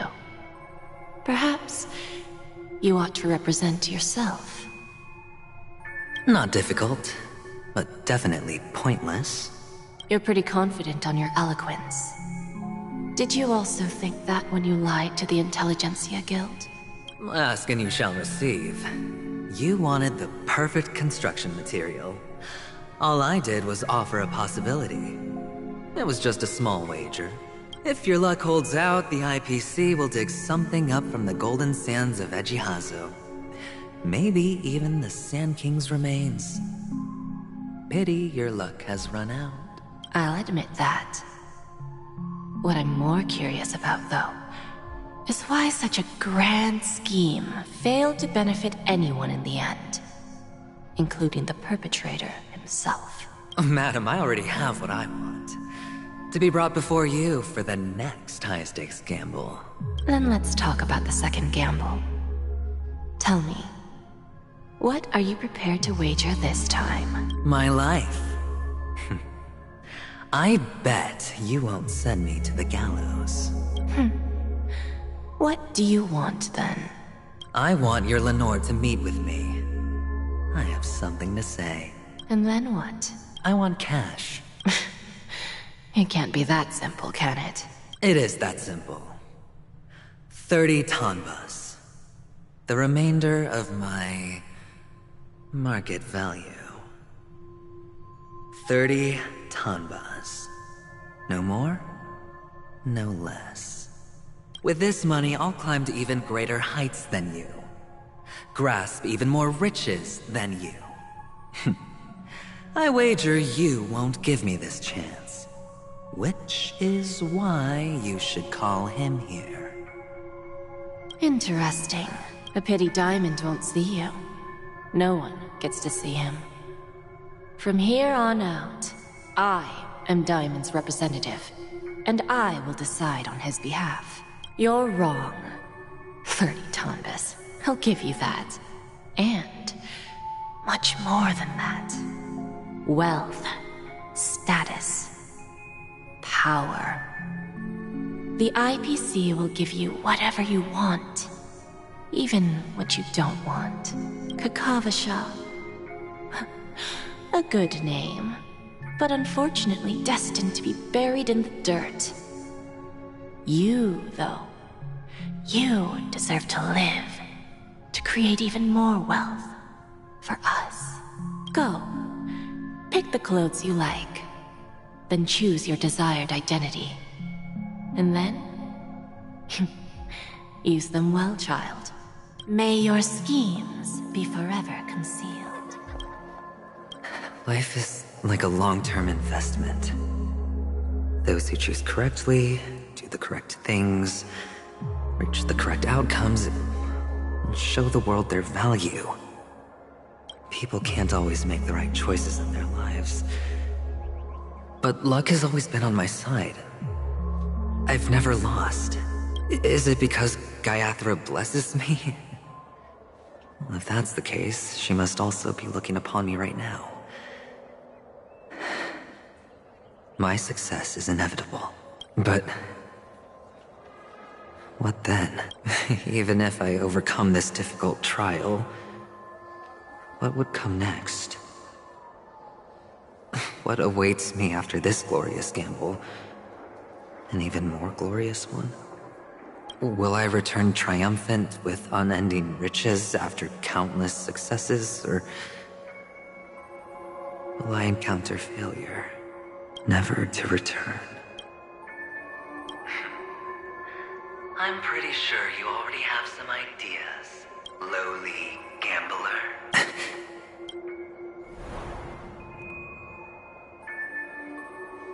What? What? What?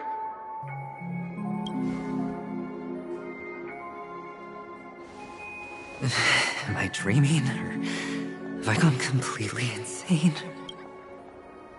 Perhaps both. Forgotten me already? When you were strapped to that electric chair by a mannequin warlords, who was it that gave you the idea? Fine. I may be crazy, but I'm not stupid. Get out of my head, newborn of the Harmony. The Harmony? Oh, don't play the fool. It's not the first time we've met. No need to be so polite. I'm you, and perhaps even more aware of yourself than you. Of what exactly you want. You're dying. And you still want to drag a bunch of unfortunate fools with you through death's door. That's why you're here, isn't it? A grand unveiling. You really think you can pull it off? Why not? Well, you may have fooled everyone, but you can't fool yourself. I can show you. Before you're entirely gone, I'll be with you for the last stretch of your road. Let's have a heart-to-heart while we walk.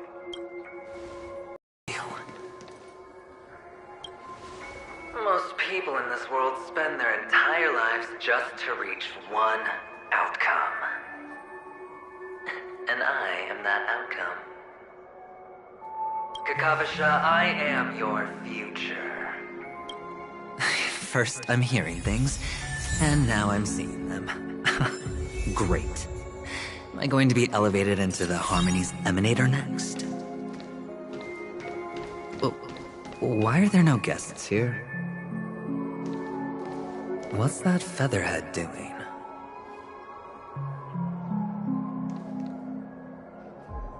Just a Pepeshi? No. A child.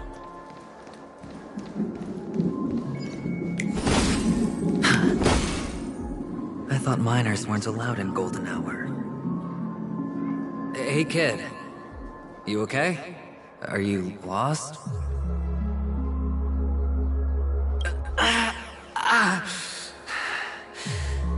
What's wrong, mister? You don't look well.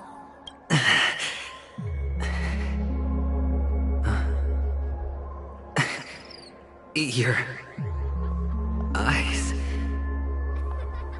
Impossible. Who are you? They're pretty, aren't they? Sis said they're a gift from Mama Funga. Colorful eyes are said to bring good luck. Mister, you have pretty eyes too. Beautiful. Are you alone? Where are your parents? They're in that amusement park. Papa and Mama went in first. I'm just about to go look for them. I have to go. Goodbye, mister. Hope you have a good time, too. Those eyes. And Mama Funga. No, it can't. There aren't any Avgens left.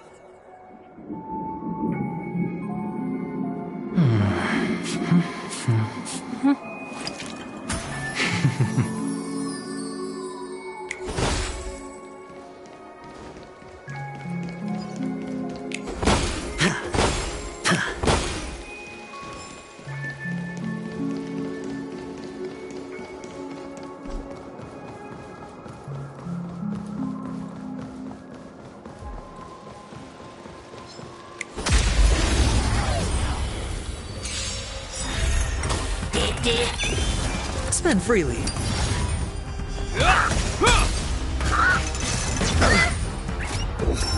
Just.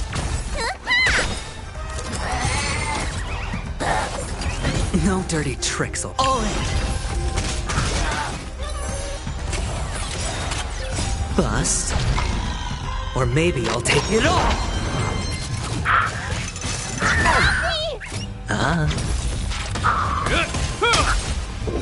Answer me. Fail. Watch your head.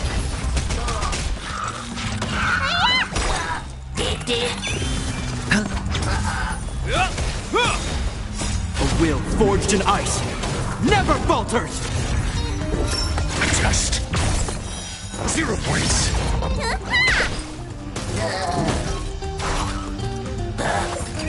No dirty tricks, alright?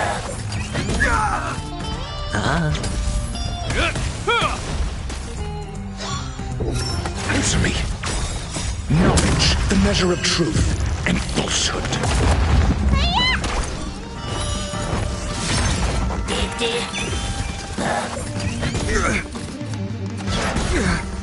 All in. 0 points. Bust. Or maybe I'll take it all. A will forged in ice never falters! Just fail.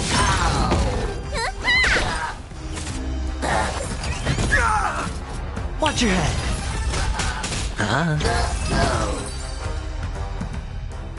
Those eyes. And Mama Funga.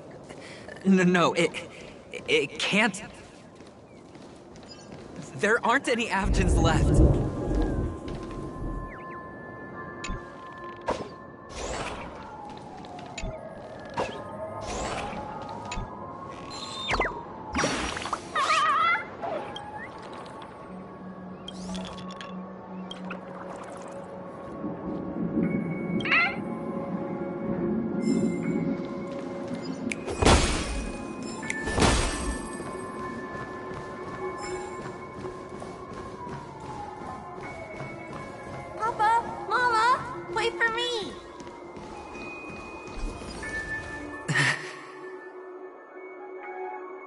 Only on Penacony, am I right? What are you still doing here? Well, you've known all along. The family truly showed leniency to everyone who came seeking help. Why would there be a need for such high walls and deep moats? However, people don't see it like that. Especially since the flavor of the dream syrup is so alluring. You will receive no charity on Penacony. And relying on your own strength alone to topple high walls? Not a likely fate. Which is why, once you step into the hotel, you remove your high hat and beg everyone you come across for help. Like a hyena scavenging for scraps in the desert. Because you know that opportunities are fleeting. Well, when you put it like that, even Ratio's a teeny peacock analogy sounds pleasant.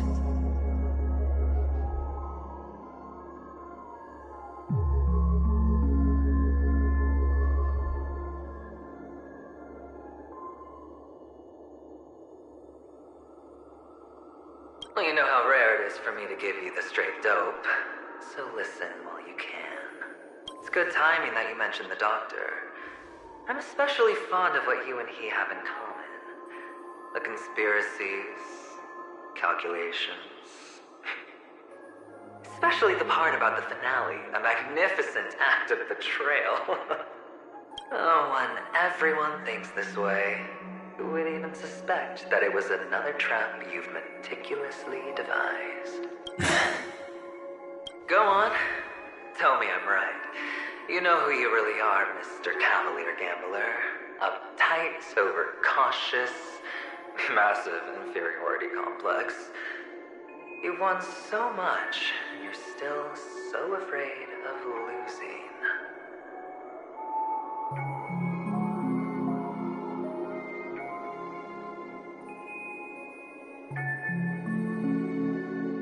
They only see your big bets, your bravado, the full house, the straight flush. They don't know the other hand is below the table, clutching your chips for dear life. It's a heck of an act. No wonder the tavern sent you an invite. You're a natural kid. You don't stop at fooling the audience, you fool yourself too.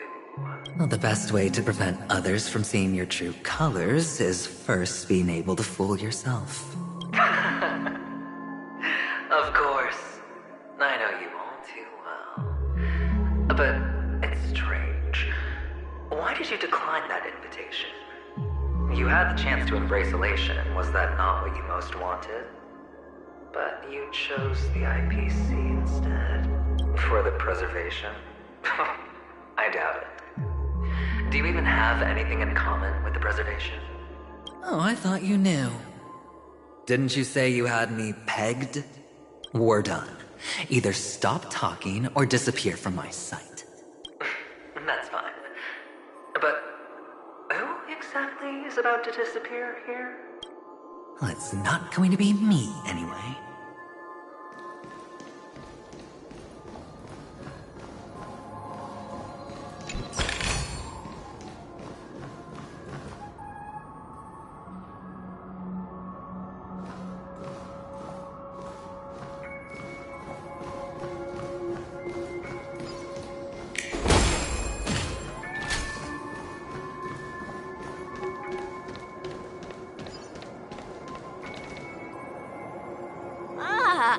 Playing hide and seek.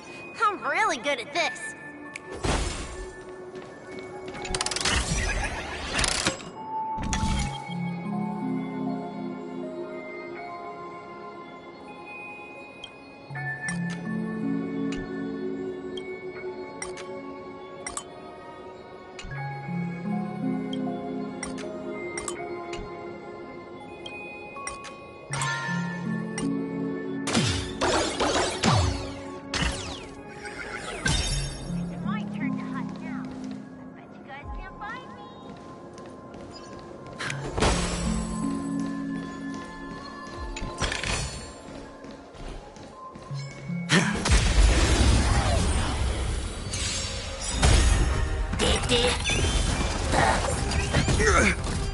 It's on me. Just feel.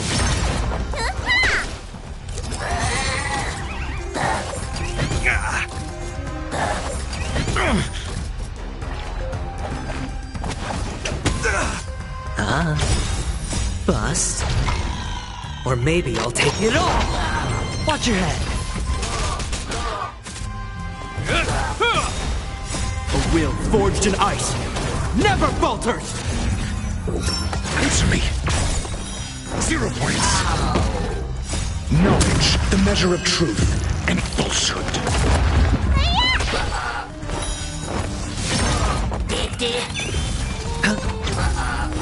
0 points.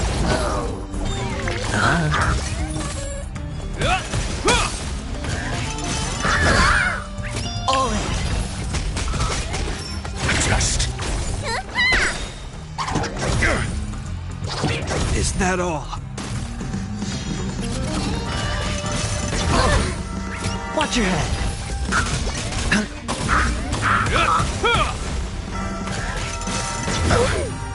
All in. Answer me. Is that all? Just.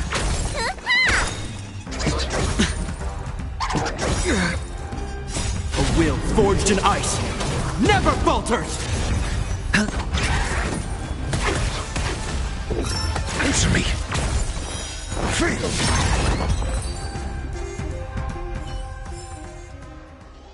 It's my turn to hide now.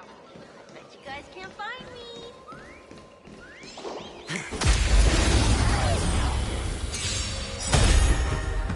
It's on me. Bust. Or maybe I'll take it all. Watch your head. Just. Knowledge, the measure of truth and falsehood.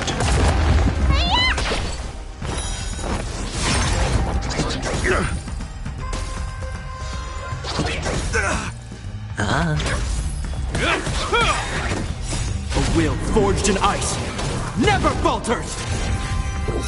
Answer me. Feel.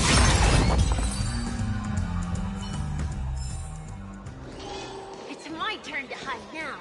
I bet you guys can't find me. Hide and seek. What sweet childhood memories. When Mama said goodbye that day, how many catechins were like jackals hot on your heels? I know you won't forget that sound anytime soon. Those shrill cackles. You had to hide right under the noses of those savages.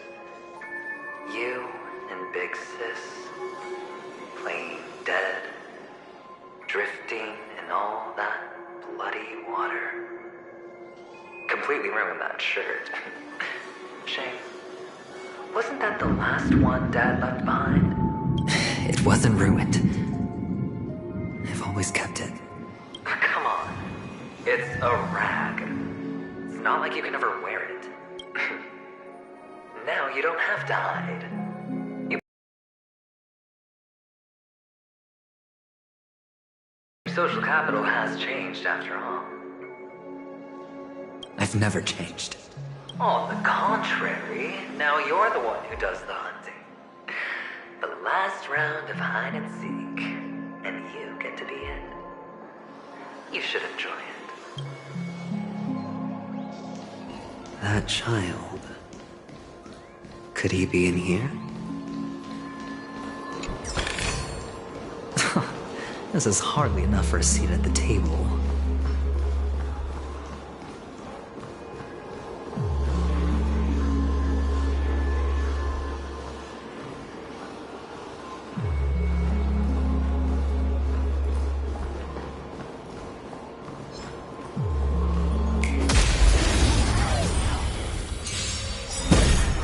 I hit the mark. Spend freely. Just 0 points.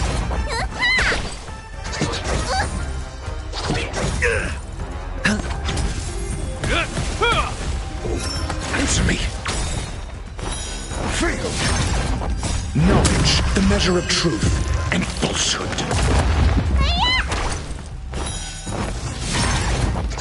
Mediocre. Bust. Or maybe I'll take it all!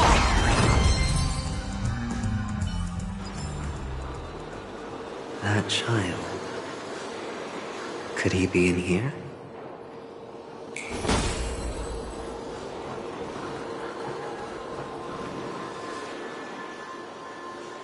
Is this... a topaz?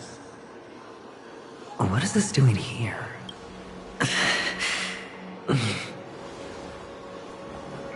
What? Does your cornerstone wrench out of your heart, son? I was merely curious why it was here. Maybe that winged guy put it here. To taunt you. Just to make you realize that your painstakingly arranged magic show is nothing but a death rattle. The cornerstone's hue is the same as the radiance of Clipant's body. I've got to give it to you. I've heard a lot of baloney, but that line deserves a prize for sheer nerve. If he were just a little bit smarter, the chick would have been up right there. This is just bait. Of course. That's why Ratio's betrayal was one of the keys to your plan. I have to say, that doctor's acting was superb. Or maybe he wasn't acting at all. All the better for you. Sunday didn't become head of the Oak family by acting sloppy. He's obsessed with control. You have to give him enough detail to satisfy his meticulous nature, but not so much that he gets suspicious. Which is why you had Ratio seek him out and leak the plan on purpose. To prevent the other party from suspecting anything. The intel you gave to Ratio was all true. You spoke of the same to Sunday. Finally, Sunday took the bait, found the other cornerstone, and before you know it, everyone's distracted enough for you to steal the third stone right out from under them. Why don't you stop rummaging through my mind? Your mind. It's our mind. You're me, and I'm you. We're the same. The best way to prevent others from seeing your true colors is to first be able to fool yourself. Really? You can't even fool yourself. You just got lucky this time. This is the other cornerstone in Sunday's hands. Rather beautiful green. Just like you. Smooth. Cunning. Tell me, what's its name? Why are you even asking me? Must I do all the work? Aventurine is the stone of luck and trickery. That's what she said when you received the stone, wasn't it?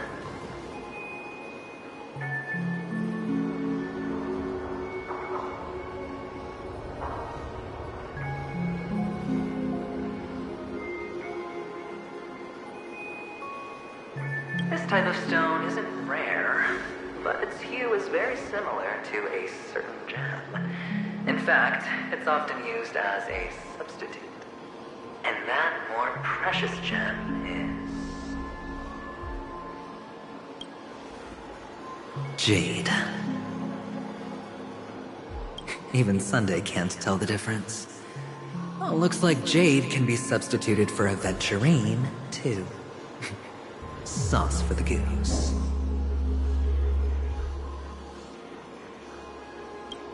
Aventurine, topaz, jade. 3 elites, 3 cornerstones who, for a measly penny, offered their everything. Oh, you're even more united than the family. As I've said before, 3 chips are sufficient. All or nothing.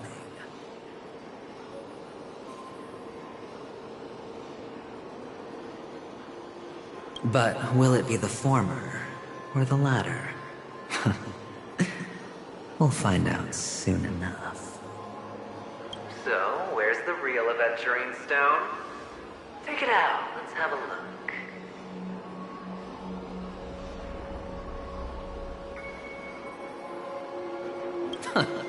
Suddenly, you don't know where it is?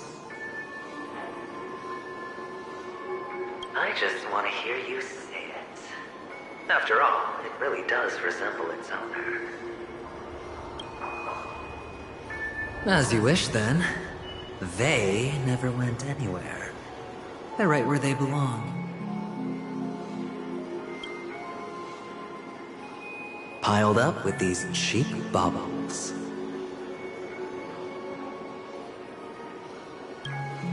You smashed the aventurine stone before you left?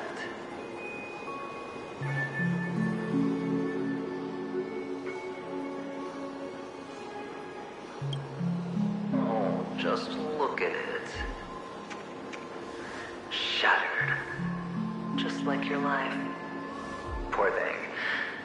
A humble pebble coated in the most lustrous sheen. I take it back. This thing is far more precious than your life. You're absolutely clear about the consequences of doing this.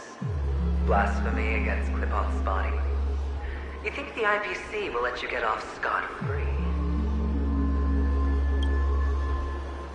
Well, Diamond has always been all about results. As long as I could create value far beyond the cost, the ends justify the means. How else would the family be fooled if there was no price to pay? It doesn't matter. Even smashed to smithereens, the preservation's cornerstone can still be used. Its effect may be greatly diminished, but it's enough for me. Now I'm really curious. Why does every step you take involve reckless risks, and the choices you prepare for yourself always come with a strong impulse for self-destruction?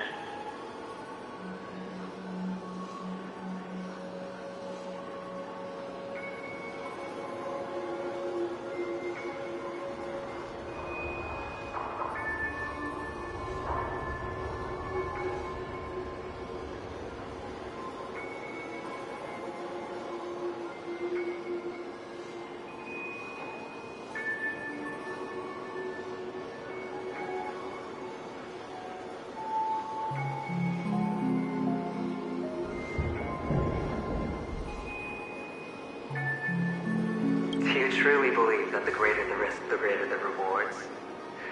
I wouldn't have guessed you'd be so loyal to the IPC. There is so much you don't see. Which is also why you'll never see how I'll win it all. That is, if you can do what it takes.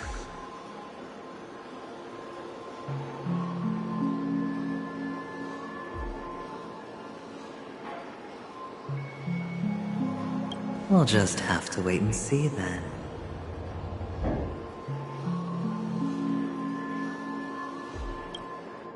The cornerstone is gone. Another illusion of the harmony.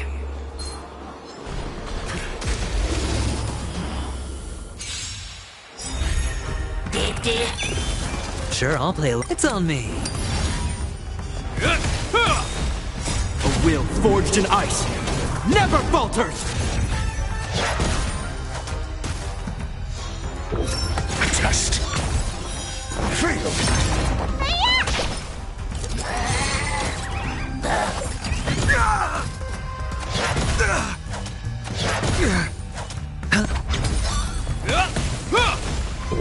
Answer me. 0 points. All in.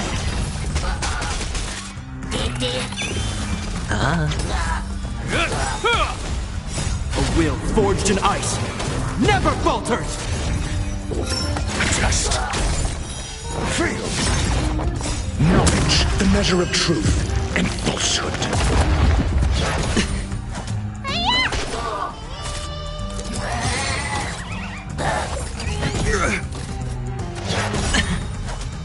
Bust.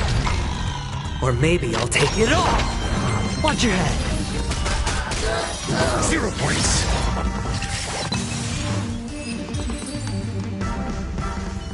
The cornerstone is gone. Another illusion of me. Huh?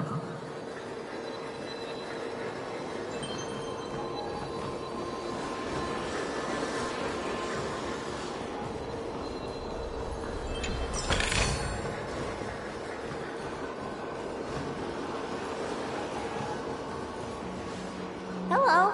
We meet again, Mr. Pretty Eyes. Yes. We meet again.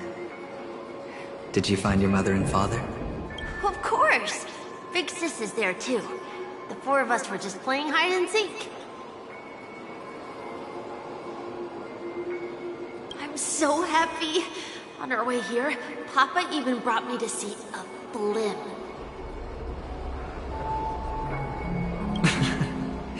I think you mean Phil. Yes, that's it. Putting many drawings together and turning them into a moving wall painting.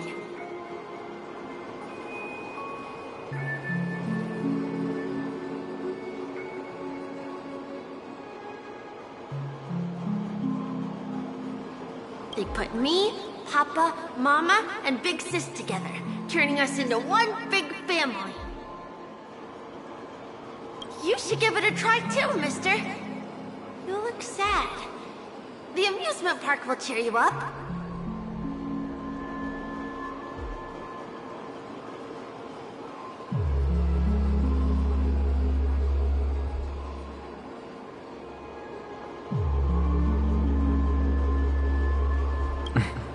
Sure.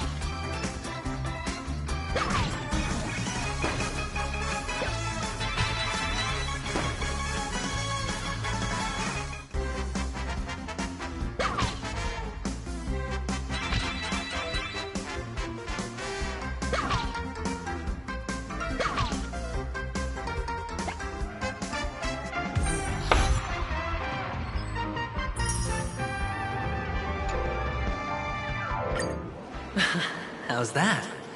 Not a bad score, eh? Boring.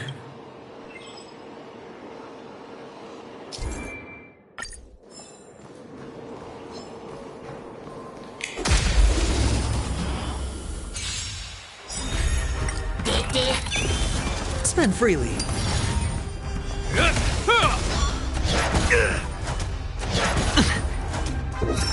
Just. It'll heal. No dirty tricks. All in. A will forged in ice never falters. Answer me. 0 points.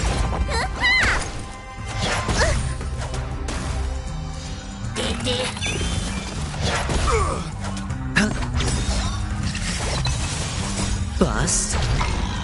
Or maybe I'll take it all. Just. Fail. Watch your head. Knowledge, the measure of truth and falsehood.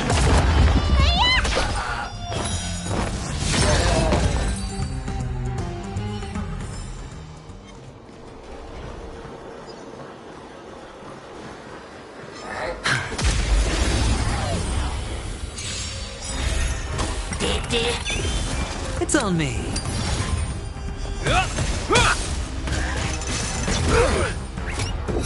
Answer me.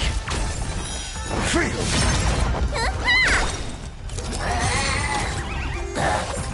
It'll heal. All in. A will forged in ice never falters.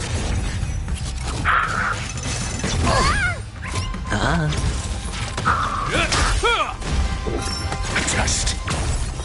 0 points.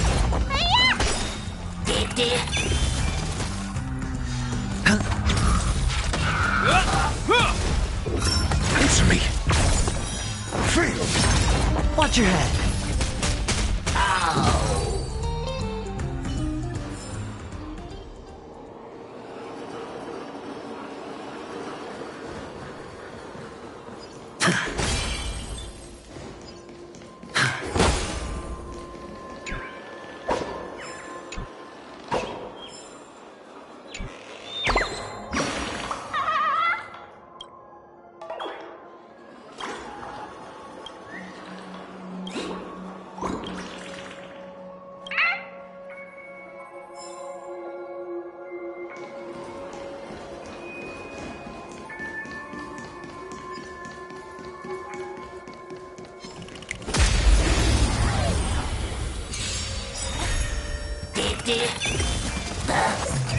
No dirty tricks, all right?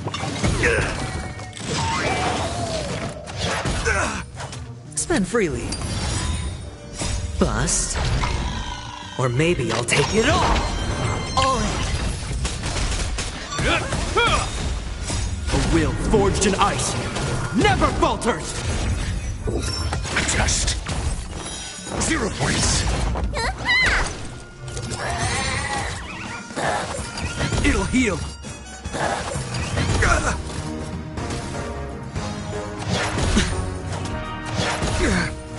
Watch your head.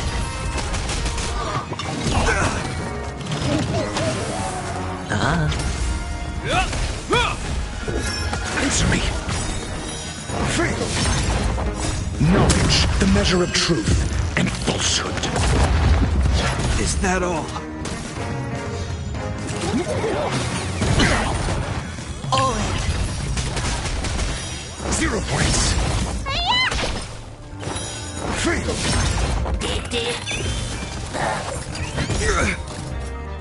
A will forged in ice never falters.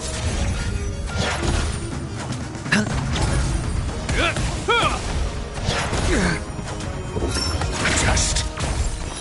0 points.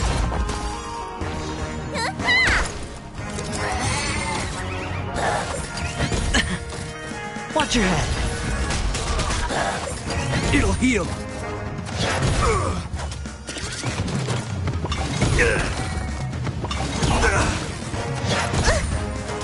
spend freely. Bust. Or maybe I'll take it all! All in! A will forged in ice never falters!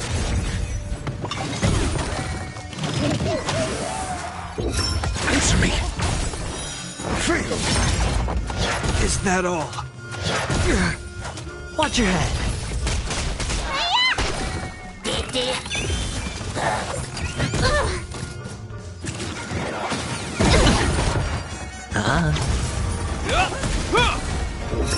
Just 0 points. Knowledge, the measure of truth and falsehood. Is that all? All in.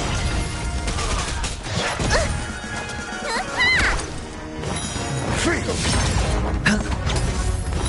0 points.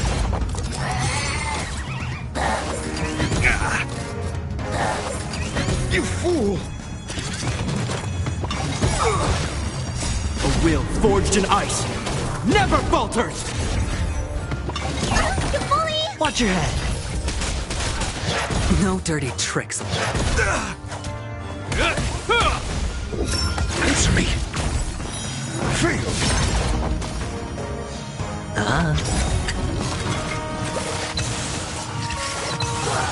Bust.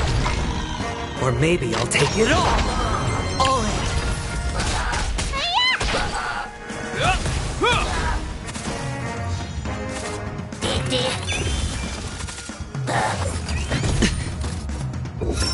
Just.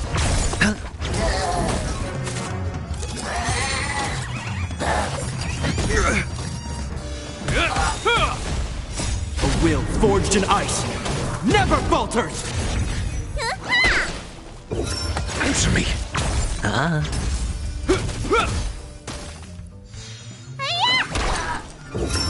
Just. Knowledge, the measure of truth and falsehood. It's on me. Bust. Or maybe I'll take it all! 0 points.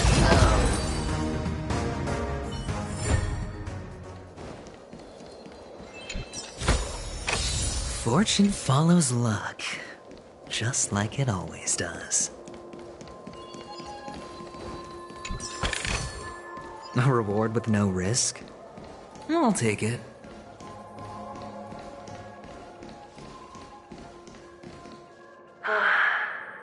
Why aren't you talking? You've piqued my interest. I'll admit that there are still aspects of you that I don't completely understand. Well, you sound sincere, this time at least. Well, sincerity is one of my traits that everybody likes. And I have precious few of those. Moving on. See that maze over there? I'll know everything about you before you reach the exit. Our quaint journey through this amusement park still isn't over.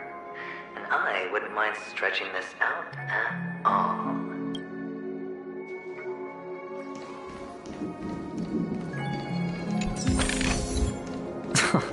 This is hardly enough for a seat at the table.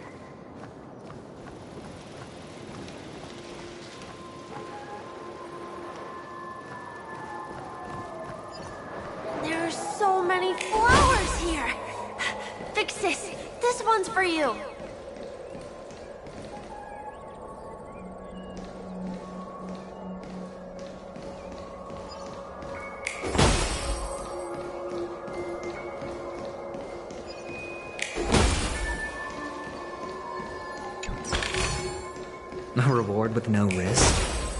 I'll take it.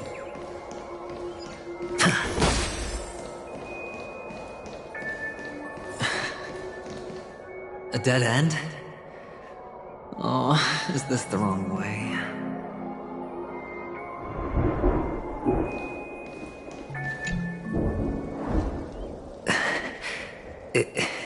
Is this... Oh, what's on your mind? It's got nothing to do with you. Do you need a hint? These are manacles on you. That man gave you your first job. You made your first pot of gold. I remember it all too well.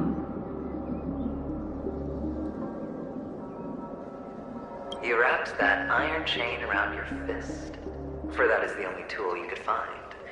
Then, in that maze, you...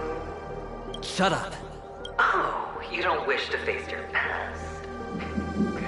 Unwilling to admit that your life is worth at least 60 tamas. Well, from what I see, you refuse to confront it, because it only proves your weakness. How could a weak person take such daring risks? Oh, that's right. You love the thrill of danger. But you refuse to let go of meaningless sentiments. Even in this beautiful dream, the only thing you dare allow yourself is death. In your hands, those who follow you could have become Joker cards. They're far more useful that way. It's not like this is the only place the family ever cut corners. You could have had tons of action if you weren't so all or nothing. All it takes is a meager sacrifice. I bet Opal would have resolved this without a fuss. A pity you're not him. Well, you wouldn't be in this state if you could just get with the program. And why couldn't you? Out of professional integrity. Those techniques you mentioned are highly efficient, but it's not that I don't know about them. It's more like I couldn't care less. Get it? What fun is it if the fight isn't fair? Fair? You assume your opponents would fight fair in the first place. The odds are obviously not in your favor, so how are you just breezing by? But did that masked fool's words awaken something in you?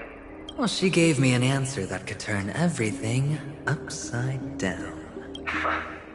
Everything? You mean it could make all the cards on the table just disappear?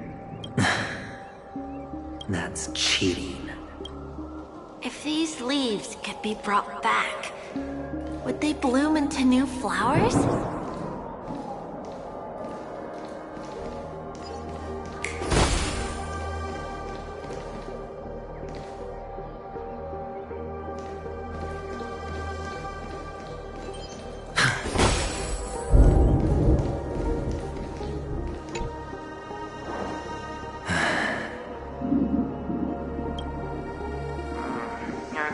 Right now is hard to put into words.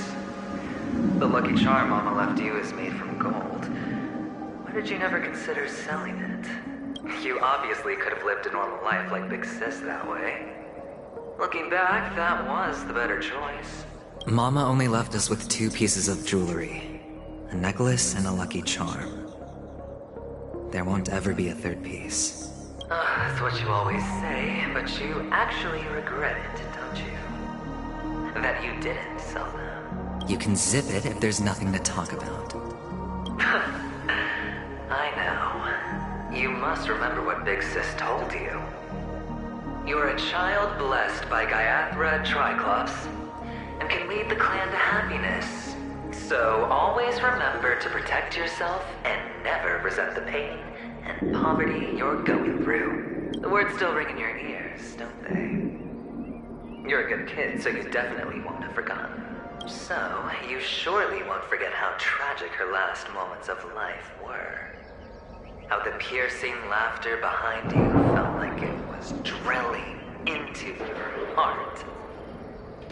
You ran away without looking back, just as she told you to. Tisk, tisk. A lifelong regret, indeed. Enough! Do you not have anything better to talk about?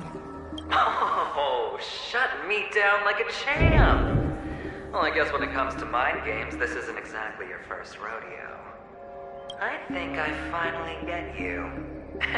Woo! You are nuts! In the end, I'll ruin this beautiful dream and create the grandest death. Well, you stuck to that start to finish. Think about it. There's a Stellaron in play, the fabulous Robin loses her voice, 2 unsolved murders, cryptic messages from a masked fool, and a chance to go head-to-head with Sunday himself. The only thing to pique your interest is one word. The last word. A word that's right there at your fingertips. Death. But whose, exactly? We'll know when the dice falls. All right then. Reserve a seat for me in the audience.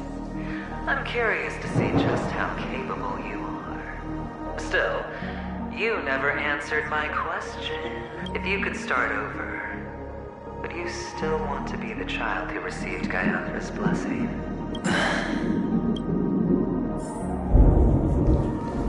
It's so quiet this time. Is it finally gone? Or am I the one about to disappear?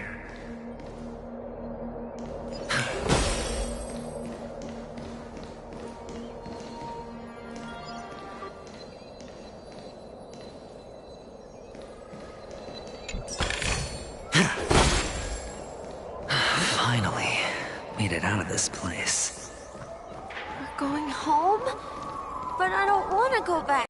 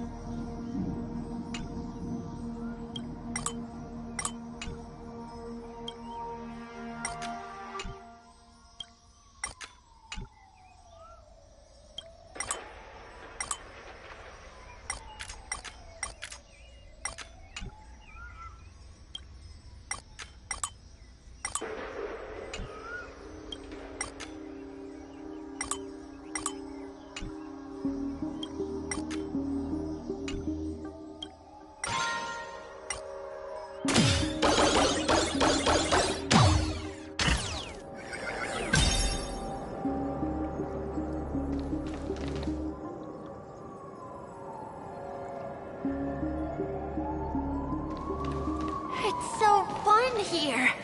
I want to stay here forever.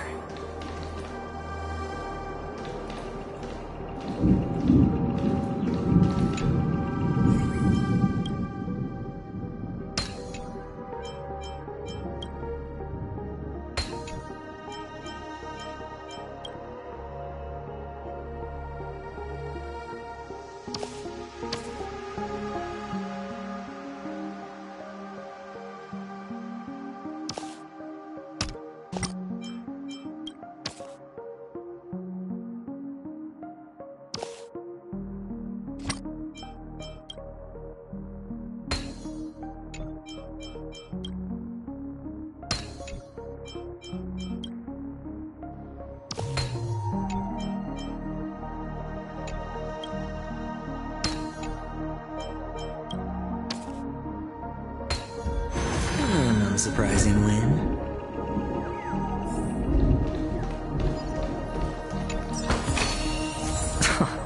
This is hardly enough for a seat at the table.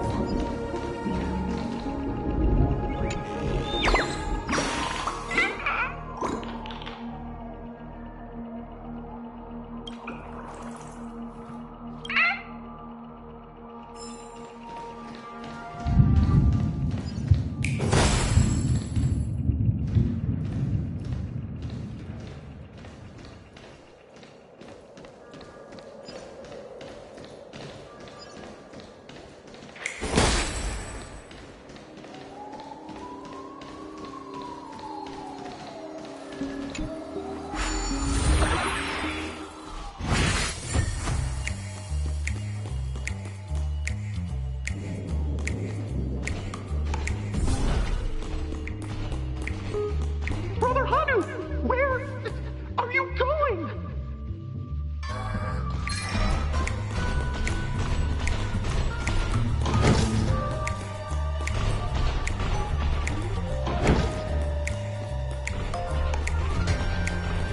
There's only one place he can be going, whether it's in the past, present, or future.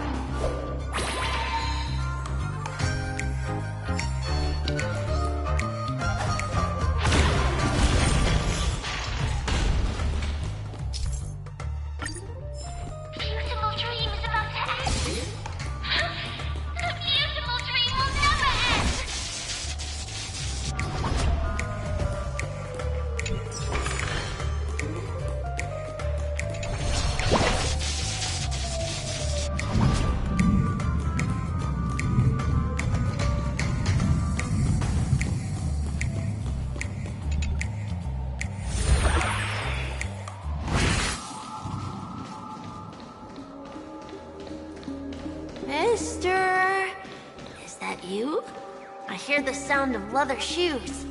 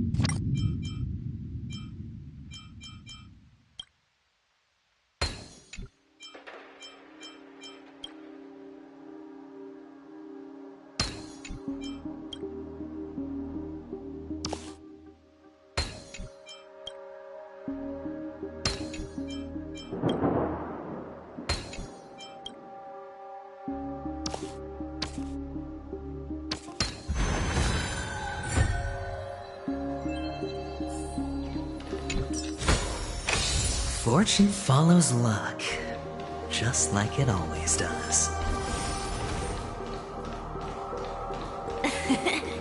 Ah, it really is you.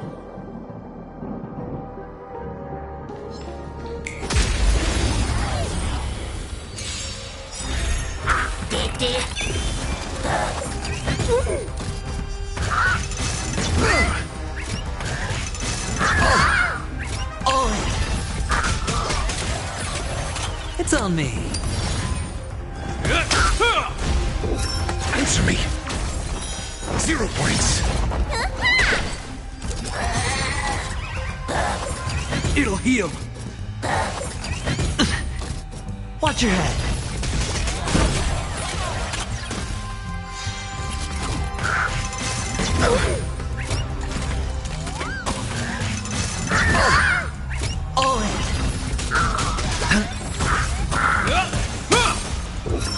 Just fail. You fool. Watch your head.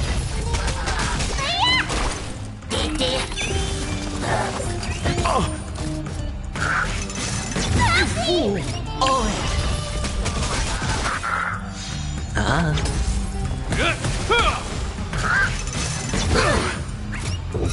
Answer me.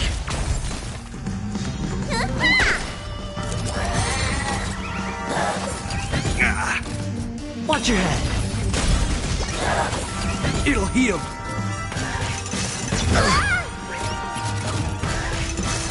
You fool.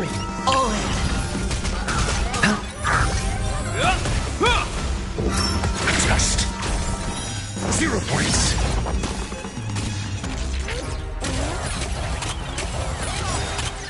A will forged in ice never falters.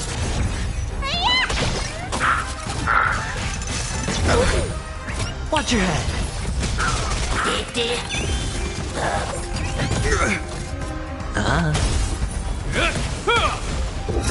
Answer me.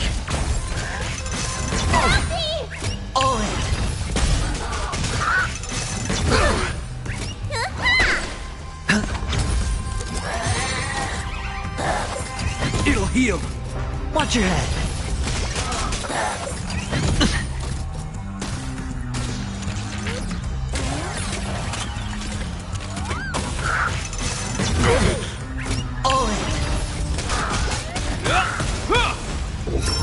Just fail. Bust. Or maybe I'll take it all. A will forged in ice never falters. Watch your head. Answer me. 0 points.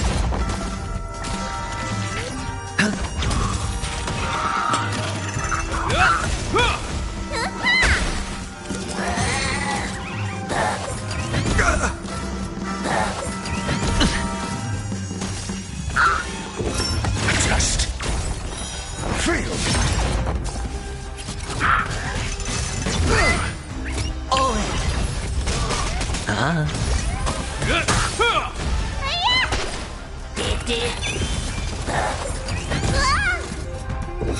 Answer me. 0 points.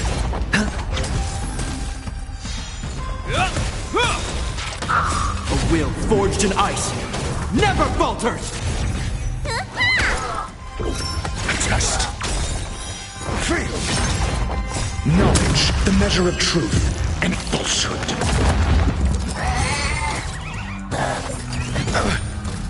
Watch your head. 0 points. It'll heal. Bust. Or maybe I'll take it all. Fail. Answer me.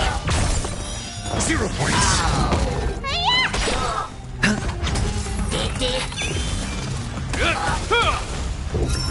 Just A will forged in ice never falters. Spend freely. answer me.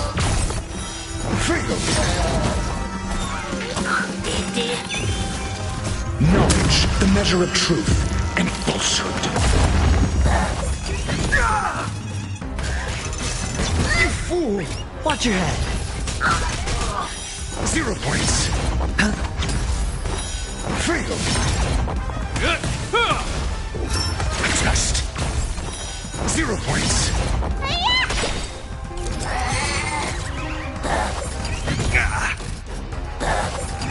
No dirty tricks. All in. Bust. Or maybe I'll take it all.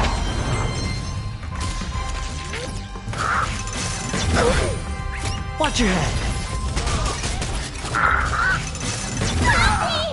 All in.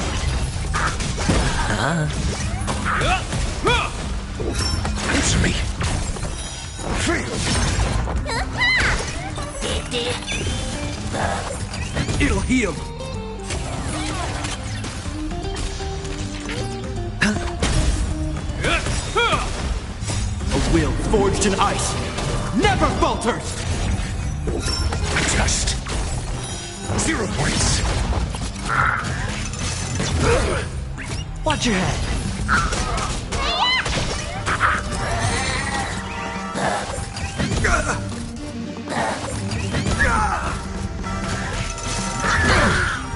All in.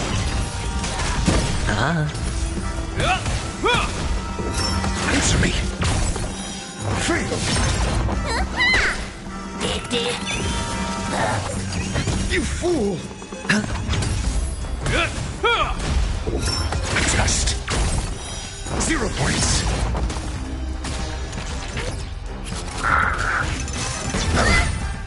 Watch your head.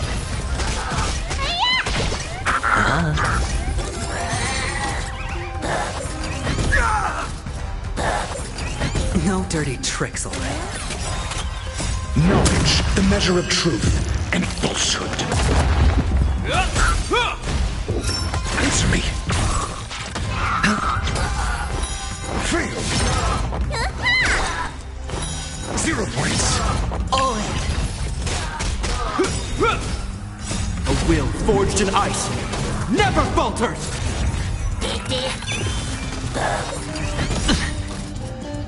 Bust. Or maybe I'll take it all. Watch your head. Test.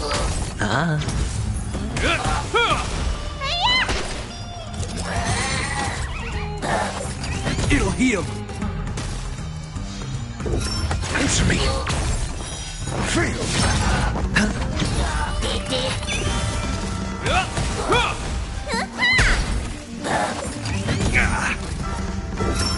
Test. 0 points. Knowledge, the measure of truth and falsehood. Spend freely. Fail. A will forged in ice never falters. 0 points.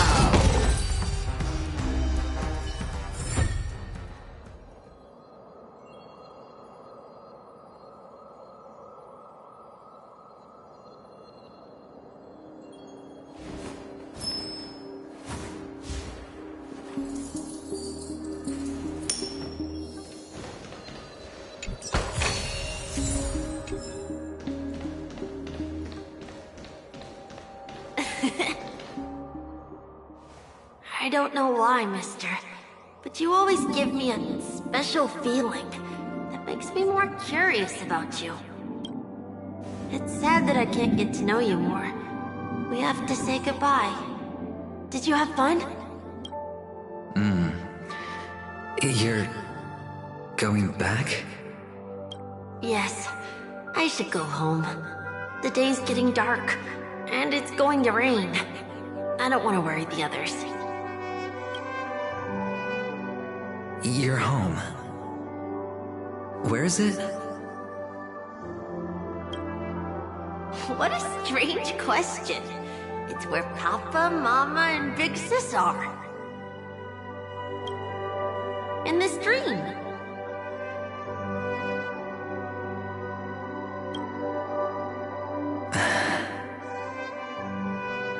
This amusement park. This beautiful dream. They really are peaceful. Everyone loves it. But, mister, why don't you like it? Because they're not here. Where are they then?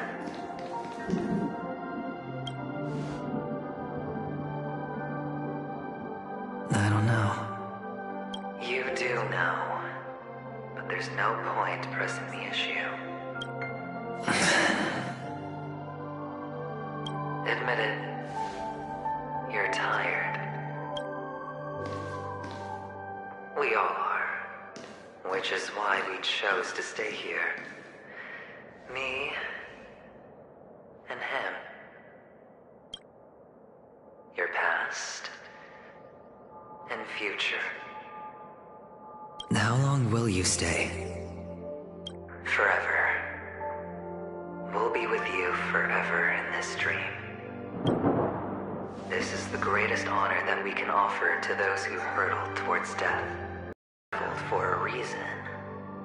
But you've never gone in any other direction.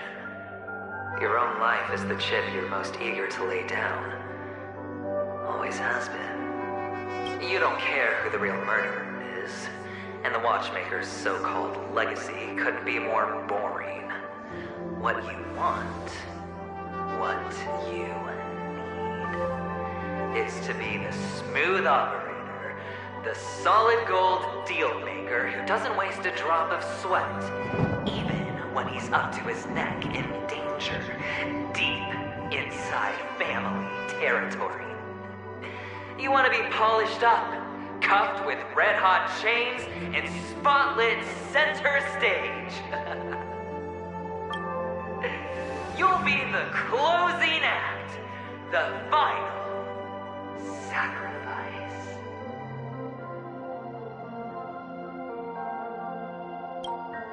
I can do it. And it will be flawless. Of course you can.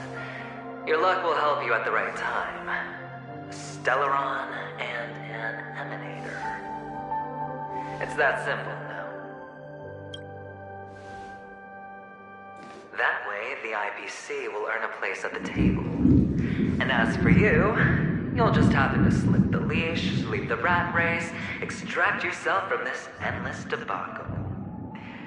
You'll have the freedom you've always dreamed of. This isn't the first time. You've been an escape artist from day one. This fiasco started with a death, and its curtains will fall on another death. Oh, so that's why Diamond chose you. He's just after Penacony. No matter the means, no matter the price. It's not personal. It's hard, isn't it? Well, don't get soft on me now. What, did you suddenly grow a conscience? Hey, I was born from yourself. I'm well aware that climbing out of the hole you've dug is basically impossible. I can't stop you from doing what you want. We can't change where you want to go. Well, what's done can't be undone. All we can do is play the cards we're dealt and rake in as much time as possible.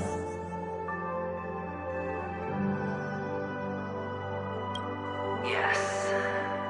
Alas, people won't make all the right choices in their lifetime. Though luck always seems like it's on your side. You will keep winning, having never lost before, but why you? Why must it be you? If all your luck is built on the pain of someone you love, on the loss of dozens more, if these windfalls, these jackpots, aren't a gift from Gaiathra, if all they are is a long string of meaningless deaths, then what did we do to deserve living in a world like that?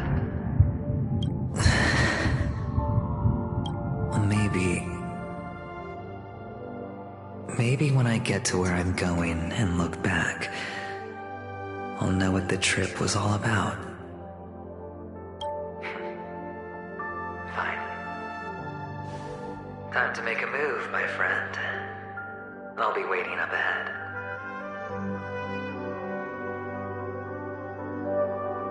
Say goodbye to the kid before you shuffle off.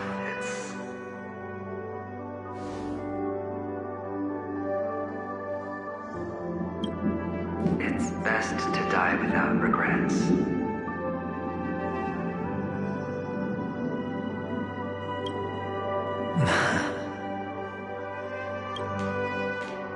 And now, only we are left.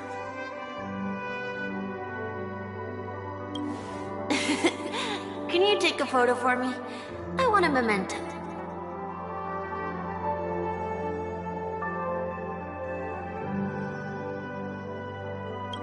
Sure.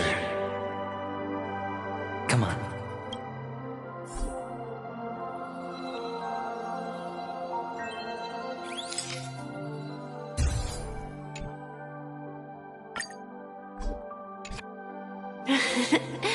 How nice. Now I can see what I look like too.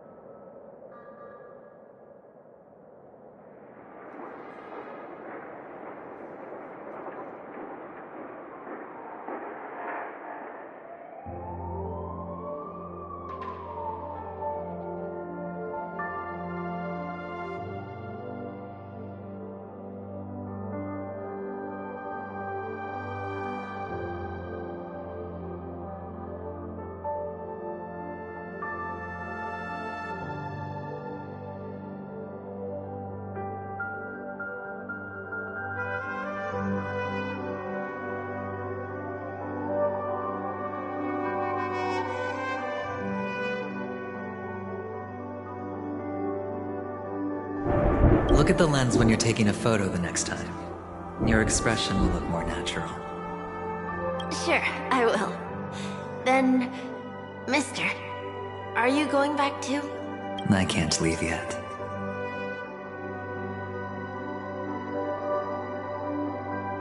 I still have a show to do.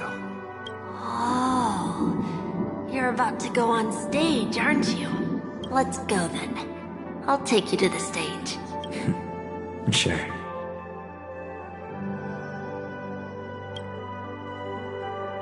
So you're an actor. No wonder your clothes are so stylish. I'm actually a merchant. But I do have a show to do. Are you the same as those men in black in the sky? I'll take it. But you're not wearing black. Only ordinary employees have to wear that. My position is much higher than theirs. Awesome. I hope I can become as good looking as you when I grow up. Of course you can. You'll be better and stronger than me.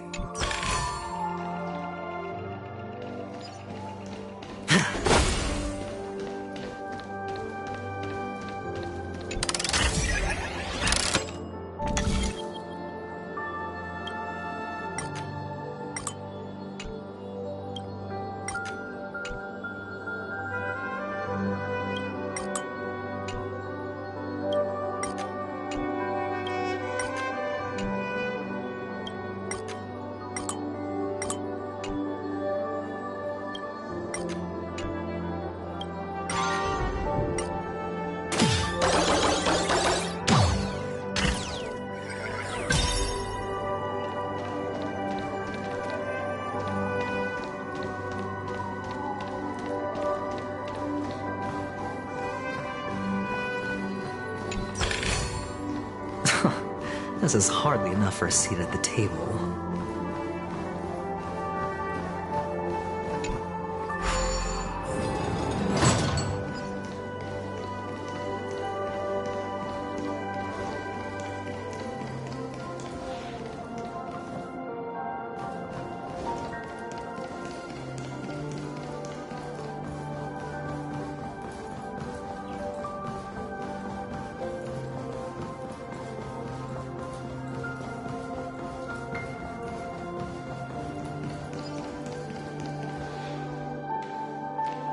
behind this curtain is the grand stage. It's almost time to go on stage. Are you ready? Good luck with your show. Thank you.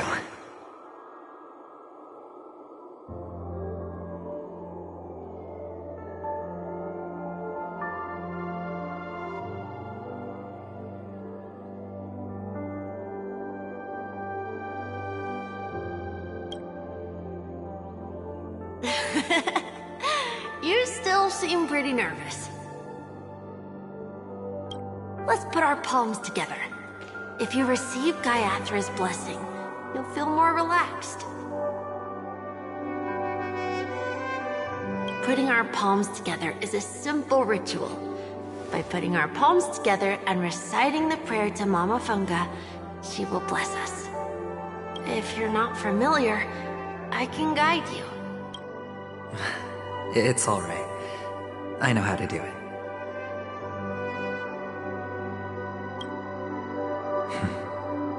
Of course I know.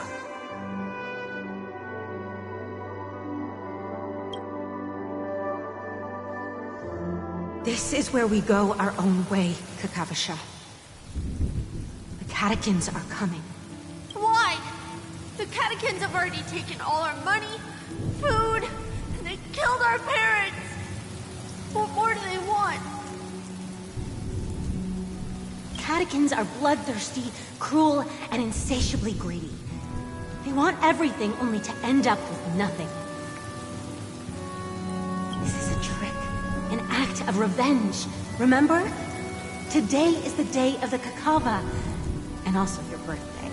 They know the Avgin will surely hold a festival today. With the aid of this rain, they will come to destroy our wagons and take everything they want. Little do the Catechins know, this time, we will fight back. The men in black that descend from the skies are on our side. The Catechins stand no chance against them, and will surely pay for their arrogance. Without this rain, the Catechins would never take action, and we would not have the chance to turn the tide.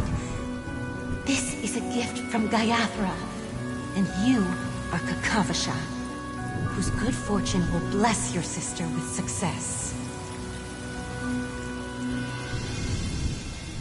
But people will die, and you will be in danger. How is that good fortune? Why are you all doing this? The Avgin always return their blood debts. Gaiathra calls for me, but Papa and Mama are waiting for me. I must answer the call. But she will bless you with good fortune and help you survive. As long as you are alive, the blood of the Avgin will never run dry. So run, Kakavasha. Do not be afraid, and do not look back. Go to the other side of the mountain. The rain will accompany you, and the rain will bless you. As for us, we will reunite in Kakava's next aurora. May the goddess Gaiathra close her eyes 3 times. Keep your blood eternally pulsing.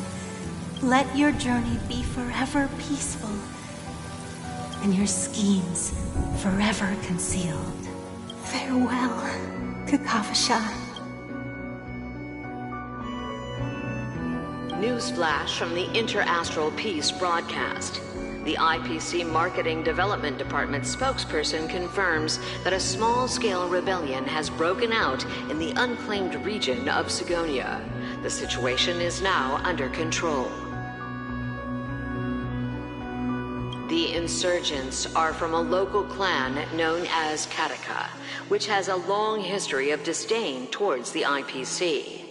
This has caused a serious negative impact to the work of the IPC's Marketing Development Department. The clan launched a massive attack on the Avgin, who were under the protection of the IPC, resulting in 6,728 deaths and 3,452 missing. The casualties are currently under the care of the frontline trauma team.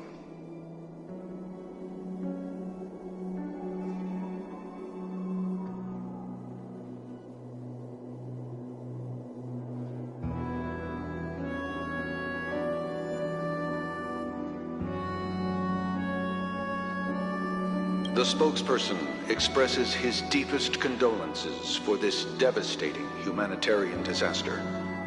At the same time, delivering an important message on this matter to all interplanetary citizens.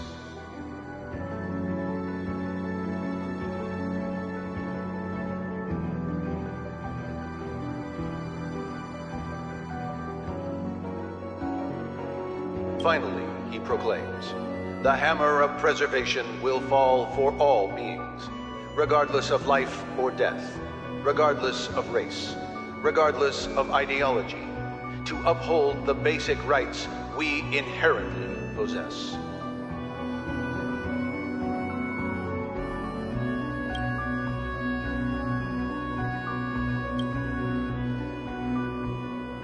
Kakavasha?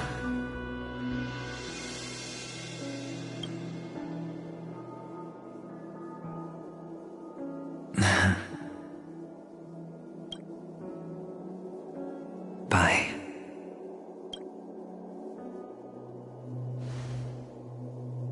Okay. All the actors are in place. This act is dedicated to you. I hope it'll be an unforgettable memory for you.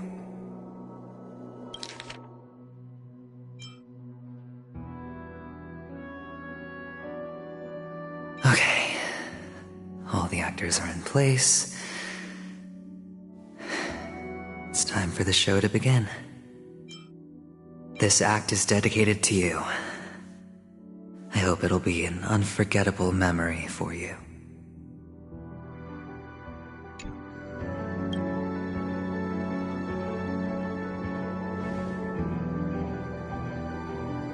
Kakavasha.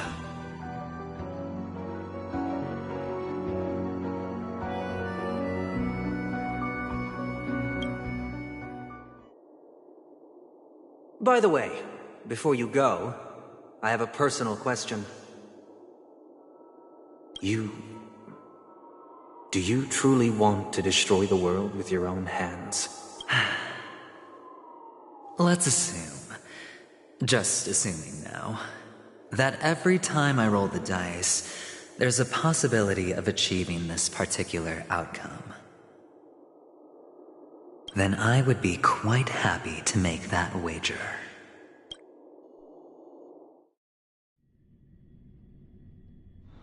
Is this Miss Acheron? Hello, I'm Himiko, the Astral Express's navigator. Hello, I'm March 7th. I'm sure she needs no introduction, as you definitely know her.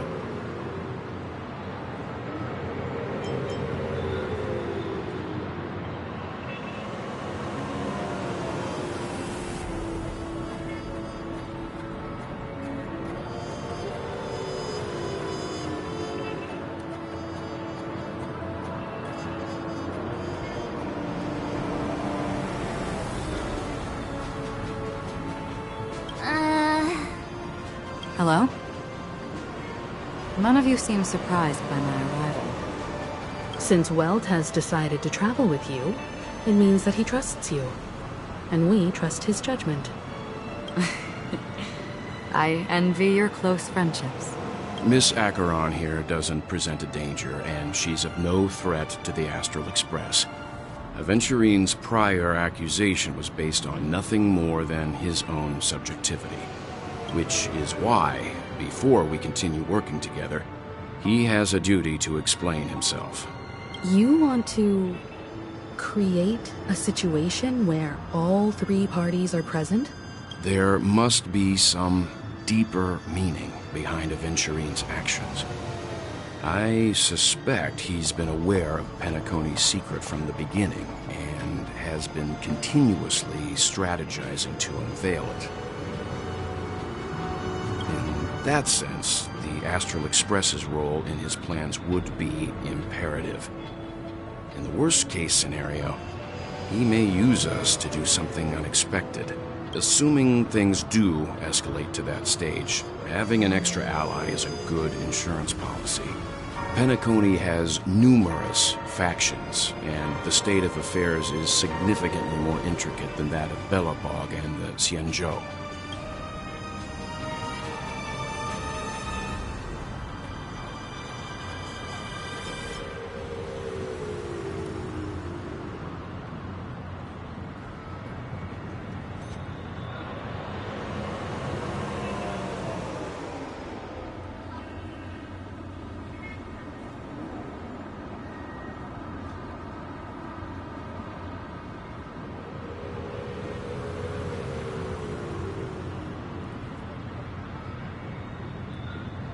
You're talking weird again. But it's a good vibe. No matter what, we can't ignore the safety of Penacony. To solve the mystery of the Watchmaker, it is crucial to get the IPC's intel. The path ahead is fraught with danger. But what's trailblazing without a little danger?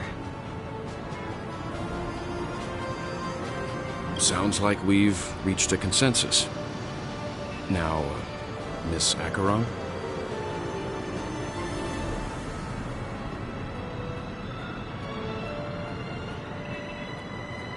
I will accompany you, of course. Let's move out then! But where do we start looking for him? No need to rush. If he truly has laid a trap, he will definitely use every means to lure us in. Ladies and gentlemen, the most wondrous, most magnificent show in Penacony's history is about to begin. The IPC cordially invites everyone to Clock Studios Theme Park. Look, should both the performers and spectators fail to arrive, won't all of Aventurine's plans be for nothing? Let's get going, everyone. The hour of trailblazing is upon us.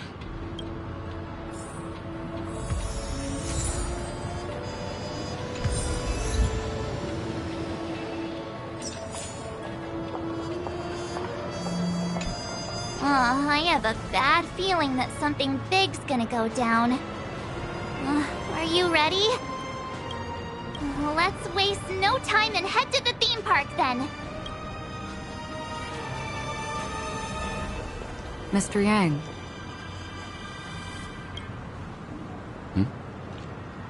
Why did you not tell your companions about my true identity? It's just like you said, an inability rather than an unwillingness. Plus, it's a long story, not something that can be summed up in a few words. But I chose to believe you, and my trust in you stems more from my own personal judgment. I also believe that if it were their choice to make, they would make the same one.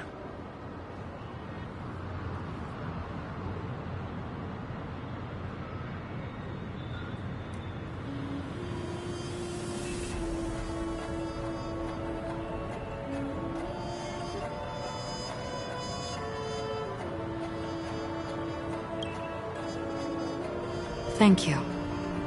I'm grateful.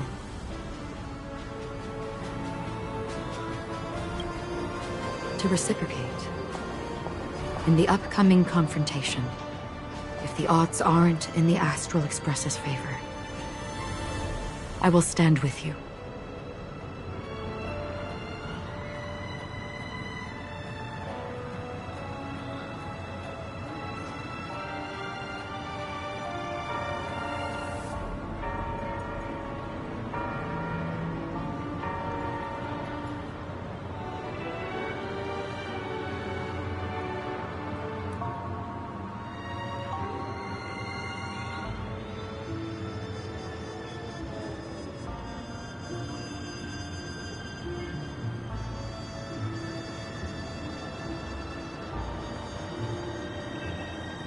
If my meager strength is required.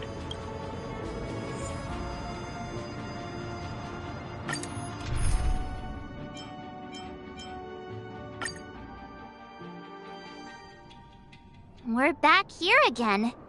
Aventurine actually chose a really conspicuous location.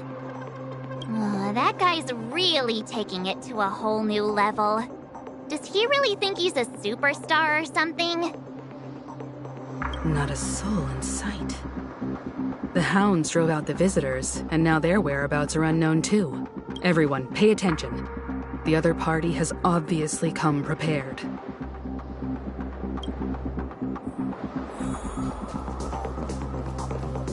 Ladies, gentlemen, dream seekers, tycoons, esteemed guests of the Watchmaker and the family. Also not forgetting the nameless of the renowned Astral Express. Welcome to the Interastral Peace Corporation live show!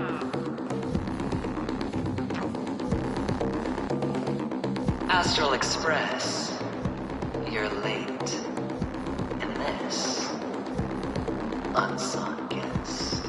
We've kept your appointment, Mr. Aventurine. It is customary to show yourself as well. I will, naturally. But before that, I've got to introduce our guest of honor. Everyone, give it up for Miss Demaron!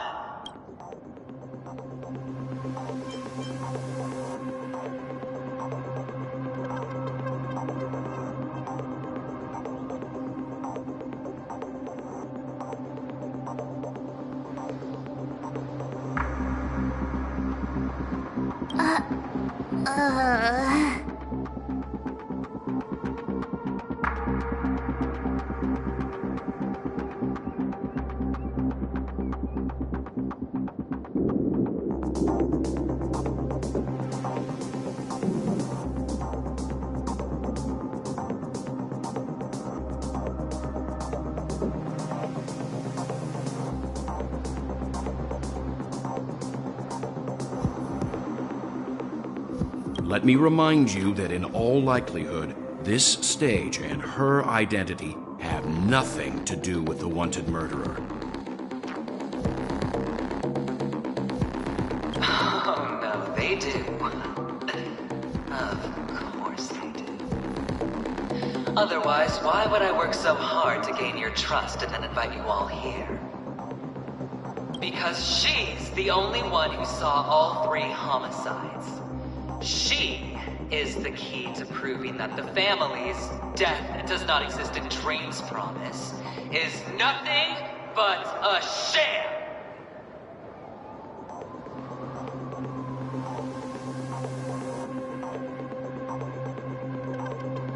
3 homicides? That's right, madam. The 3rd one is about to happen right now, right here, in Clock Studios theme park. A truly grand death. You, and you. All of you are going to die. And it's all because of you, Miss Stellaron. You will become the personification of death.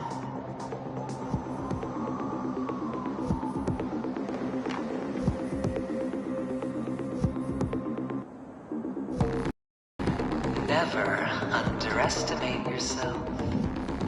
Like I said, you have the power to turn the tide on the entire game.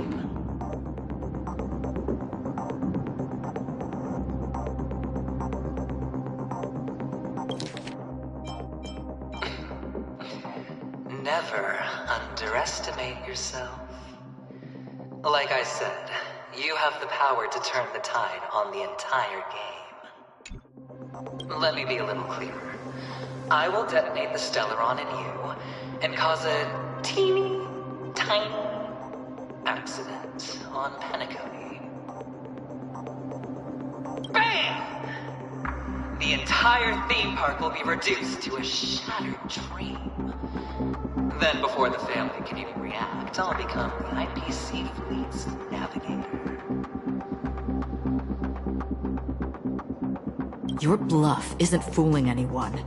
If If you could really do that, you would have done so earlier. You wanna bet? Sure. I'll bet with you. I'm betting that it'll be a sweeping victory for me. By detonating an unprecedented explosion to prove that the vow of harmony is a complete and utter joke. You won't do it. Of course I can. It's just another gamble. I came from the wastelands of Sigonia. For just 60 red copper coins, people paid to brand me. Put me in chains. Place me in the gallows and bury me in the golden sands. But the sun could not kill me, and the quicksand sent me back to the embrace of the Guild and the IPC. Bear in mind, my victory wasn't just a stroke of luck. I've never been defeated. Have you ever heard the saying, sleep is the rehearsal of death? Why does life slumber? All because we are not ready for the final rest. But the sun could not kill me, and the quicksand sent me back to the embrace of the Guild and the IPC. Bear in mind, my victory wasn't just a stroke of luck. I've never been defeated. Every night is practice for the end. You and I are escaping into our dreams for fear of death at this very moment. And death will surface in our dreams. Friends, the game has commenced, and you cannot choose to decline. Nor do you have any reason or grounds to! The dice are cast. Ladies and gentlemen, ready to unveil your cards? The architect's flawed stone. Of no value at all. I'm putting down the bet. I'm taking the gamble. I'm claiming the win. Oh, and fate spin the wheel. A daring gamble. Walking the brink of death for rebirth. Oh. For the Ember Lord! All right. Let's see who has the last laugh. Let the game begin!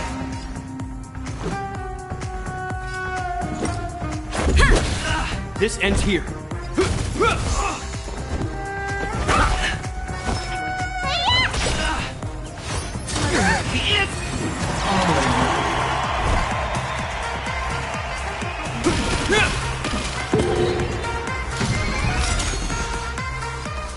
In the name of Landau, a will forged in ice never falters! I'm asking question. Let me tend your wounds. Is that all? Down from above. Rules are made to be broken.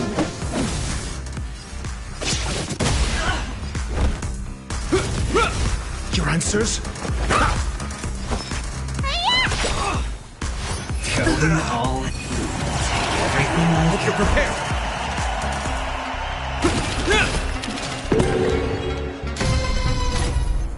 Let's make it quick. I'm asking question. Is that all? Prepare for some hard work. This is our chance.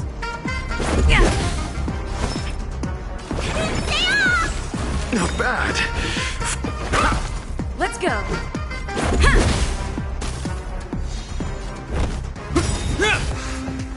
In the name of Landau, a will forged in ice never falters!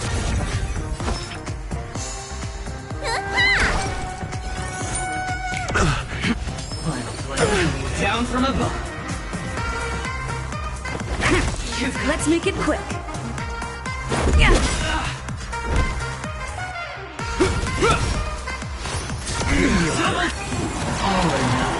Let's go!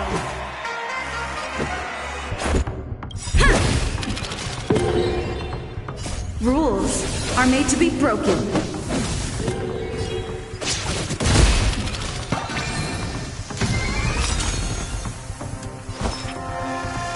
Rules are made to be broken.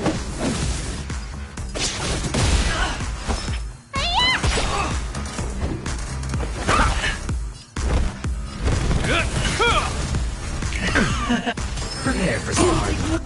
More than that. Not bad. 5 point. SAS, knowledge, the measure of truth and falsehood. 0 points.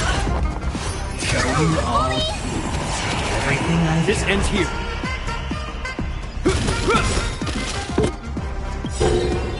In the name of Len, a will forged in ice never falters! Time to bow out.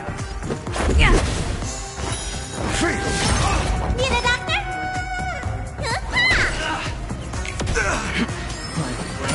Down from above. Let's make it quick. This ends here. Let me tend your wound. Let's go. Rules are made to be broken.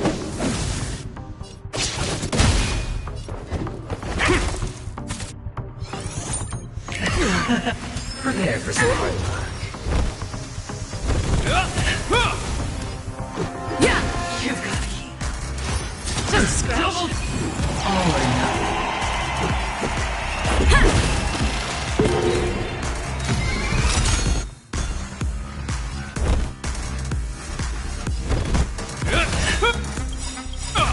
In the name of Landau, a will forged in ice never falters!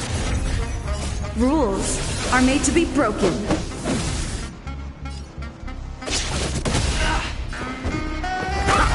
Need a doctor?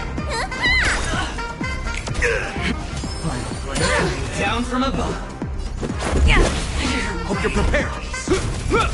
I'm asking questions. Just scratch. Everything I... This ends here.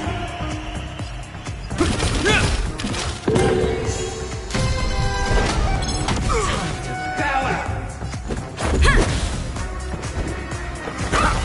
Let me tend your wound. This is our chance.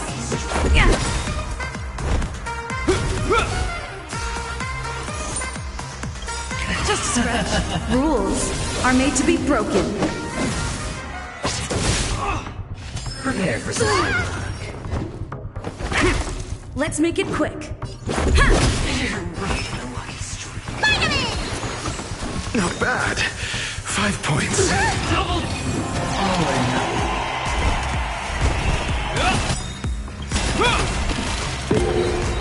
In the name of Landau, a will forged in ice never falters!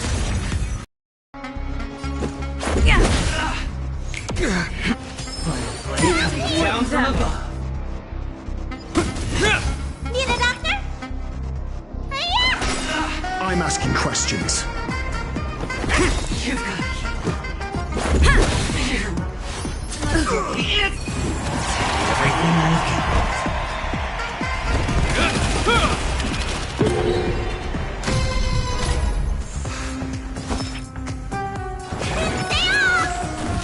Let's make it quick. Prepare for some hard luck. SAS, knowledge, the measure of truth and falsehood. You're right. Let me tend your wound. 0 points. This is our chance.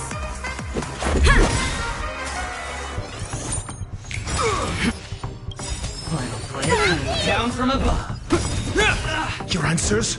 In the name of Landau, a will forged in ice never falters!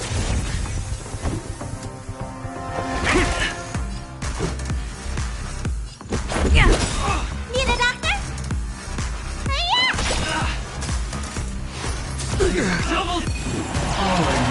Hope you're prepared.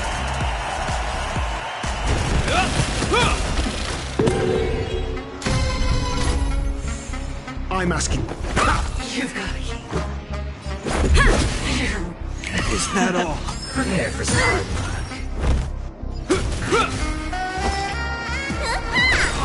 Your answers? Let's go. Mediocre. Everything I've got.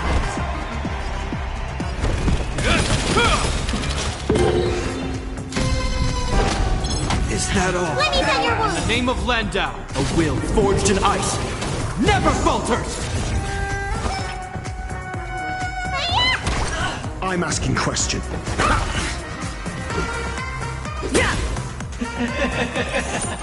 Even on a losing streak, as long as people still have hope, they'll keep throwing money on the table. The chance, how small. The potential is what you hang on to. That's what justifies the gamble. Rules are made to be broken.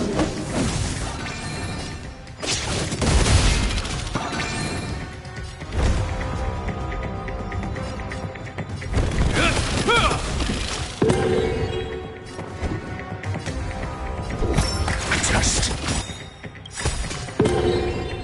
SAS. Knowledge. The measure of truth and falsehood. Need a doctor? Freedom.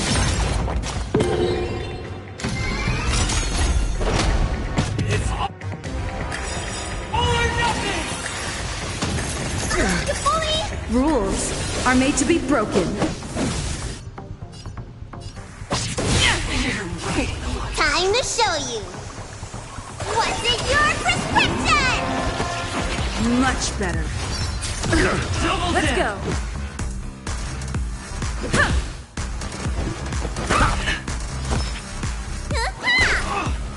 Prepare for smart luck. Serendipity!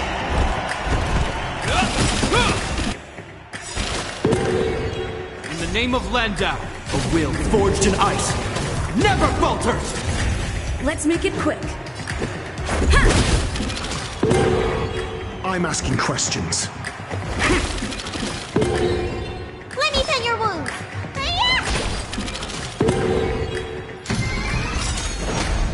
It's all or nothing! Going all in. Yeah! You've got final play coming down. Scoundrels on floor! Hope you're prepared!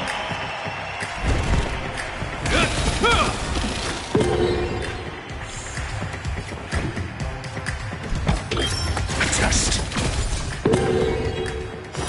0 points.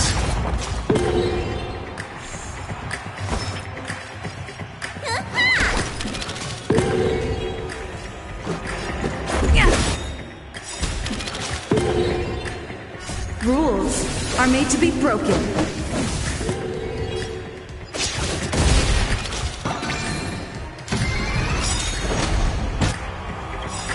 It's all or nothing! Rules are made to be broken. SAS Perkibi.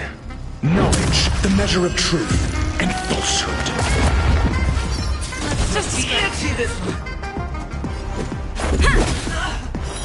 Freedom. Your answers? Prepare for smart luck. Serendipity!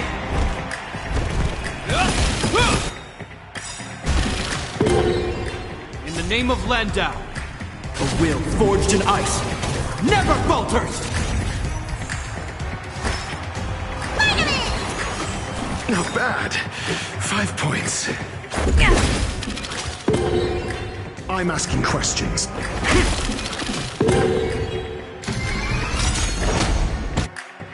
It's all or nothing! Mediocre. Rules are made to be broken. This is our chance.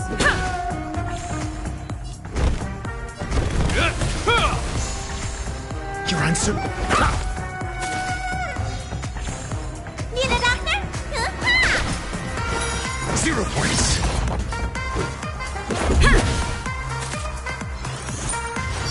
Is that all? This ends here.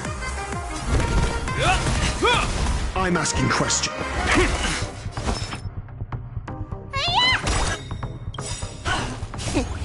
What's in your prescription? Not bad. Let's go. 5 points. Is that all? The name of Len, a will forged in ice, never falters!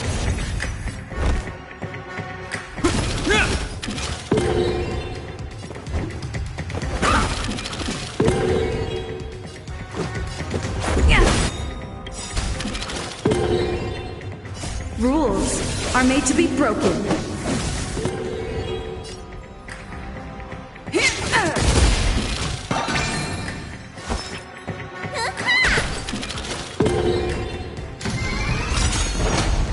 It's all or nothing! Is that all? Rules are made to be broken.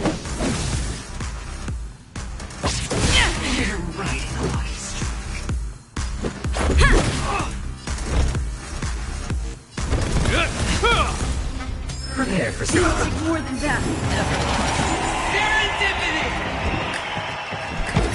Answer me. SAS knowledge, the measure of truth and falsehood. Let me tell your woman. 0 points.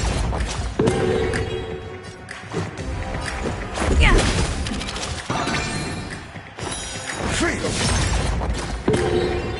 Hope you're prepared.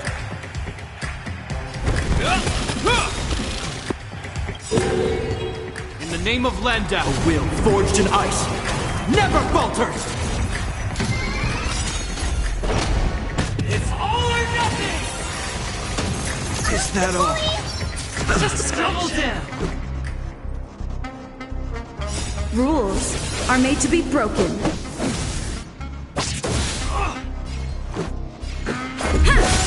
Got the defense.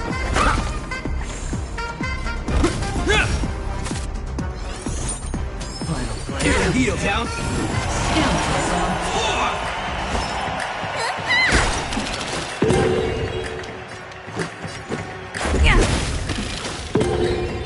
Your answers?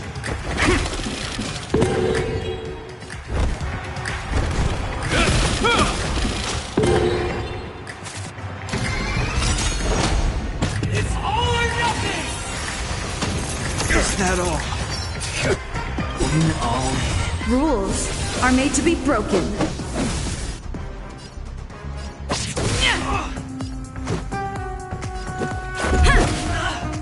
Prepare for some hard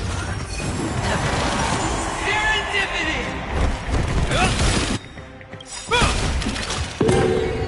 In the name of Landau, a will forged in ice, never falters! I'm asking questions. Need a doctor?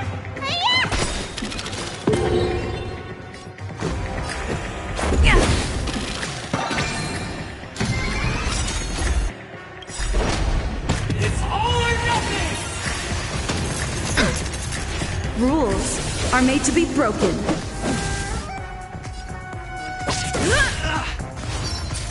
Easy this one. Everybody's like that, down to the last player. So why can't I be happy? Why can't I feel that free?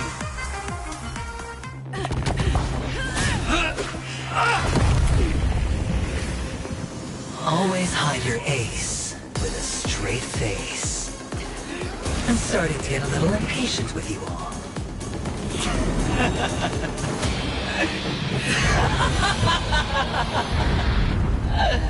Friends, to fully relish this, I'm betting every last ship. Only by casting aside reason does one truly gamble.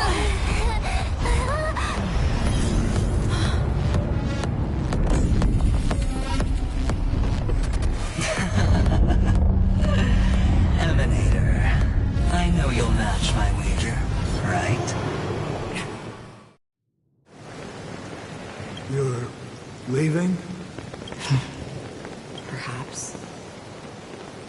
I might pass through the place you mentioned. Penacony. What do you hope to find within a dream? I'm not looking for anything. They aren't in a dream. I'm afraid the family will not open the doors for you. Why? Because the path you walk is not accepted by the Harmony. Even if... that's not what I want. Precisely because it's not what you want. Because they are not like other eons. They have never glanced at anyone. And they never need to. They leave woven strands of fate for humans to walk. And together, they weave a great shadow. And this shadow silently envelops them. There are always those who rise from the shadows. They mostly become a part of the shadow. In your eyes, am I the same? You still have a strand of color, but not much. That is enough. Before they vanish completely, I will reach the Nihility's end.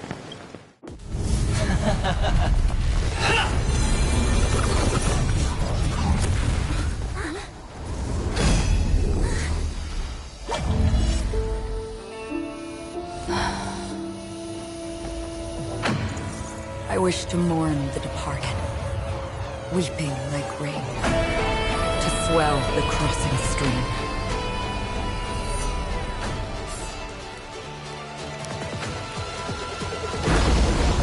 As the tide arrives, leading you back home.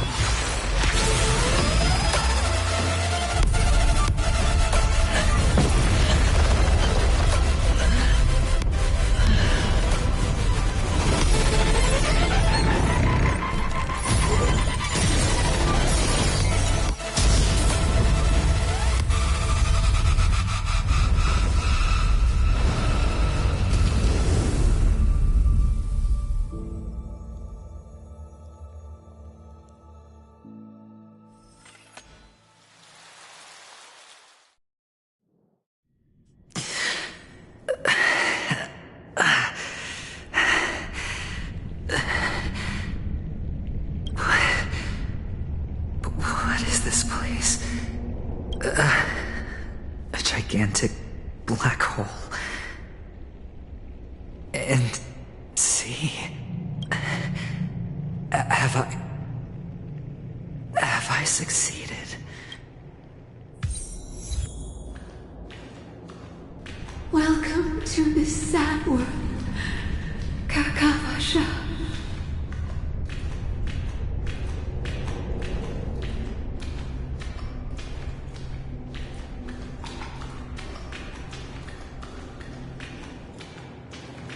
Your good luck is the most precious wealth we, all Avgin, have.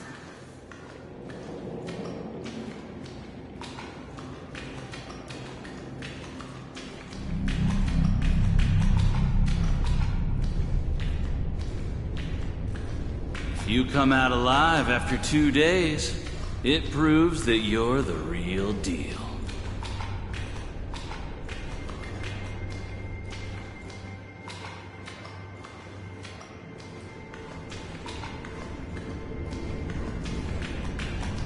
Wealth, status, power. The IPC will give you whatever you want, even what you don't want.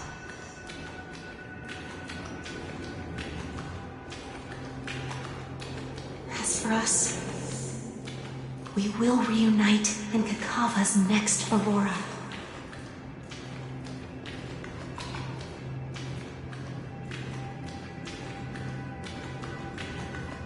It's a pity this is not the place you were. Melody. Is it? Melody.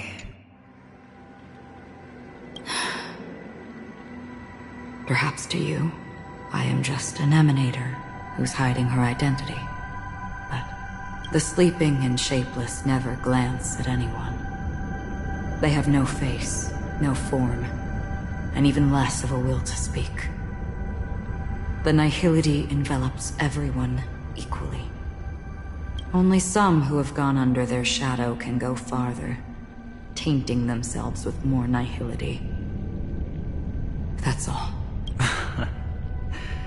That's all. My friend, you really leave me at a loss for words. So, is this my final destination? The land of the dead? This is all but a fleeting dream. One of the thousands of manifestations of IX. Under the watchful eye of nihility, we momentarily linger here before moving on to our own paths. It seems that my death has already been determined. Even if you wish for it, I can't promise you anything. Now that you've accomplished your goal, I think you can be a little more forthcoming. What do you mean? Your performance at the theme park was wonderful and grandiose.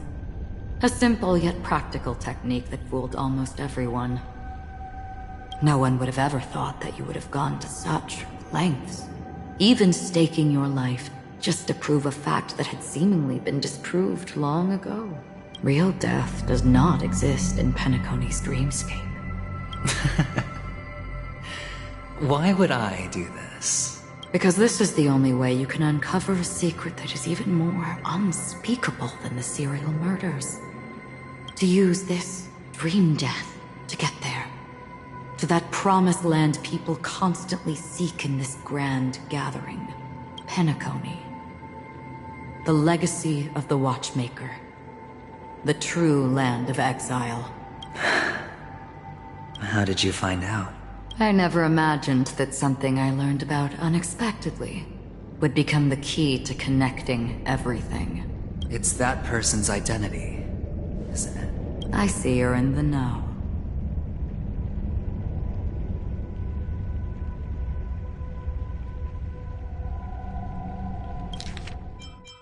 I never imagined that something I learned about unexpectedly would become the key to connecting everything. Let's just say I'd put money on the possibility. The murder isn't nearly enough to disrupt business as usual. Even if there were 1 or 2 murders on Penacony, most people wouldn't be personally affected. And that won't create any waves. This dream of theirs isn't a boundless sea. It's a lonely island. The family used the Harmony to build a high wall and isolate them from the vast and treacherous ocean of the outside world. That barrier they built keeps death out. But it also keeps the secrets that are lost in that watery abyss from floating to the surface. In a beautiful dream, free of suffering, who would want to go fishing for those secrets? No one. Unless someone goes to the other side of the barrier and lives to tell the tale. Someone already has. I got the idea early on, chewing on that masked fool's little hint. If a mute isn't someone who cannot make a sound, then it has to be someone who cannot speak. Someone who survived the treacherous depths, but is unable to take the stage and speak the truth. Well, I'm happy to know she's safe and sound, and still on Penacony. Hint? Is that not proof? Well, proof is the one thing I don't have. The only thing that can prove these conjectures is for the family to come clean. And with the way they buttered up these outsiders, it seems pretty clear they're intent on covering their tracks. But you don't need proof to have a suspicion. And for me, suspicion is enough. I didn't need to find the Memory Zone meme. I just needed for someone to kill me like it killed that silver-haired girl. You don't sound very confident to me. Going out of your way to make citywide broadcasts in an attempt to involve more people. You are simply betting on the possibility of someone being able to break down the barrier. You're very lucky that fate has decided to let us cross paths. I happen to be equipped with a very sharp blade, sharp enough to slice through the veil of dreams. I can also carve the Harmony's brand off of you. You possess great cunning, deliberately setting us up to be on opposing sides, constantly repeating the words of the Emanator in front of others, leaving me no choice but to draw my blade against you. And that's how you win. Opportunity and strategy, both are essential. And in your plans, the IPC always wins. Even if you lose the bet. To the family, the life of an ambassador is still invaluable. Well, it's a huge gamble, isn't it? But allow me to point out a mistake. The IPC's success is not guaranteed. I, unfortunately, have no contingencies for such an important matter. Detonating a Stellaron. I can't do it. The Aventurine Stone is too broken to even safeguard my escape from the stage. If, at the end of the day, you did not unsheath your blade, I would have lost the bet. It is pointless to discuss what-ifs. You have won. Your prize is an entry ticket into that deep sea. And after this, whether you can return from the abyss is another gamble of yours. Have you never wavered? Wavered? Of course I have. But I can only bank on my own good fortune. Because other than that, I have nothing. Wake up from this dream and go to where you should be. Your gamble is not over yet.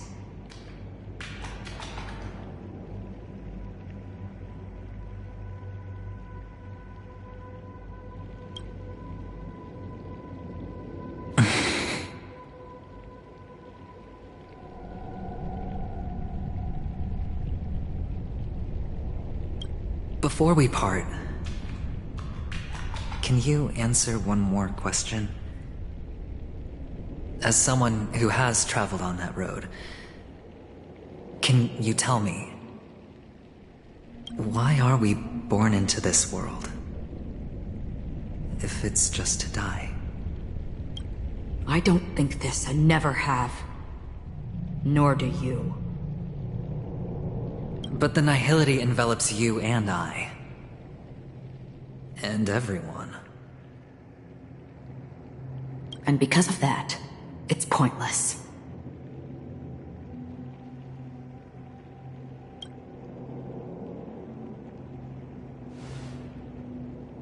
But it is still there.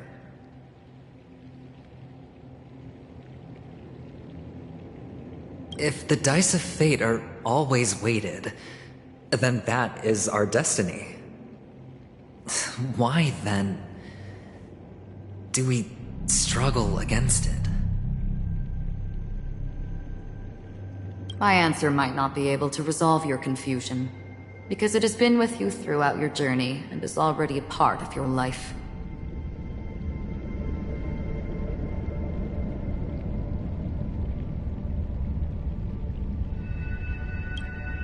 But you said, sleep is the rehearsal of death. So why does life slumber? Because we are not ready for the final rest. So you can definitely understand why we want to be prepared. Even if the ending has been predetermined, that's fine.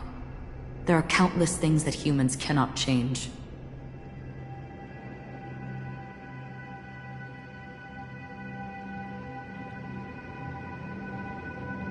But before the end, there are many things that humans can do while on their journey.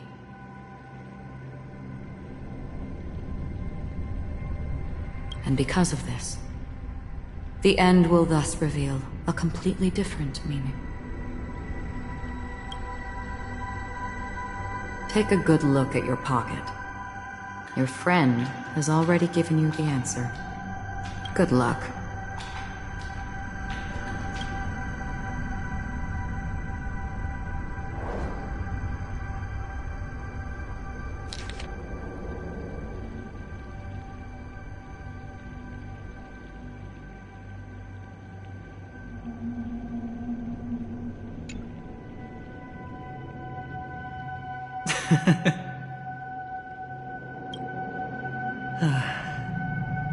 Then I shall get going.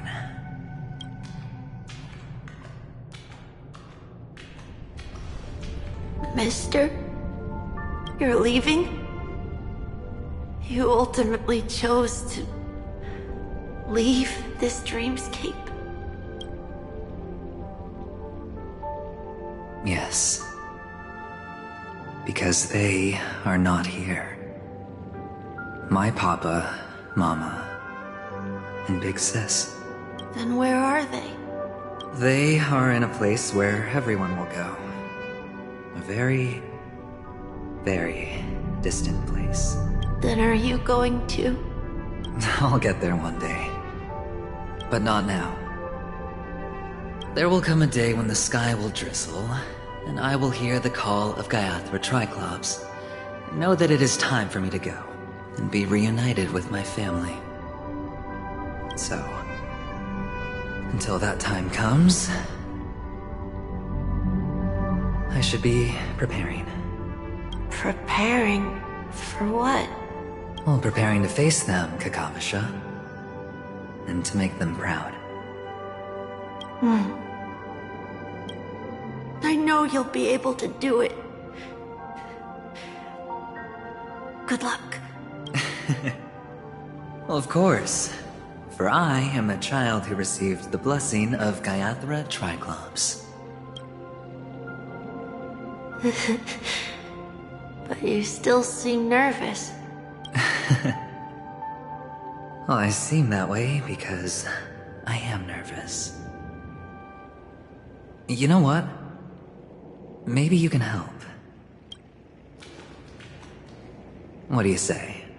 One last time? Put our palms together?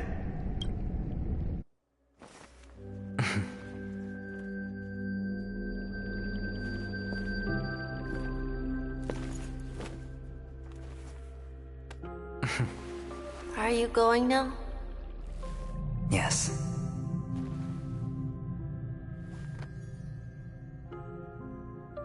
May the Mother Goddess thrice close her eyes for you, keeping your blood eternally pulsing.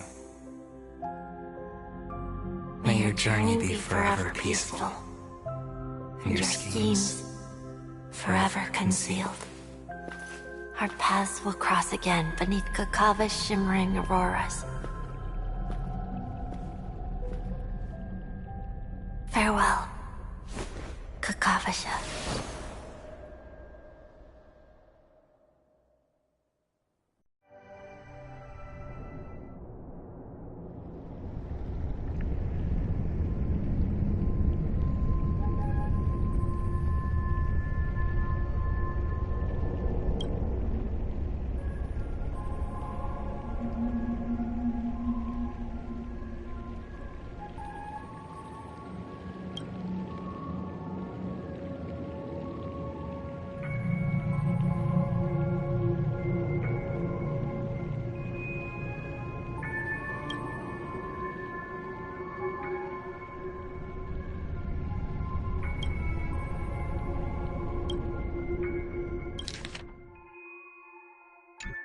The light of the Aventurine Stone has disappeared.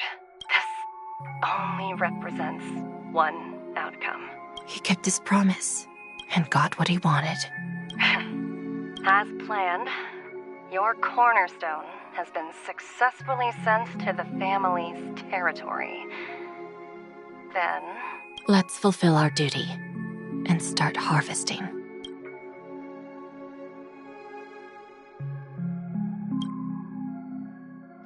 I come for an audience. I come to fill wine. And I come to claim. I bestow poison in the guise of sweet dew. Come the toil of spring and yield a fall. I patiently wait for the branches to be heavy with withered fruits. All for the Amber Lord.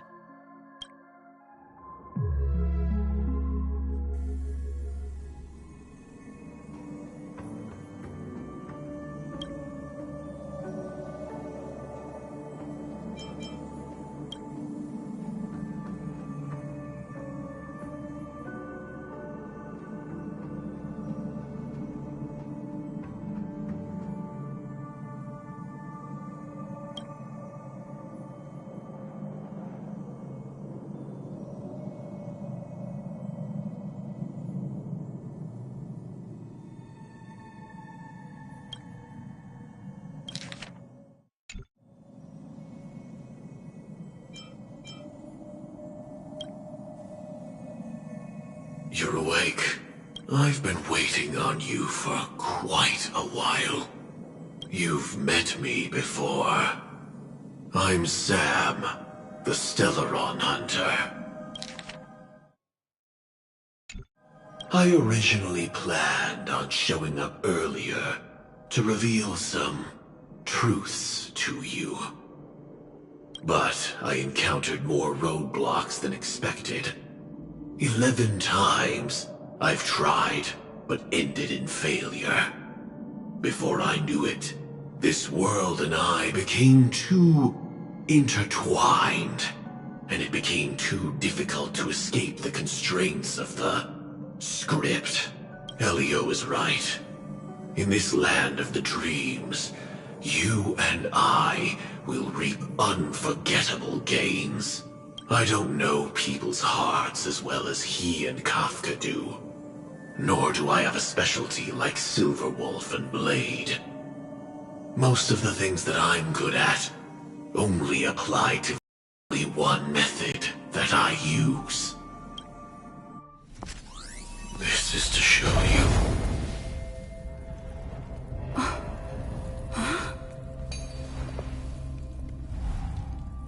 All that I am.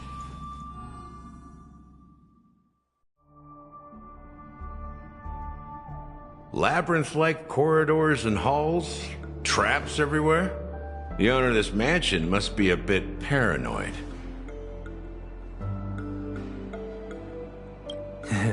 You are so funny, Mr. Security Officer.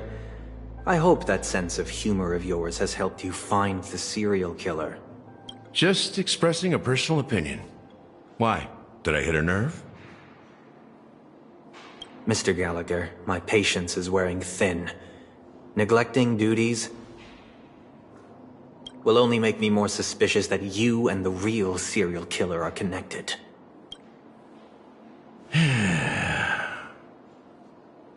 Scoundrel, punk, drunk, hooligan. I have heard this trash talk all too often. But I have never once thought that I'd be treated as an accomplice to a murderer. I take back what I said. Your problem isn't paranoia. You're just crazy, you know? Lunatic.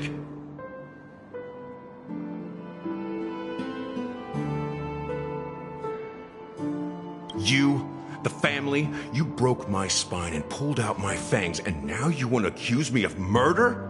Ridiculous. Only idiots who've drunk too much Soul Glad will berate a stray dog in the streets. What exactly is making you say all this nonsense? You should be more concerned about the Outworld visitors who are making a scene in the theme park than me. I don't need you to remind me. The moment that ambassador walked out the doors of the mansion, I knew what he was trying to do. My servants see everything.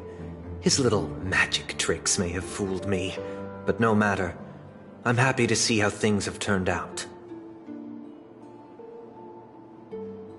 Why do you think that I just let him go? And why do you think I emptied the theme park stage? Because my target from the beginning has always been you, Hound. The more noise he makes, the more opportunities I have to make you and your true master pay in blood. If I were really the murderer, why would you need to be so secretive? Ha! I forgot. You also have a difficult master to serve, telling you to ignore the murder case and focus solely on that Charmony festival. Isn't that right, my brother? Looks like your disguise has helped you successfully understand every facet of the family. Disguise? You must be blind to be accusing me of being a fake. Open your eyes, take a good look.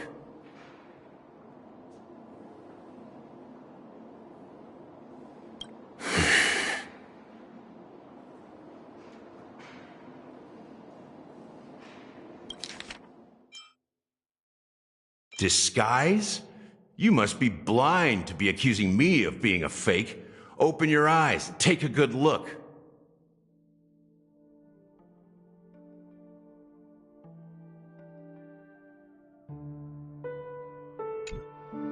Indeed, every part of you is real. The brown hair, soft and curly like Benny's. The orange eyes, which make me miss the gaze of Sir Whitaker. That odd scar, the mark of Wolsey, and the gray vest, tie, hound emblem, bottle, the bartending, and your role as a security officer. These are all true traits. From all 52 loyal family members. When they are gathered, countless tiny truths are woven together into a lie. You collected a small piece of each of them and claimed them for yourself. Then you invented this facade, a complete Gallagher. Tell me I'm wrong, minion of the Enigmata.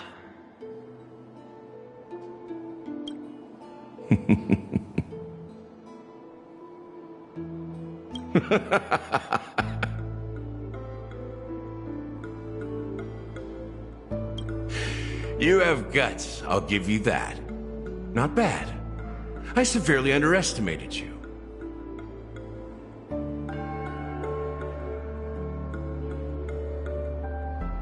Admirable. But so what? Can this prove that I murdered your sister and that stowaway?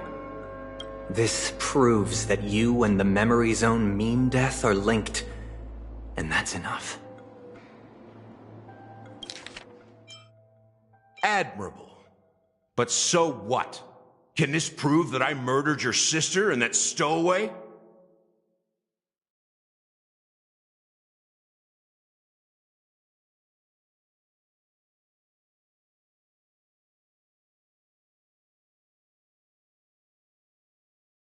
Admirable.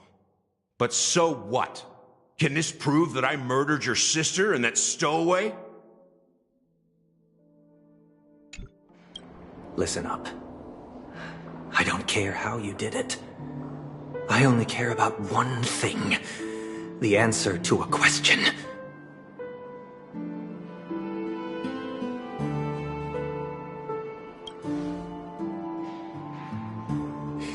You devil.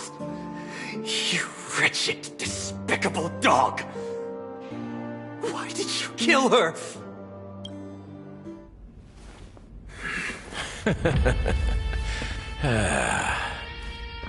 You know, in the thick of things, people are blind to the grit in their eyes. Yet they can always feel it scratch. Want the answer? I'll give it to you. The whole thing is just fate playing a cruel joke on us.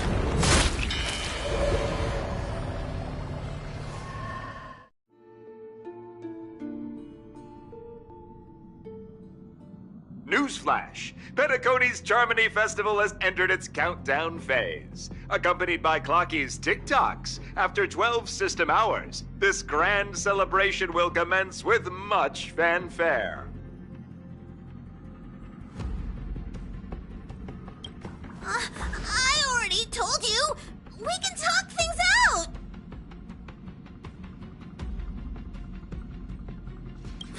I'm sorry, Fluffy. I really have something urgent to attend to, so I had no choice but to resort to asking this favor of you all. Since you already know what you're doing, I'll also have to remind you of its risks. Hey, partner, what's with the hostility? I thought pulling this thing out was just a way of saying hello. For the last time, state your identity and purpose.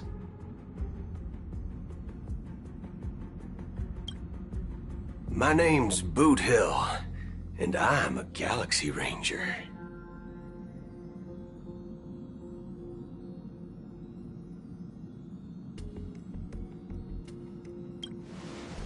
A Galaxy Ranger? You look like you seen a ghost. Did you think we all went extinct? Well, that's the price you pay for being off-grid for too long.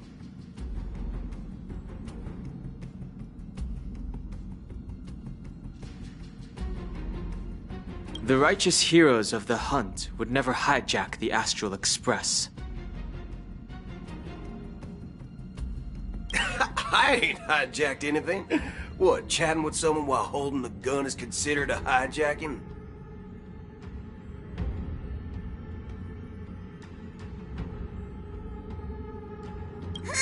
It probably is. Pardon my frankness, but there are plenty of rumors in the cosmos regarding the Galaxy Ranger's current status, and none of them are pretty stories. I have a hard time believing you. Oh, this is hilarious. The tale that this bunch of fools spin is getting out of hand.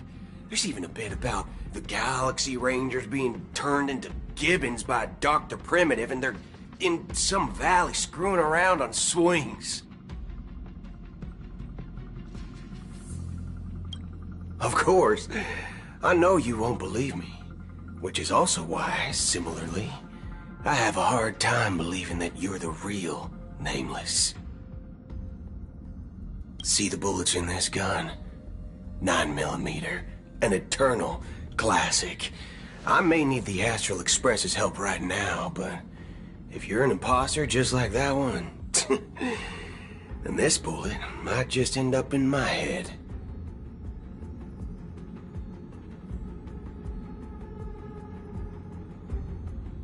I can't allow myself to be exposed to danger. That's just the way it goes, so you all have to first prove yourselves, eh? Huh? Where are you going?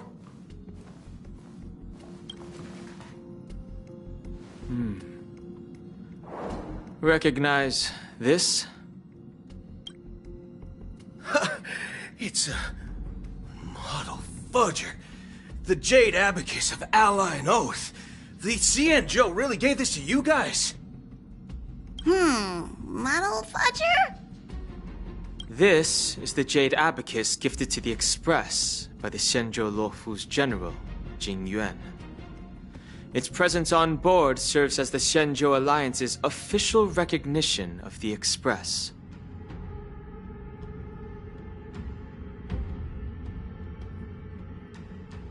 Is that enough?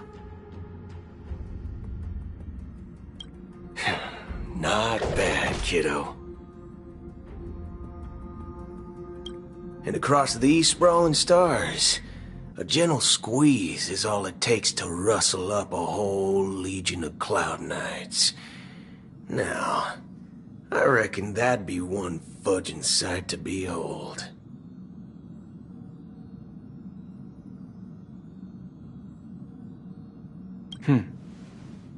Now it's your turn. Been ages since the Galaxy Rangers had the spotlight shone on them. And we ain't equipped with such fancy gadgets. But I've been around the block enough to know the way to handle these types of situations is easy as pie. Alright then. Feel free to toss any questions my way. Give me the door. And why would I play along? If I truly am a real Galaxy Ranger, you stand to lose nothing.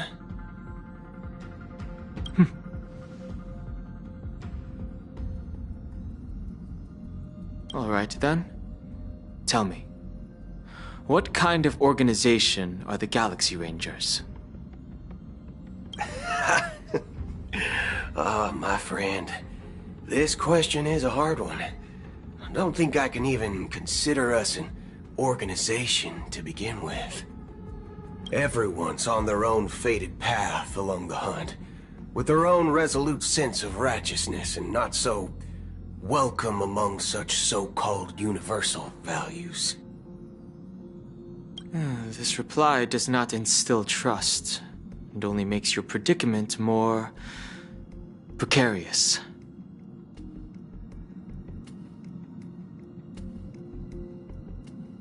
I'm guessing you're gonna ask about some form of shared faith, right?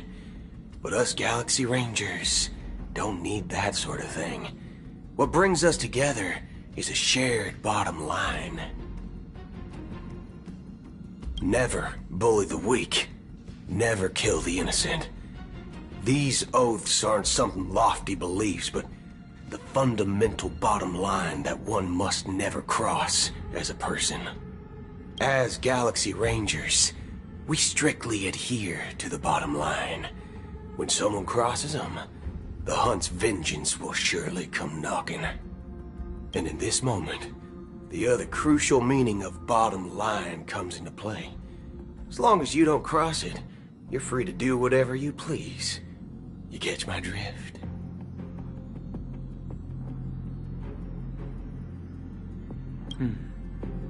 Second question. Why do you seek trouble with the Astral Express? I already said that I seek no trouble. I must go to Penacony for a matter. But I don't have an invite. And I can't even enter the family's hotel doors. If only I could borrow the Nameless's identity. The entire cosmos knows you're guests of the family. Aren't the Galaxy Rangers also esteemed guests? Oh, you've hit the nail on the head. This is why I'm here. It's fine if I tell you.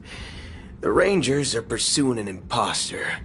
A son of a nice lady posing as one of us. She's on Penacony right now. My informant is a memo keeper. She's the same as all mimetic organisms, appearing one moment and gone the next. She scares the fudge out of me. Still, she gave me some vital info. That Galaxy Ranger imposter. Who is it?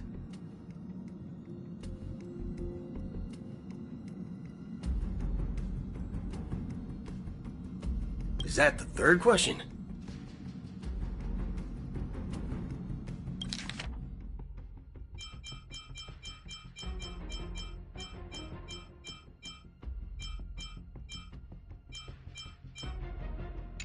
Is it a hard question?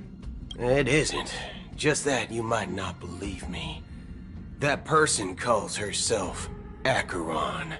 And according to our informant, she could be an emanator of nihility. That's impossible. That's what I said. Don't worry.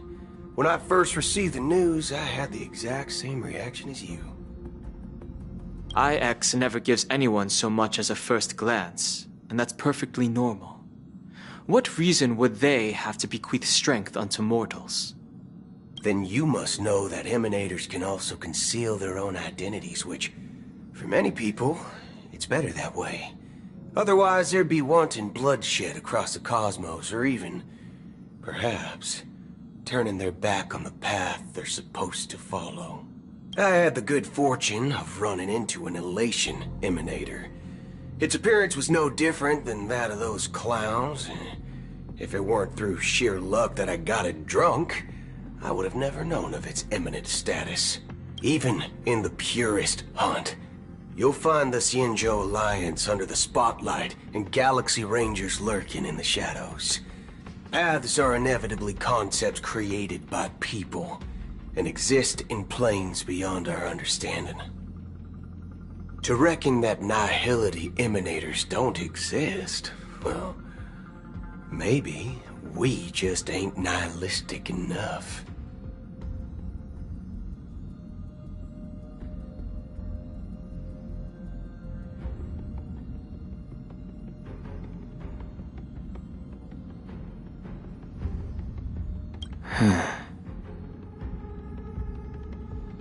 So, do you understand now? Your companions are in danger, and it's pretty harrowing. If you don't want to believe me, you'd best send a message to them, but I'd advise you to move fast. We don't know what's happening in the dreamscape or how much of what the memo keeper said is true. And that Acheron, who knows what she intends to do.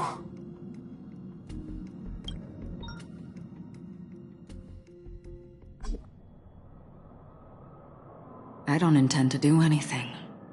That's not up to you. Did you know? People who come to the land of dreams for the first time, they'll subconsciously stop to reaffirm that they're still walking on solid ground. And then they will unanimously raise their heads to gaze at the sky. Be it reality or dream, staring at the sky is instinctual for humanity. Since the day that the golden hour was completed, it's always been there, watching over every single night of decadence. But now this night sky has been mercilessly severed. Died with the mist of nihility.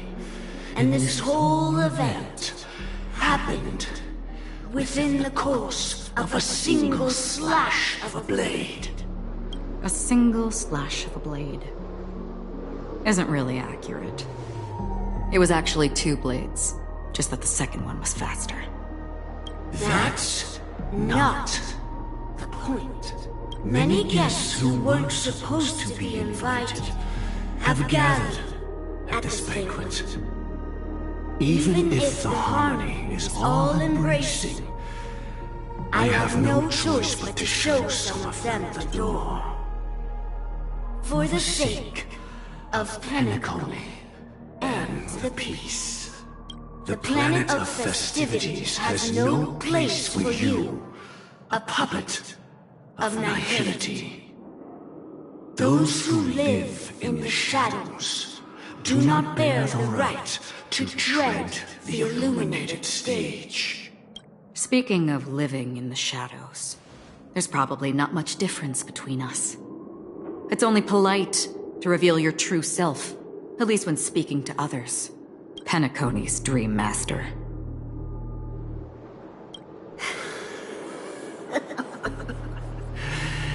That's just another reason that you can't stay.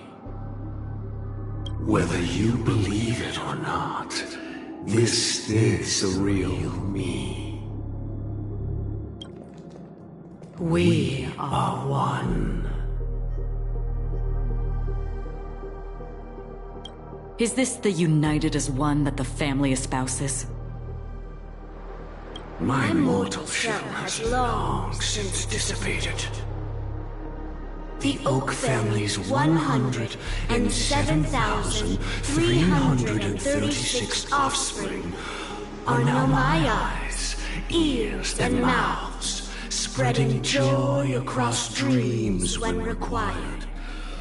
And in times of essential need, exiling evil from this haven in my stead. From the sound of it, it seems like you're asking me to leave Penacony. I am glad that you're an understanding one. Alas, I'm not asking.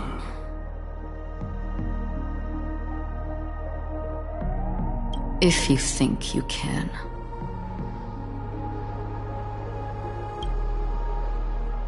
Are you threatening me? I ended it with a period. It was a statement, not a threat. Knowing who I am and still showing such malice.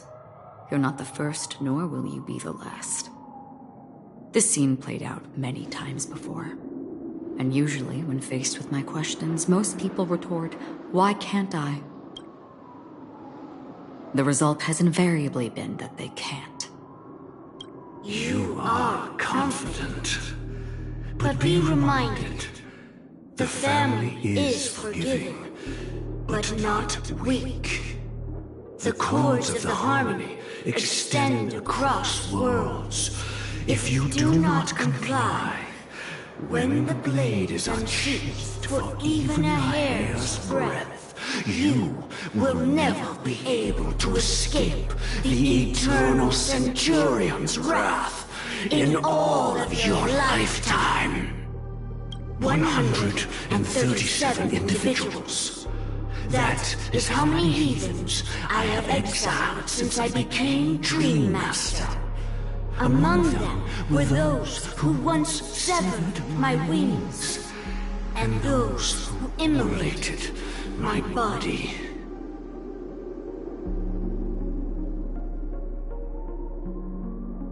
And here I stand again, about to add another mark to the tally.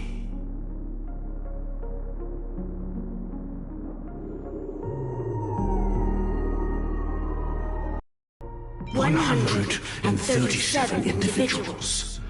That is how many heathens I have exiled since I became Dream Master. Among them were those who once severed my wings, and those who immolated my body. And here I stand again, about to add another mark to the tally. And you will die. I mean, all of you will.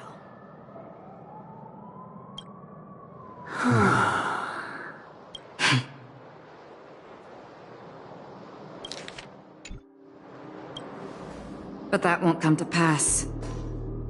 I'll do as you ask. I'll leave. A wise choice. I wasn't aware there was a choice. To you, that surely is the only option. Please bear in mind, you and Penacony are of different worlds. Those born on the far bank cannot seek solace across the river. Leave and never return. The radiance of the planet of festivities is overwhelmingly bright, luring in tricksters, wrongdoers, and criminals. But even the harmony itself will never welcome the self-annihilator of nihility. And even more so, when this self-annihilator heralds the destruction of everything.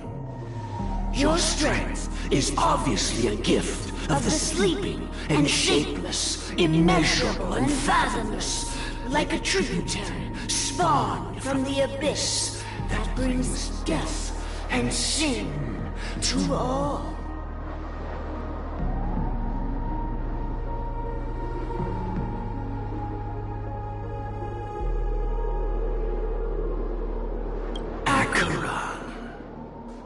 A befitting name.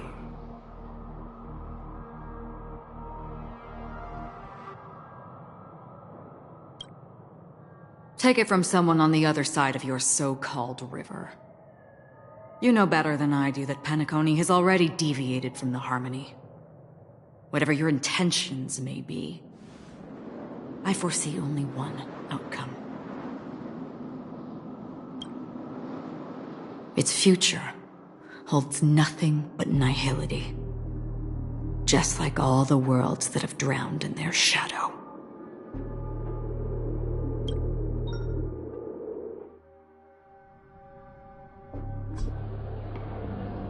Attention, please. The unusual event that occurred moments ago was due to a technical malfunction at Clock Studios theme park. The family has promptly responded to secure the area, and we're happy to report that there have been no injuries. Oh, I swear that was no movie shoot. So many chips fell from the sky, and I even caught one of them. But it vanished in an instant before my very eyes. Excuse me. Are you talking about the Clock Studios theme park incident? Yeah, what about it? Oh, Miss Robin! Am I seeing things right? No need to worry. I apologize for any inconvenience caused to your delightful dream journey. What you just mentioned about the chips really piqued my interest. Would you mind providing more details about the incident? Oh, it was just those chips you normally see everywhere. The green ones? They fell from the sky as if it were raining. And then those chips simply disappeared. It appears to be the Dream Sim tech the Iris family has been developing. Huh? Miss Robin, you mean those chips were all part of a performance? But I really... Shh. This technology hasn't been made public yet. It was originally planned to debut at the Charmony Festival, but it seems it's been leaked. Can you help me keep this secret? The raining chips were supposed to be part of my act. Oh, I see. Then it all makes sense now. I'll do anything to help make the Charmony Festival a success. Thank you. As appreciation, I'd like to give you a token gift. Oh, this button is... Press it at just the right moment in the celebration. There could be an unexpected treat in store for you. All right. It looks like there are other guests who are also confused. I'll have to excuse myself. Please, enjoy the dreamscape. So many people talking about it. This commotion at the theme park definitely made waves.